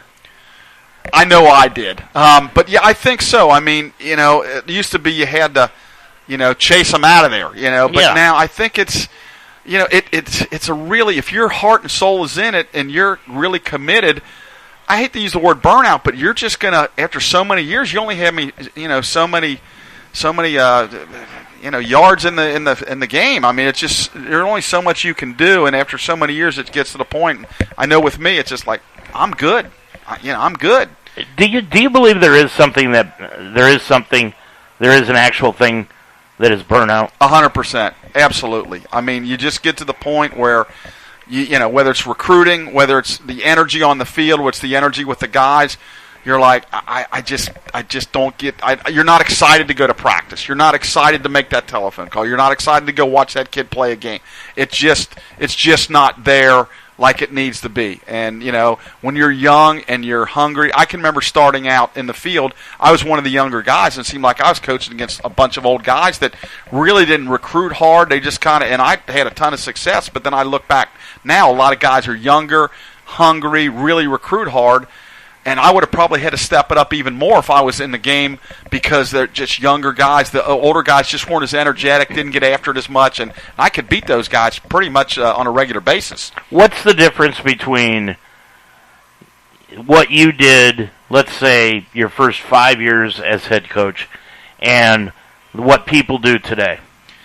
Well, it's a different, again, I can really only speak from a baseball standpoint, but even football, you know, you watch more videos of kids. There's in baseball, and they might have it in football, they have what they call a prep baseball report, PBR. They have showcases, and that's where a lot of the recruiting is done now. When I was around, I'd be going to high school games all the time and knowing my backyard, you know, so to speak, in this area. I'd know the roster for, you know, all the local teams. And that's changed. I know from now it's more showcases and things along that line. They recruit them earlier. I never really recruited guys till really the start of their senior year, maybe in the summer of their junior, but now it's even earlier and earlier, especially at the Division I level. Geez, they're recruiting them in the 8th and 9th grade, which is crazy. So that part has changed. And as we're speaking, it looks like some coaches and some personnel are starting to walk across the field. So maybe when we said 4:21, we're at 4:18. Now, we're not going to make 4:21. No. Because it's 3 minutes. So maybe something else happened at some point. Well, they're just not coming out. Here come the coaches. Okay. It looks like Hilbert's coming out. The teams will be coming out. I'm just efforting to try to find some final scores here this afternoon.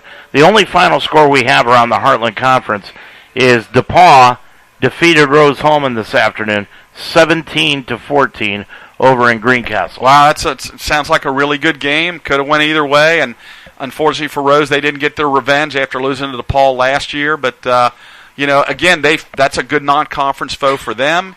And we're playing two conference. I don't want to take anything away from Alfred next week. I'm sure they're a fine club too, but we do know that Hope and Baldwin Wallace are really good opponents. So it's good to see the HCAC stepping up, because, to be perfectly honest, the last 10, 15 years, the league's just not getting the respect maybe in the polls and in like possible NCAA berths and things along that line. So if you want to change that, you got to play some big boys and either beat them or have a really good showing. Chuck, that we look at the girls' softball situation from a year ago, just this past season, where they ended up going to the sub-regional, but they were totally disrespected, in my opinion, by the NCAA when they won the conference championship, and they were sent all the way out to New York to play in Batavia, and they were only 3 hours from where they should have been, which should have been playing Trine, who ended up as national champion runner-up. Right. You know,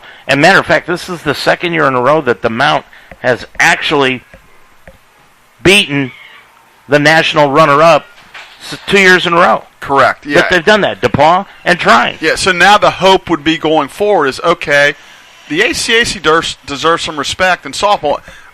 And even more so, Mount St. Joe. They have done it themselves. So you would hope if we get in, and a lot of this is tradition and how the conference has been in the last X amount of years. So with our good showing here the last couple of years, the conference should get some. And obviously, when you play in these early season tournaments in Alabama and places like that, it's early in the season, but it means so much because that kind of sets the table for when you see teams at the end of the year, even though it's February and you don't play the tournament till May. All right, let's try and see. Defiance lost this afternoon to Mount Union, 65-0. Yeah, that they probably pulled off on them too. Pulled off the Dogs. Yeah. So that is what Defiance loses this afternoon. They are 0-1. Rose-Hulman lost. They are 0-1. Anderson lost the other night to Trine, 38-0. Yep. The officials have started the clock. We're going to get this thing underway in about 10 minutes. Yep. So it'll be closer to 4:30 that we get this thing going, Chuck, than it is what we thought was 4:21. Well, we'll just keep our fingers crossed that we got no more bad weather, and we'll be able to get again a little bit of rain. But as long as we don't get any lightning or thunder, we can hopefully get this last basically quarter and 13 seconds in. Well, what does the weather situation look like? I mean, you kind of kept an eye on it. It looked like before. It looked like there was some rain in the area, but you know how it is. It breaks up and it moves and blows. I mean, I know where I live. We seem to miss the rain a lot. I mean, it's crazy. We'll be watching the Reds, and it'll be in a rain delay. It'll be dark downtown, and we'll be bright sunshine where I'm at. So weather's goofy, especially in Cincinnati in either the spring or the fall. So we'll just keep our fingers. It can rain or do anything over there, just as long as it's not here. Wait a minute. What did you still watch the Reds? Occasionally, I can't say I'm a diehard anymore, but occasionally I'll watch it and suffer through it. So let me ask you your opinion, Chuck, as we get into the NFL season, which is going to start next week. Correct. On 9/11. Mm-hmm. It'll actually start on Thursday night. Right. But 9/11 will start the football season. I have officially dropped the Cleveland Browns as my favorite team. And I can guess why. Well, I have absolutely no interest in rooting for a guy like Deshaun Watson. None at all. Yeah, that's a tough one. I mean, I totally understand your situation. I mean, for all the women out there, and, again, you're innocent until you're proven guilty, but boy, I guess there was some deals and things along the way, and but it just doesn't, not a whole lot of remorse there, which that bothers me too. But it's kind of the old, Pete Rose, I loved him as a player, but just kept denying for 15 years, figuring that's the way out. And finally he did come clean. But, sooner or later, that stuff usually comes out. And I know the women aren't supposed to talk, but at some point down the road, somebody's going to talk. Somebody will talk. And it's going to get out. And it's just a shame. It's just a shame. I think the Browns, it's a heck of a gamble, but it just goes to show you people what they'll do to win. They don't care. If you can help my football team win, we'll take you. Okay, so I'm a free agent now. I'm a free agent fan. Okay, yeah, so there you go. Who do I root for? Well, from a college standpoint, you got to root for the Buckeyes. Oh, okay, so that's the Buckeyes. Yeah, Okay. No. Well, if you're looking for a pros, if you're looking for a team to root for, if it's just right off the top, probably, and they could use fans because they don't have any, would be the LA Chargers. Because they've got Abear, who's going to be, he is fantastic, and they got really good players. The coach is a John Carroll grad, I believe. He's made some crazy decisions, but I kind of like his aggressiveness. Yep. And I'm not going to tell you I'm a Charger fan, but they don't have any in L.A., so they need fans. So that would be, and I think they're going to be fun to watch, and I think they're going to be pretty good. Well, I'm leaning, and Blake tells me I'm a front runner. Blake Watson, the SID. He tells me I'm a front runner. Now, the reason he says I'm a front runner is the team I'm considering rooting for had the only owner, or one of two owners, along with Pittsburgh and this team, to vote no against the Browns moving to Baltimore when Modell moved them. Okay, so I've got to give him credit there. And their quarterback is a graduate of a state that I lived in and loved for 3 years, which is Wyoming. So my gut feeling tells me I need to root for Buffalo. Not a bad choice. Not a bad. I mean, they got it. It looks like you're jumping on the bandwagon here. They're good. I mean, would you feel the same way if they were 3-13 last year? I don't know, but I still can't. I do know my favorite team week 1 is Carolina. Whoever's playing against the Browns. Yeah. I can tell you, if you're going to pick a team, it's always a lot easier to pick a team that's winning than losing. Absolutely, yeah. But I suffered for 22 years through the Browns trying to find a quarterback, and they finally found one, and they got rid of him to go get a guy that has such questionable character as this one. Anyway, that's my opinion. I'm just kind of looking at that as I'm trying to figure out why in the world. Now, I'm still a big Cavaliers fan. Yeah. And they had to go out and make a trade for a guy named Mitchell in order to be their savior. Yeah, and it could be pretty good. Pretty good in Cleveland. This one's good. I mean, both teams are out getting ready. Yeah, so get this one underway. We're under 5 minutes away We're going to take a quick break, and when we come back, we'll have the rest of the third quarter and hopefully the final fourth quarter of this one after this timeout. You're a Lions fan. Own it. And we are the radio home of Mount St. Joseph Lions Sports, UltimateSportsTalk.com. Football, basketball, wrestling, volleyball, softball, baseball. We are Cincinnati's sports website and also the home of the Ohio Baseball Weekly Show every Monday night during the baseball season. We are the home of the Mount St. Joseph Lions, UltimateSportsTalk.com. The School of Health Sciences at Mount St. Joseph University is a proven leader in healthcare education. The Mount offers bachelor's, master's, and doctoral degrees in nursing, including a blended online RN to BSN program and the innovative MSN Magellan program. For nearly 100 years, Mount St. Joseph University has produced outstanding healthcare professionals. Learn more at msj.edu/health sciences. Back here at Schuler Field, and we're evidently going to get this thing underway a lot quicker than we thought. The official just asked for 13.7 to be put on the scoreboard, and it has been prior to the 5 minutes running out for warm-up here. So let's reset the situation. Baldwin Wallace is at the 1 yard line of the Mount. They are down 17-14 to the Mount. There is 13.7 seconds left to go in this third quarter. And Baldwin Wallace, as we said, has the football. Yeah, they just came up with a real long, well, not just, but an hour or so ago, whenever, a long pass play. So I guess if they're going to score, we hope they score in the first play because then they'll have to kick off against the wind. Yeah, they are going into the wind right now. And the wind's picked up. Maruzek is in the backfield. They've got two men in the backfield. Rocco DeVerme and Murray. Murray's going to get the handoff. He's going to be hit behind the line, but struggles into the end zone for the score. Drug three people into the end zone for Murray, and Baldwin Wallace now on the first play after the delay has taken the lead at 20-17, and now they'll go for the extra point. Yeah, if I was Baldwin, I would have let the clock run out and scored with the win, but maybe we'll get a short kickoff and we get a good return. So Dean Saris will attempt the extra point as the wind kicking up again. Good snap. Kick is up. Ooh. And it is just barely good. We got a flag. We've got a flag as the Lions got in there. Looked like one of the Lions may have hit the kicker. But we had to deflect that, don't you think? If you touch it then it's like okay, because that ball barely went over the goalpost. Look at as there are two flags down, the officials are going to talk about this. Yeah, Devin Donnerworth is the one that got in on it. Yeah, I think they're probably talking like we can't have roughing the kicker if the ball was deflected. Oh, no, you can't. So that's what I'm thinking, but let them get together and tell us here. So, as they continue to converge, and now the official will... They're going to go over and talk to Coach Hilvert about, it might be, do you want the point or do you want half the distance because it must be against us?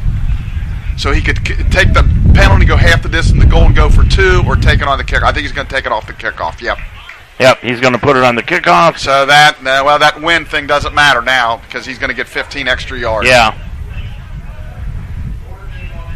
Running into the kicker on the defense, that penalty is declined. Unsportsmanlike conduct, number 51 on the defense. 15 yards from the kickoff. That's Evan Schlensker. I didn't see anything happen after that would have led to an unsportsmanlike conduct penalty against Schlensker. Yeah, we're watching the replay here, and I don't see anything either. But so I don't know if he mouthed off or what happened here. So either way, they're going to kick off from the 50. So the fact they're kicking into the wind is not going to be much of a factor now. Right. So they're going to get the 15 yards. Yep. Up to midfield is where they'll be kicking off from. So they might even pooch it here to try to pin us in. Now you can fair catch it. So we'll see what happens here. Yeah. So and that is Austin Price deep for us receiving. Yes, Austin Price. And he's back with Cornell Beecham. Right. So it'll be interesting to see how Baldwin Wallace plays this. Just boot it into the end zone or kind of pooch it. So. Yep. So Saris is going to approach the ball, and he's going to kick it off deep and through the end zone, and it'll go all the way through the end zone for the touchback. So the Lions will get it 1st and 10 at their own 25 with 2.6 seconds to go in the third quarter. Yeah, if he kicks out from the 35, we're going to catch it around the 10 or so, and we may get a big return, but, had an unsportsmanlike penalty. So we'll get one play with the win, then we'll switch sides. So Taylor, the quarterback. Cornell Beecham back in the backfield. Porter out wide right. Ayler slot right. Newton is out wide left. Tight end lined up off the line of scrimmage on the left-hand side. Handoff goes to Beecham around the right side. Cuts it across to 25, 30, 35, up to the 40. He'll be dropped down at the 44-yard line. That's going to be a 19-yard run by Cornell Beecham to end this third quarter of play. And the Lions are down by 4, but their offense is back out on the field here at the end of the third quarter. Your score, it's Baldwin Wallace 21. The Mount 17 as we enter the final 15 minutes of this home opener on the Mount St. Joseph Radio Network. You're a Lions fan. Own it. And we are the radio home of Mount St. Joseph Lions Sports. UltimateSportsTalk.com. Football, basketball, wrestling, volleyball, softball, baseball. We are Cincinnati's sports website and also the home of the Ohio Baseball Weekly Show every Monday night during the baseball season. We are the home of the Mount St. Joseph Lions, UltimateSportsTalk.com. So the Lions will have the football to begin this fourth quarter, heading into the wind, 1st and 10 at their own 44-yard line against Baldwin Wallace, down by a score of 21-17. Taylor, handoff to Beecham off right tackle. He's going to gain a yard and be stopped right at the 45.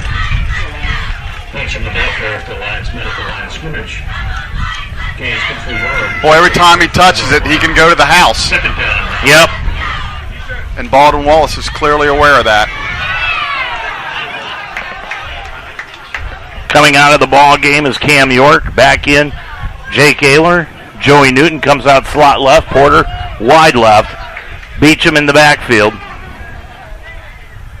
along with Taylor out of the pistol. Now Beecham moves over to the left-hand side of Taylor, dropping back Taylor on 2nd and 9. Heavy rush. Throw it out of bounds. Taylor out of bounds. is going to tuck it under, and he's going to cut across the 45, take a shot. There's a flag called, and they're going to call a roughing the passer penalty finally on the play. That's in our favor, but I don't know about that one. Josh was put his shoulder down, ran into him, but we'll take it if that's the call. Well, they let him get away with it a couple of times in the first half. Play. Number 33 on the defense. Late hit out of bounds. 15 yards. First down. So he hit him late out of bounds is what the call is.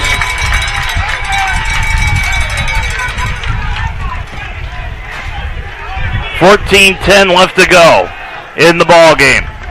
Lions down by 4, 21-17. Beecham still in the backfield with Taylor. Porter comes out wide to the left. Newton is slot left. Ayler all the way out to the right-hand side. Ball in the near hash mark. Taylor takes the handoff. Handoff to Beecham. Got a lot of room to the 40. Cuts it to the right side, and he's going to be shot down at the 37, 36-yard line. That's going to be a gain of about 6 on the play. Yeah, originally that looked like it was going to be about a 15 or 20-yard gain. They closed right there. Very well, Baldwin Wallace. They are really fast. They are. It looked like a big gain. And still, we'll take the 6, but it looked like it was definitely a first down and more. 2nd down, 4 yards to go for the Lions. One of these plays where they could go to the air or put it on the ground. Yeah, I think I'm going to hand it to Cornell again. 13:20 to go in the ball game. Stacked receivers out to the left-hand side. Now moving in motion, Porter to the far side of the field. Beecham to the left, dropping back Taylor. He's going to throw the ball off his back leg, and there's going to be a flag holding. Probably defensive holding. Probably going to be defensive holding against Baldwin Wallace because they were going to Newton, and Newton got held up about 10 yards past the line of scrimmage. Yeah, Josh was throwing that. He had to get rid of it, throwing off his back foot. But the reason he overthrew him by a mile was because they held Joey. Before the pass, holding number 22 on the defense. It's a 10-yard penalty and an automatic first down. So that'll give the Lions a first down at the 27-yard line of Baldwin Wallace. Now they're going to put it inside the 27, near the 26. So it's 1st and 10 at the 26 of Baldwin Wallace. 2 receivers out wide on each side for the Lions, looking to get a go-ahead score here with 13:09 remaining in the ball game. The lights that come on here at Schuler Field, awful dark. 1st and 10. Yep, the clouds are rolling in. Dropping back, Taylor throws it to the left. It's complete to Newton at the 20. Splits the defense and dives forward to the 17-yard line. Joey Newton having a big day.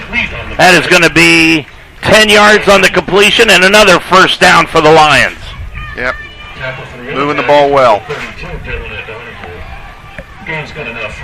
1st down 10. Ball at the 17-yard line of Baldwin Wallace. Lions with 2 receivers out wide on each side. Beecham in the backfield.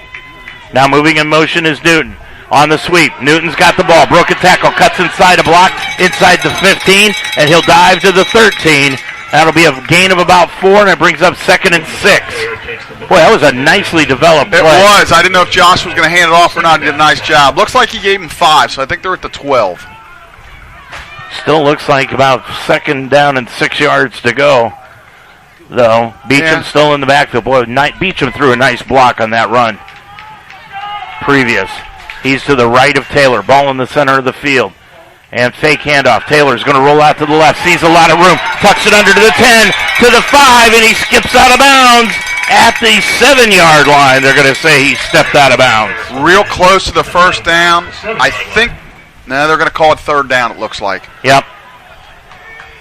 Boy, where they spotted him right at the 7. Yeah, it looked like he had it. Chuck, that's a first down, and they've got it spotted at the 7. Yeah, because, you're right. But for whatever reason, it must be like a foot. It has to be. Well, that's what they're going to say. 3rd down, less than the length of a football. Handoff Beecham. Beecham takes it down to the 5, to the 4. He's got a first down, and it's 1st and goal for the Lions. Boy, what a nice answer so far by the Lions offense. Yeah, it's, again, I'll give Coach Coral a lot of credit here. He's really calling a magnificent game and mixing the run and the pass up, and Cornell's obviously a weapon. Beecham to the left of Taylor. Powell to the left, tight end left. Bunch formation for the Lions. Taylor is going to take it off the left side himself, takes it down to the 2. He's wrapped up and downed on the play by Brandon Seawright. What I like about this drive, too, we're churning the clock, shortening the game, less possessions for them. 11 minutes exactly to go in the ball game. Yeah, the longer you can hang with them, the more maybe they tighten up a little bit. 21-17 B-dub. Okay, we got the 40-second clock running. The official stopped there. He's counting, but play clock down to 10. Now Beecham switches from the right to the left. 2nd and goal from the 2. Taylor, fake handoff, rolls to the left, throws it out to the left-hand side. It goes to Newton. Flag on that the could play. be helmet to helmet. I think you're going to see helmet to helmet targeting on that, Chuck. I think you're right. He's going to be dropped right at the 2. Yep. The official threw the flag right away. Let's see what we got. This is going to be a real interesting call. Yeah, because if it's a holding call against us, we're pushed back, but helmet to helmet, it's 1st and goal at the 1. Beecham says it's against them. He's signaling to the sideline. It is against Baldwin Wallace. And here comes the call. Holding. Offense. 10-yard penalty. We played it down. Wow. That's against Porter. Yeah, that's... Boy, we were looking for the other way. Boy, oh boy. Yeah, I didn't see that one coming. Didn't either. Boy. So that means it's 2nd and goal from the 14-yard line. Yeah, what a game-changing call right there. Still manageable. Yeah, sure. Taylor in the backfield. Got single coverage over there on the right side. with Beecham to the right. Fake handoff. Taylor rolls to the right, throws back to the left to Beecham. Beecham at the 10, inside the 10, struggles forward. He's going to be down at the 7-yard line. Clock will continue to run. He's going to be spotted, check at the 8. And I'm going to say it right now, if we don't make it, I think unless it's a big negative play, we go for it. I think I agree with you. I just feel like, we got to try to get the lead here. Clock continues to run. We're under 10 minutes, 9:40 left to go in the ball game. Lions knocking at the door. 3rd down. Goal to go from the 8. Beecham to the left of Taylor. Taylor, now the whistles have blown before the clock, and Baldwin Wallace called a timeout. So we've got a timeout. When we come back, it'll be 3rd down, goal to go from the 8. 9:31 remaining to go in the ball game. It's Baldwin Wallace 21, the Mount 17 on the Mount St. Joseph Radio Network. What do you wish for? A nice life? Nice things? Or do you wish for something more? A sense of purpose? Do you wish to discover a cure? To write code that cracks an unsolvable question? To further our exploration into space? Or to invent something that changes everything right here on Earth? Well, if that's your wish, make yourself ready. Because when you look back, you'll see that you didn't just make wishes. You realized them.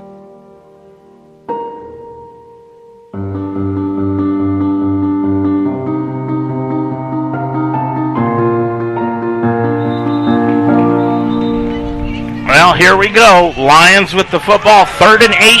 3rd and goal from the 8. Excuse me. Baldwin Wallace used their first time out of the half. They've got 2 remaining. Lions have all 3. 9:31 left to go in the game. Taylor with Beecham to his left. Moving on the line. Nobody is calling. Now the Lions are moving. What? Oh, that was a mistake by the Lions. Yeah, since he got back, it's probably going to be on 73. Movement on the line by... Yeah, when they move, you have to move with them. At least that's the NFL way. I don't know how it is at this level. Let's see. I thought when you break the plane of the football anymore at college level, it's automatically blown dead. Yeah, I was shocked that they didn't blow it. Right. Let's see what they got here. They're talking. And then for whatever reason, after the defensive lineman got back, Colin Kandra jumped up at least a couple of seconds after he got left and hit the defensive end. It's supposed to be like within a, if he jumps, then you jump, and then it's on them. Let's see what he's going to call here. We got encroachment. Okay. Defense number 97. Hit the distance to the goal. 3rd down. Coach Hilbert's upset. I think he's telling the official exactly what I said. Yeah, their guy jumped, but we jumped about 3 seconds later. Yeah. So, well, whatever it is, that helps us. You could theoretically run here and have another down. So. Takes it to the 4. 3rd and goal now from the 4 after the penalty. Beecham to the right of Taylor. Bunch formation. Fake handoff. Throw out to the corner of the end zone to Porter. Touchdown! Porter on the back shoulder pass. And then Porter gets called for an unsportsmanlike conduct penalty for taunting the defensive back. Not a smart play. Lack of discipline right there. Just lack of discipline. But we talked about it in the pregame show. One of the keys, no silly penalties. Yep, that's just selfish on his part. There's no other way to say it. Just selfish. He got the touchdown. Yeah, great back shoulder throw by Josh. Absolutely. Tremendous. And a good catch, a great play call by Caleb, everything. And then we do something, we're going to give them a really short field. Yep. We're going to be kicking off from the 20, into the wind. Yeah, Coach Hilbert could move them back here, but I think while it would make it a tough extra point, I think he'd rather have the 15 yards on the kickoff. But let's see what they choose here. Well, they're not even talking to Hilbert yet. They're talking amongst themselves. I think what they're trying to figure out is, does he have an option? Let's see what they say here. Result of the play is a touchdown. We had unsportsmanlike taunting on number 2 on the offense. That penalty would be applied on the kickoff at the succeeding spot. Replay this down. Well, it wasn't. I don't think it was against Joey Newton. No, it wasn't. It was on. No. Yeah, it was on Porter. Correct. But they called it on number 2. Nonetheless, Lions will be penalized on the kickoff. 9:25 to go. Lions have taken a 2-point lead. Farfsing into the wind. Good hold. Kick is up, and the kick is good. 24-21 Lions. 9:25 remaining on the Mount St. Joseph Radio Network. Where are you headed? Where would you like to go? New heights, right? At Mount St. Joseph University, we integrate academic excellence, real-world experience, and individual attention so that you can climb higher. Begin your ascent at msj.edu. Dear college sports, there's light at the end of the tunnel. A return to normal, and all we love about sports. You've instilled resilience, focus, and selflessness in us. We've put those lessons to work. We've found strength and unity in each other.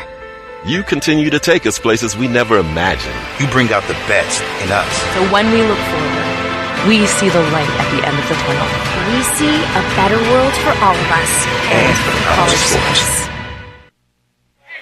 Well, it's going to be a tough one here for the Lions as they lead it by a 24-21 score. 9:25 left to go in the ballgame, Chuck. But because of that unsportsmanlike conduct, and clearly the right call. It was. Clearly the right call. He's got to kick off from the 20 into the wind. So the wind's dying down a little bit, but that really puts, Baldwin Wallace is getting the ball at midfield maybe. Absolutely.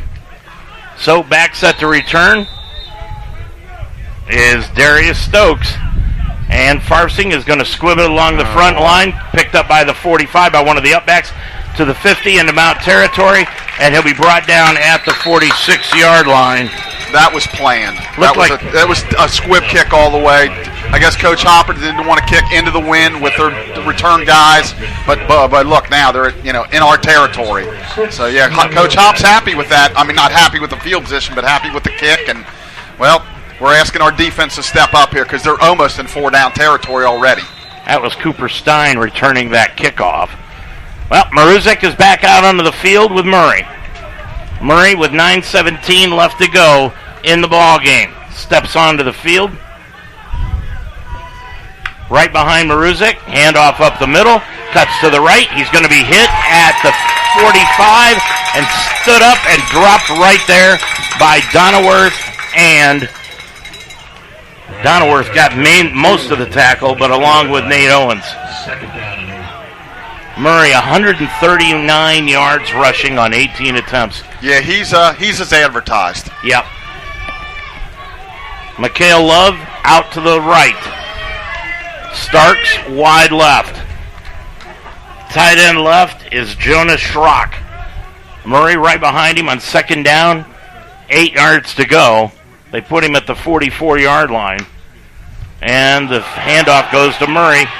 Stutter steps, gets it across the 40, down to the 39-yard line. Yeah, I'm seeing a pattern here, Chuck, and it's the same as what I saw last year. Wherever you think the ball carrier is down, add a yard. Yeah, I've seen that quite a few times today. Yeah, it was what happened last year, and it seems to be happening this year. Wherever the ball carrier is down, add a yard, that's where they spot it. Wow, we're down to 8 minutes, big third down. Third down, 3 yards to go. Maruzek with 2 in the backfield with him, along with Murray.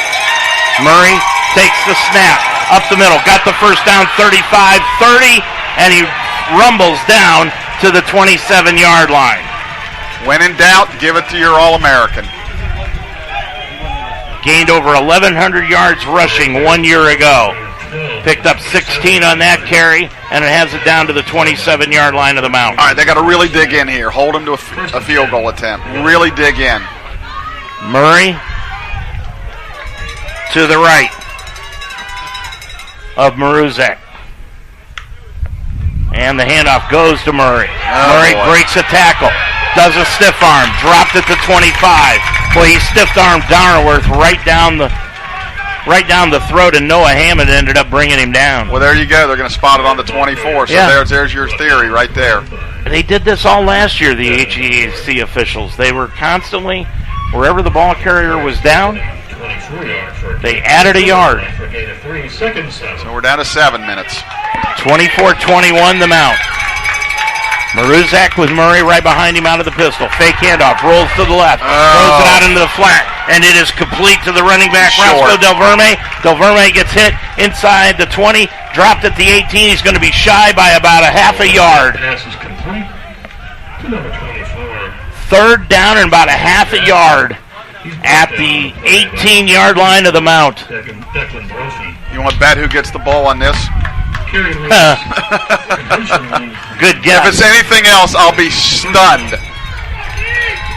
6:20 and running left to go. Murphy gets the handoff. You were right. Right up the middle, got the first down as he stutters across the 15 to the 13. Doesn't take a genius to figure that one out. 5 yards on the carry. Boy, he has just been automatic all day long, averaging 7 yards a carry. 165 yards on the ground so far today. Yellow Jackets carry takes the ball down on just 22 attempts. Yeah, kind of in the first half, like you said, they were making some changes here and there. Now it's just he's carrying the load. 6 minutes to go exactly. 1st and 10 from the Lions' 14-yard line. Maybe the 13. In motion to the left, the tight end. Handoff goes to Murray around the left-hand side. Hit at the line. Spins inside the 10. Boy, he's got that stiff arm. Yep. Really down pat. Takes it inside the 10. He's going to be dropped at about the 7. A gain of 5. Yeah, we've got Cornell. They've got Murray. I mean, they're both outstanding running backs. They have their different styles, but they're both really good. Ball at the 8-yard line. Murray out of the pistol. Right behind Maruzek. Maruzek, now he moves to the left. I would assume he'll get it again. Murray moves to the left, excuse me. Hand off to Murray, up the middle, inside the 8, goes down to the 6. 2-yard gain, and it brings up third down and about 3 yards to go, and the clock continues to run. 4:55 remaining. I'm going to assume he's going to get it again, and then they'll have a decision to make if we can hold him. But I think it's, unless they get a negative play, they'll go for it on fourth down. I'll tell you what, Chuck, they may go for the field goal. Well, they have the wind, and the kicker's good, but depends how close. So let's get a stop. 4:30 left to go, 3rd and 3. Maruzek takes it. Fake handoff, rolls out to the left. He's going to be hit, and he's going to skip inside. Boy, it's going to be close. They're saying fourth down. Let's see what they say. The official on the side, Judge, is saying fourth down. He's less than a yard. He's less than a yard away. Now let's see what they decide to do. I say they're going to go for it, and they're going to go for it. They're going to go for it. Here comes their big package. They're going to go. It's fourth down and about a half yard to go. And we're going to be under 4 minutes by the time this ball snaps. 4 minutes now, exactly. Murray behind Maruzek. Ball at the 4. Needs to get inside the 4. Sell out on Murray. Sell out. To Maruzek. To Murray. He gets hit right at the 2. Spins inside. Touchdown. Maruzek got it in with 3:43 left to go in the ball game, and it gives Baldwin Wallace a 27-24 lead. To me, and I know they probably sold out. It was no mystery. And again, you can know who's getting it sometimes, and it don't matter. I think of the old John Riggins days. Yep. You know he's getting it. Here comes the diesel, and stop him. 27-24. This becomes a big extra point here. In for the extra point. Waymer, the holder. Kick is up. Kick is good. 3:43 to go in the ball game. Your score from Schuler Field. It's now Baldwin Wallace 28, the Mount 24 on the Mount St. Joseph Radio Network. I learned patience from my adoptive dad. All he had to say was, "Hey, you got this. Just breathe." Hey. We're pretty good. Yeah. Might have to start a band. I got it. Learn about adopting a teen from foster care. You can't imagine the reward.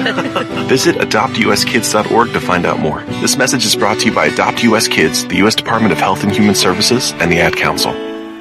Well, let's see what the Lions can do now. They've got all 3 timeouts left. Dave Mitchell, Chuck Murray back here at Schuler Field. 3 minutes, 43 seconds remaining. Boy, that unsportsmanlike penalty. Yeah, it killed us. Yep. Killed us. I think with 3:43 to go, I think we're in 4-down territory the whole way. You punt it away against the wind with little time left. I just think, I'd play to win. And, expecting our defense to hold them is, we've been on the field a lot. So I think we're 4-down territory from here on out. Saris kicks it off. High kick with the wind to his back. Takes it to Beecham in the end zone, but he's going to bring it out to the 10, 15, right up the middle, to the 20, 25. He's going to be spun forward out to the 28-yard line.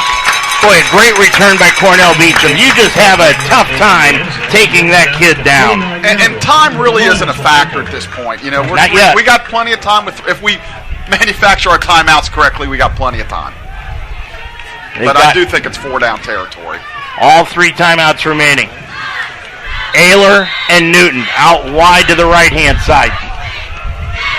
You can hand it off. You can do pretty much what you want right now. Beecham right behind Taylor. Hand off to Beecham around the right side. He's going to be hit at the 30 and dives forward to the 32-yard line, 4 yards on the. Because ideally, what you want to do is score, but you want to score with about 30 seconds to go is what you want. So it's kind of, you want to score and leave them as little time as possible. So we got to get the ball past midfield, then we can go to work. Lions with a no tight end setup. Powell's out of the ball game. Porter in. Beecham to the left of Taylor. Fake handoff. Taylor up the right-hand side. He's got Newton through it right into the back. It was a back shoulder throw. Yep, yeah. Robbie Williamson. Check out Anthony Kendall with the knockaway on that. And it brings up 3rd down and 7. That's a tough completion to try to make. That's a tough back shoulder throw. McKenzie is back into the ballgame at running back. Beecham's going to move to a slot. Yeah, I know we have all 3 timeouts, but I'm playing to win here. 2:59 left to go. 3rd down along 7. Lions down on the scoreboard 28-24. Dropping back, Taylor steps up, throws it up the right side, and it's going to be complete. Oh, my God. He beats him. He caught the ball off the deflection. He's going to take it up the left-hand side, and he's going to go all the way into the 5, down to the 3. Oh, my goodness. What a catch by Cornell Beecham. Off the deflection, and he took it down to the 4. I'm old enough to remember the Immaculate Reception. Yes. That's the Immaculate Reception there. That's the Mount's answer to it. This is where the Mount, I think, needs to take a timeout. 2:37 left to go. Trying to get organized at the shot. The clock is down to 10, the play clock. Taylor looking things over. Lions up to the 4-yard line on 1st and goal. Taylor's going to take it himself. Inside the 3 to the 2. I can see Baldwin Wallace. Yeah, they're going to use timeouts here in case we score. They want some time left. That's a smart timeout by Baldwin Wallace. 2:18 left to go. What an unbelievable play by Cornell Beecham, Chuck. I had to pick my heart up off the ground. It's what a game, what a play. A little luck never hurts. He caught that ball right off the deflection. I didn't even see who the DB was that he deflected it off I don't think the DB saw it. He thought he had it knocked down, play over, and holy cow. Yeah, they're getting their money's worth today. Absolutely. Boy, maybe this hour delay was worth it. Well, if we end up winning, you're going to hear a lot of complaints from Baldwin Wallace saying, well, that was the reason why, but again, we go back to the rules are rules. Yep. Whether you like it or not. Well, we didn't like it. No, we certainly didn't like it. Yep. Lions, after that timeout by Baldwin Wallace, they've got 1 left. B-Dub has 1 left. Looks like Cornell's still catching his breath over there. Lions on 2nd down, ball spotted at about the 3. I expect another Josh Taylor quarterback draw. I agree with you. McKenzie's in the backfield. Powell, tight end left, lined up off the line of scrimmage. Receivers out wide on both sides. Yep. Taylor's going to throw. He's got a receiver in the end zone. Touchdown, Newton! Lions have regained the lead on the touchdown by Joey Newton. That was a great route, in and out. Perfect throw by Josh Taylor. Again, Joey Newton having a fantastic day. Look at Caleb Carell's sprint, 40 yards. Well, he's called a magnificent game, and our guys have, for the most part, executed against a top 25 team. Lions Big extra point here. Lions up by 2, 30-28. Murray the holder, Farsing the kicker. Kick is up, and the kick is good. Here we go. 2:13 remaining in the ball game. Wow, what a game. Now Baldwin Wallace's turn. Your score. The Mount 31. Baldwin Wallace 28 on the Mount St. Joseph Radio Network. Teaching is my calling. So when I needed to renew my license, I chose Mount St. Joseph University. The Mount offers the only program in the state of Ohio that allows you to combine 2 education endorsements to earn a graduate degree. In less than 2 years, I combined the reading and gifted intervention specialist endorsements. Classes were convenient, fully online, and I received personal attention from my professors. The Mount helped me climb higher in my career. Begin your ascent at msj.edu/Ohio. Try to let it 2 minutes, 13 seconds remaining in the ball game. The Lions lead it now 31-28 on Joey Newton's touchdown reception from the quarterback, Josh Taylor. Well, we'll see what they do here. Last time they squibbed, but that was from the 20, so we'll see if they let Farsing kick it long or if they do another squib kick. But we can't afford to give them the ball at the 50-yard line. No, we need to get them pinned inside the 25, 30, 35-yard line. Yep. I agree with you, Chuck. So let's see what they say here. They've got only one timeout left. 2:13 remaining to go in the ball game. Lions leading it. Farsing attempts. Yeah. Now he's going to squib it up the field. It's going to be hit. The ball at the 33, but then came down with it. Well, obviously the coaching staff just really feels afraid of kicking the ball deep to their returners, but we're giving them really good field position. So, but that's the decision they went with. That was Cooper Stein again that got that ball, but here they are. They're inside the 35-yard line at about the 33. Yeah, they probably need to get, well, with the wind at their back, they probably need to get to the 30 to have a legitimate chance. At 47 yards, that'd be asking a lot. Probably the 25. So let's come up with a turnover here and end this thing. 1st and 10, 2:07 remaining in the ball game. Baldwin Wallace has one timeout left. Remember that. They've got it at the 33 in their own territory. Maruzic with Murray in the backfield. A lot of chatter going on in that offensive line for the Yellow Jackets. Maruzic takes a snap, drops back, throws out to the left, and it is complete and hit immediately is Stevenson as he got the receiver on the play, which was Jonas Schrock. He was all over him. Good play. We're down to almost a minute 50. Gain of 3. 2nd down 7. Call it a long 6. Keep him in front of the sticks and make the tackles. Maruzic with Murray back there behind him. To the side of him, excuse me. Receivers out wide on both sides. Trips to the near side. Dropping back Maruzic. He's going to be under a heavy rush. Rolls out to the right. Hit as he throws, and it's going to be incomplete. He overthrew the intended receiver, which was Jake Novak. A minute 27 to go. Big 3rd down. And clearly they're in 4-down territory. So even if they complete it, make the tackle, keep them in bounds, and keep the clock running. 1:27 to go in the ball game. 3rd down 7. 31-28 Mount. Murray to the right of Maruzic. Big play defensively for the Lions. Maruzic takes the snap. Drops back. Looks upfield. He's going to throw it out to the left-hand side. He overthrew his intended receiver. Jake Hill missed him by 5 yards. One more play. We're down to 1 play. We hold him, it's over. 4th down 7. It's like match point in tennis. 1:22 left. Here we go. Standing O for the blue and gold of the Mount St. Joseph Lions. 4th down. Maruzic trips out to the near side. Ball on the far hash mark. And now Baldwin Wallace is going to use their last time out. Boy, I haven't heard this stadium this loud in a long time, Chuck. This is great to hear. I hope the news people are here. Get this all over the news for us tonight. What a great atmosphere. It's been a heck of a football game, and I'm just glad to be a part of it. This has been one of those games. Well, I wouldn't think Baldwin Wallace is going to punt, but their punter's warming up. No, he's warming up for next week. Can you guys see? There's no punting here. Boy, what a game this has been. Josh Taylor with 2 rushing touchdowns. Joey Newton catching the touchdown pass that put the Lions in the lead here.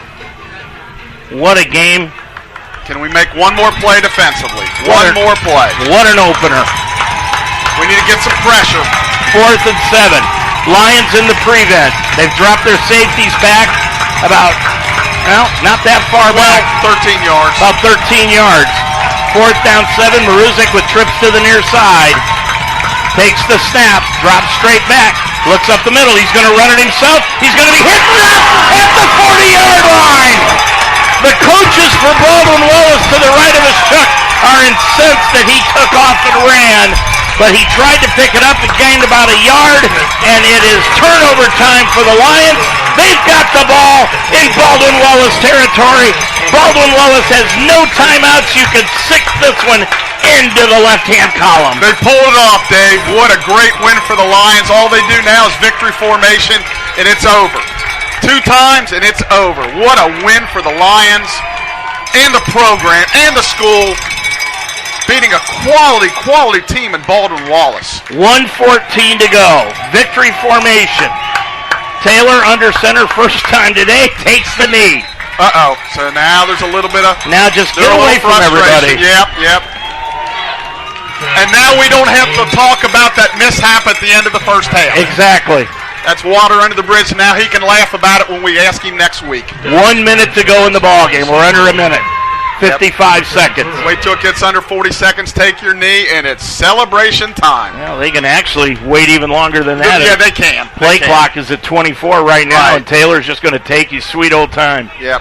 Boy, our rain delay guest, Jayton Tomlin, was really good at this. Jim Hilbert comes back to his old stomping grounds, and the Lions send him home upset. Taylor takes a knee. That's going to do it. Game is over. Lions, as the clock is under 25 seconds, don't have to take another snap, and they are celebrating on the sideline their 31-28 win. Big win by the Lions in their home opener for the 2022 season. Boy, you couldn't ask for anything more than this. Oh, what a game. I couldn't have asked for more with my first football broadcast.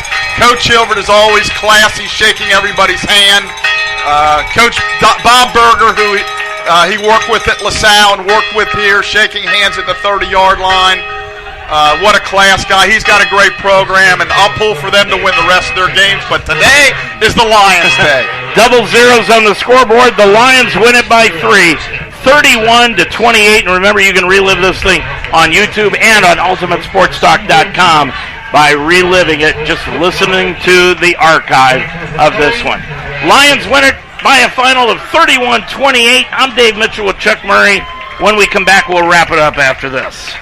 I can solve difficult problems for a Fortune 500 company. I can run a successful business. I can manage your home improvements. I can publicize your message. I can motivate your audience. I can put my military experience to work for your company. I can teach your children. I can boost your bottom line. I can add value to your workplace. I could be a loyal and productive employee. But I can't put my skills to work for your organization if I'm not given the opportunity. If you don't recognize my talents and ability. If you don't hire me. If you don't have an open mind and a workplace that's open to everyone. If you don't realize that America works best when everybody works. What can you do? What can you do? What can you do? You can remember that it worked. It's what people can do. It's what people can do that matters. Nearly 50 million Americans have disabilities. Capitalize on their talents with employment practices that benefit everyone. Learn more at whatcanyoudocampaign.org. Chuck Ray back here at Schuler Field. The Lions win it by a final score of 31-28. What a game here this afternoon, and the crowd was as much a part of it as anybody. Unbelievable win. I mean, I'm not going to lie to you. Coming in, I didn't know that this was possible, but the kids believed, the coaching staff believed, and I'm telling you, they backed it up on the field. The first quarter, boy, 14 right off the bat, 14-3, and they're doing everything they wanted to do. And then the defense stepped up big time in the second quarter. Third quarter, so-so. The offense, again, I can't compliment Caleb Corral anymore. He played, called a great game, and we executed. Joey Newton, I don't want to forget anybody. Josh Taylor was tremendous. Cornell, what can you say about him? The offensive line, and defensively, Coach Thompson's unit, 28 points, you think, well, that 28 points against Baldwin Wallace, that's a heck of an effort. So it was a team effort. The kicking game, Kyle Farsing makes every extra point and all the field goals. His kickoffs were good, other than the one where we had the penalty. Ryan had a few good punts. So it was just a great team effort overall. I'm thrilled for the guys, thrilled for the program. Cornell's first football game since 2019, and he runs the ball 22 times for 131 yards in the ball game, and receiving, he had 131 yards receiving, so he ended up with 262 yards in total offense today. Oh, wow, just another day at the office for him, right? Right. I mean, what a tremendous football player. I mean, I've been watching Mount St. Joe football a lot of years, and he's the best player I've ever seen. I don't know if the numbers, what they're going to stack up against everybody. We've had a lot of great players come through here, but what he can do to impact the game, whether it's returning kicks, whether it's running the ball, whether it's catching passes, he's just a great football player. Josh Taylor, 20 of 31 passing today for 261 yards, a touchdown. He was sacked 3 times. We told you Beecham had 131 yards rushing, 131 yards receiving in the ball game, averaged 6 yards a carry in the ball game. Josh Taylor also ran the ball 15 times for 58 yards and 2 touchdowns. Joey Newton once for 4 yards. Receiving, the Lions, Beecham, he caught 8 passes for 131 yards. Joey Newton, 7 passes for 80. Jake Ayler, 2 passes for 28.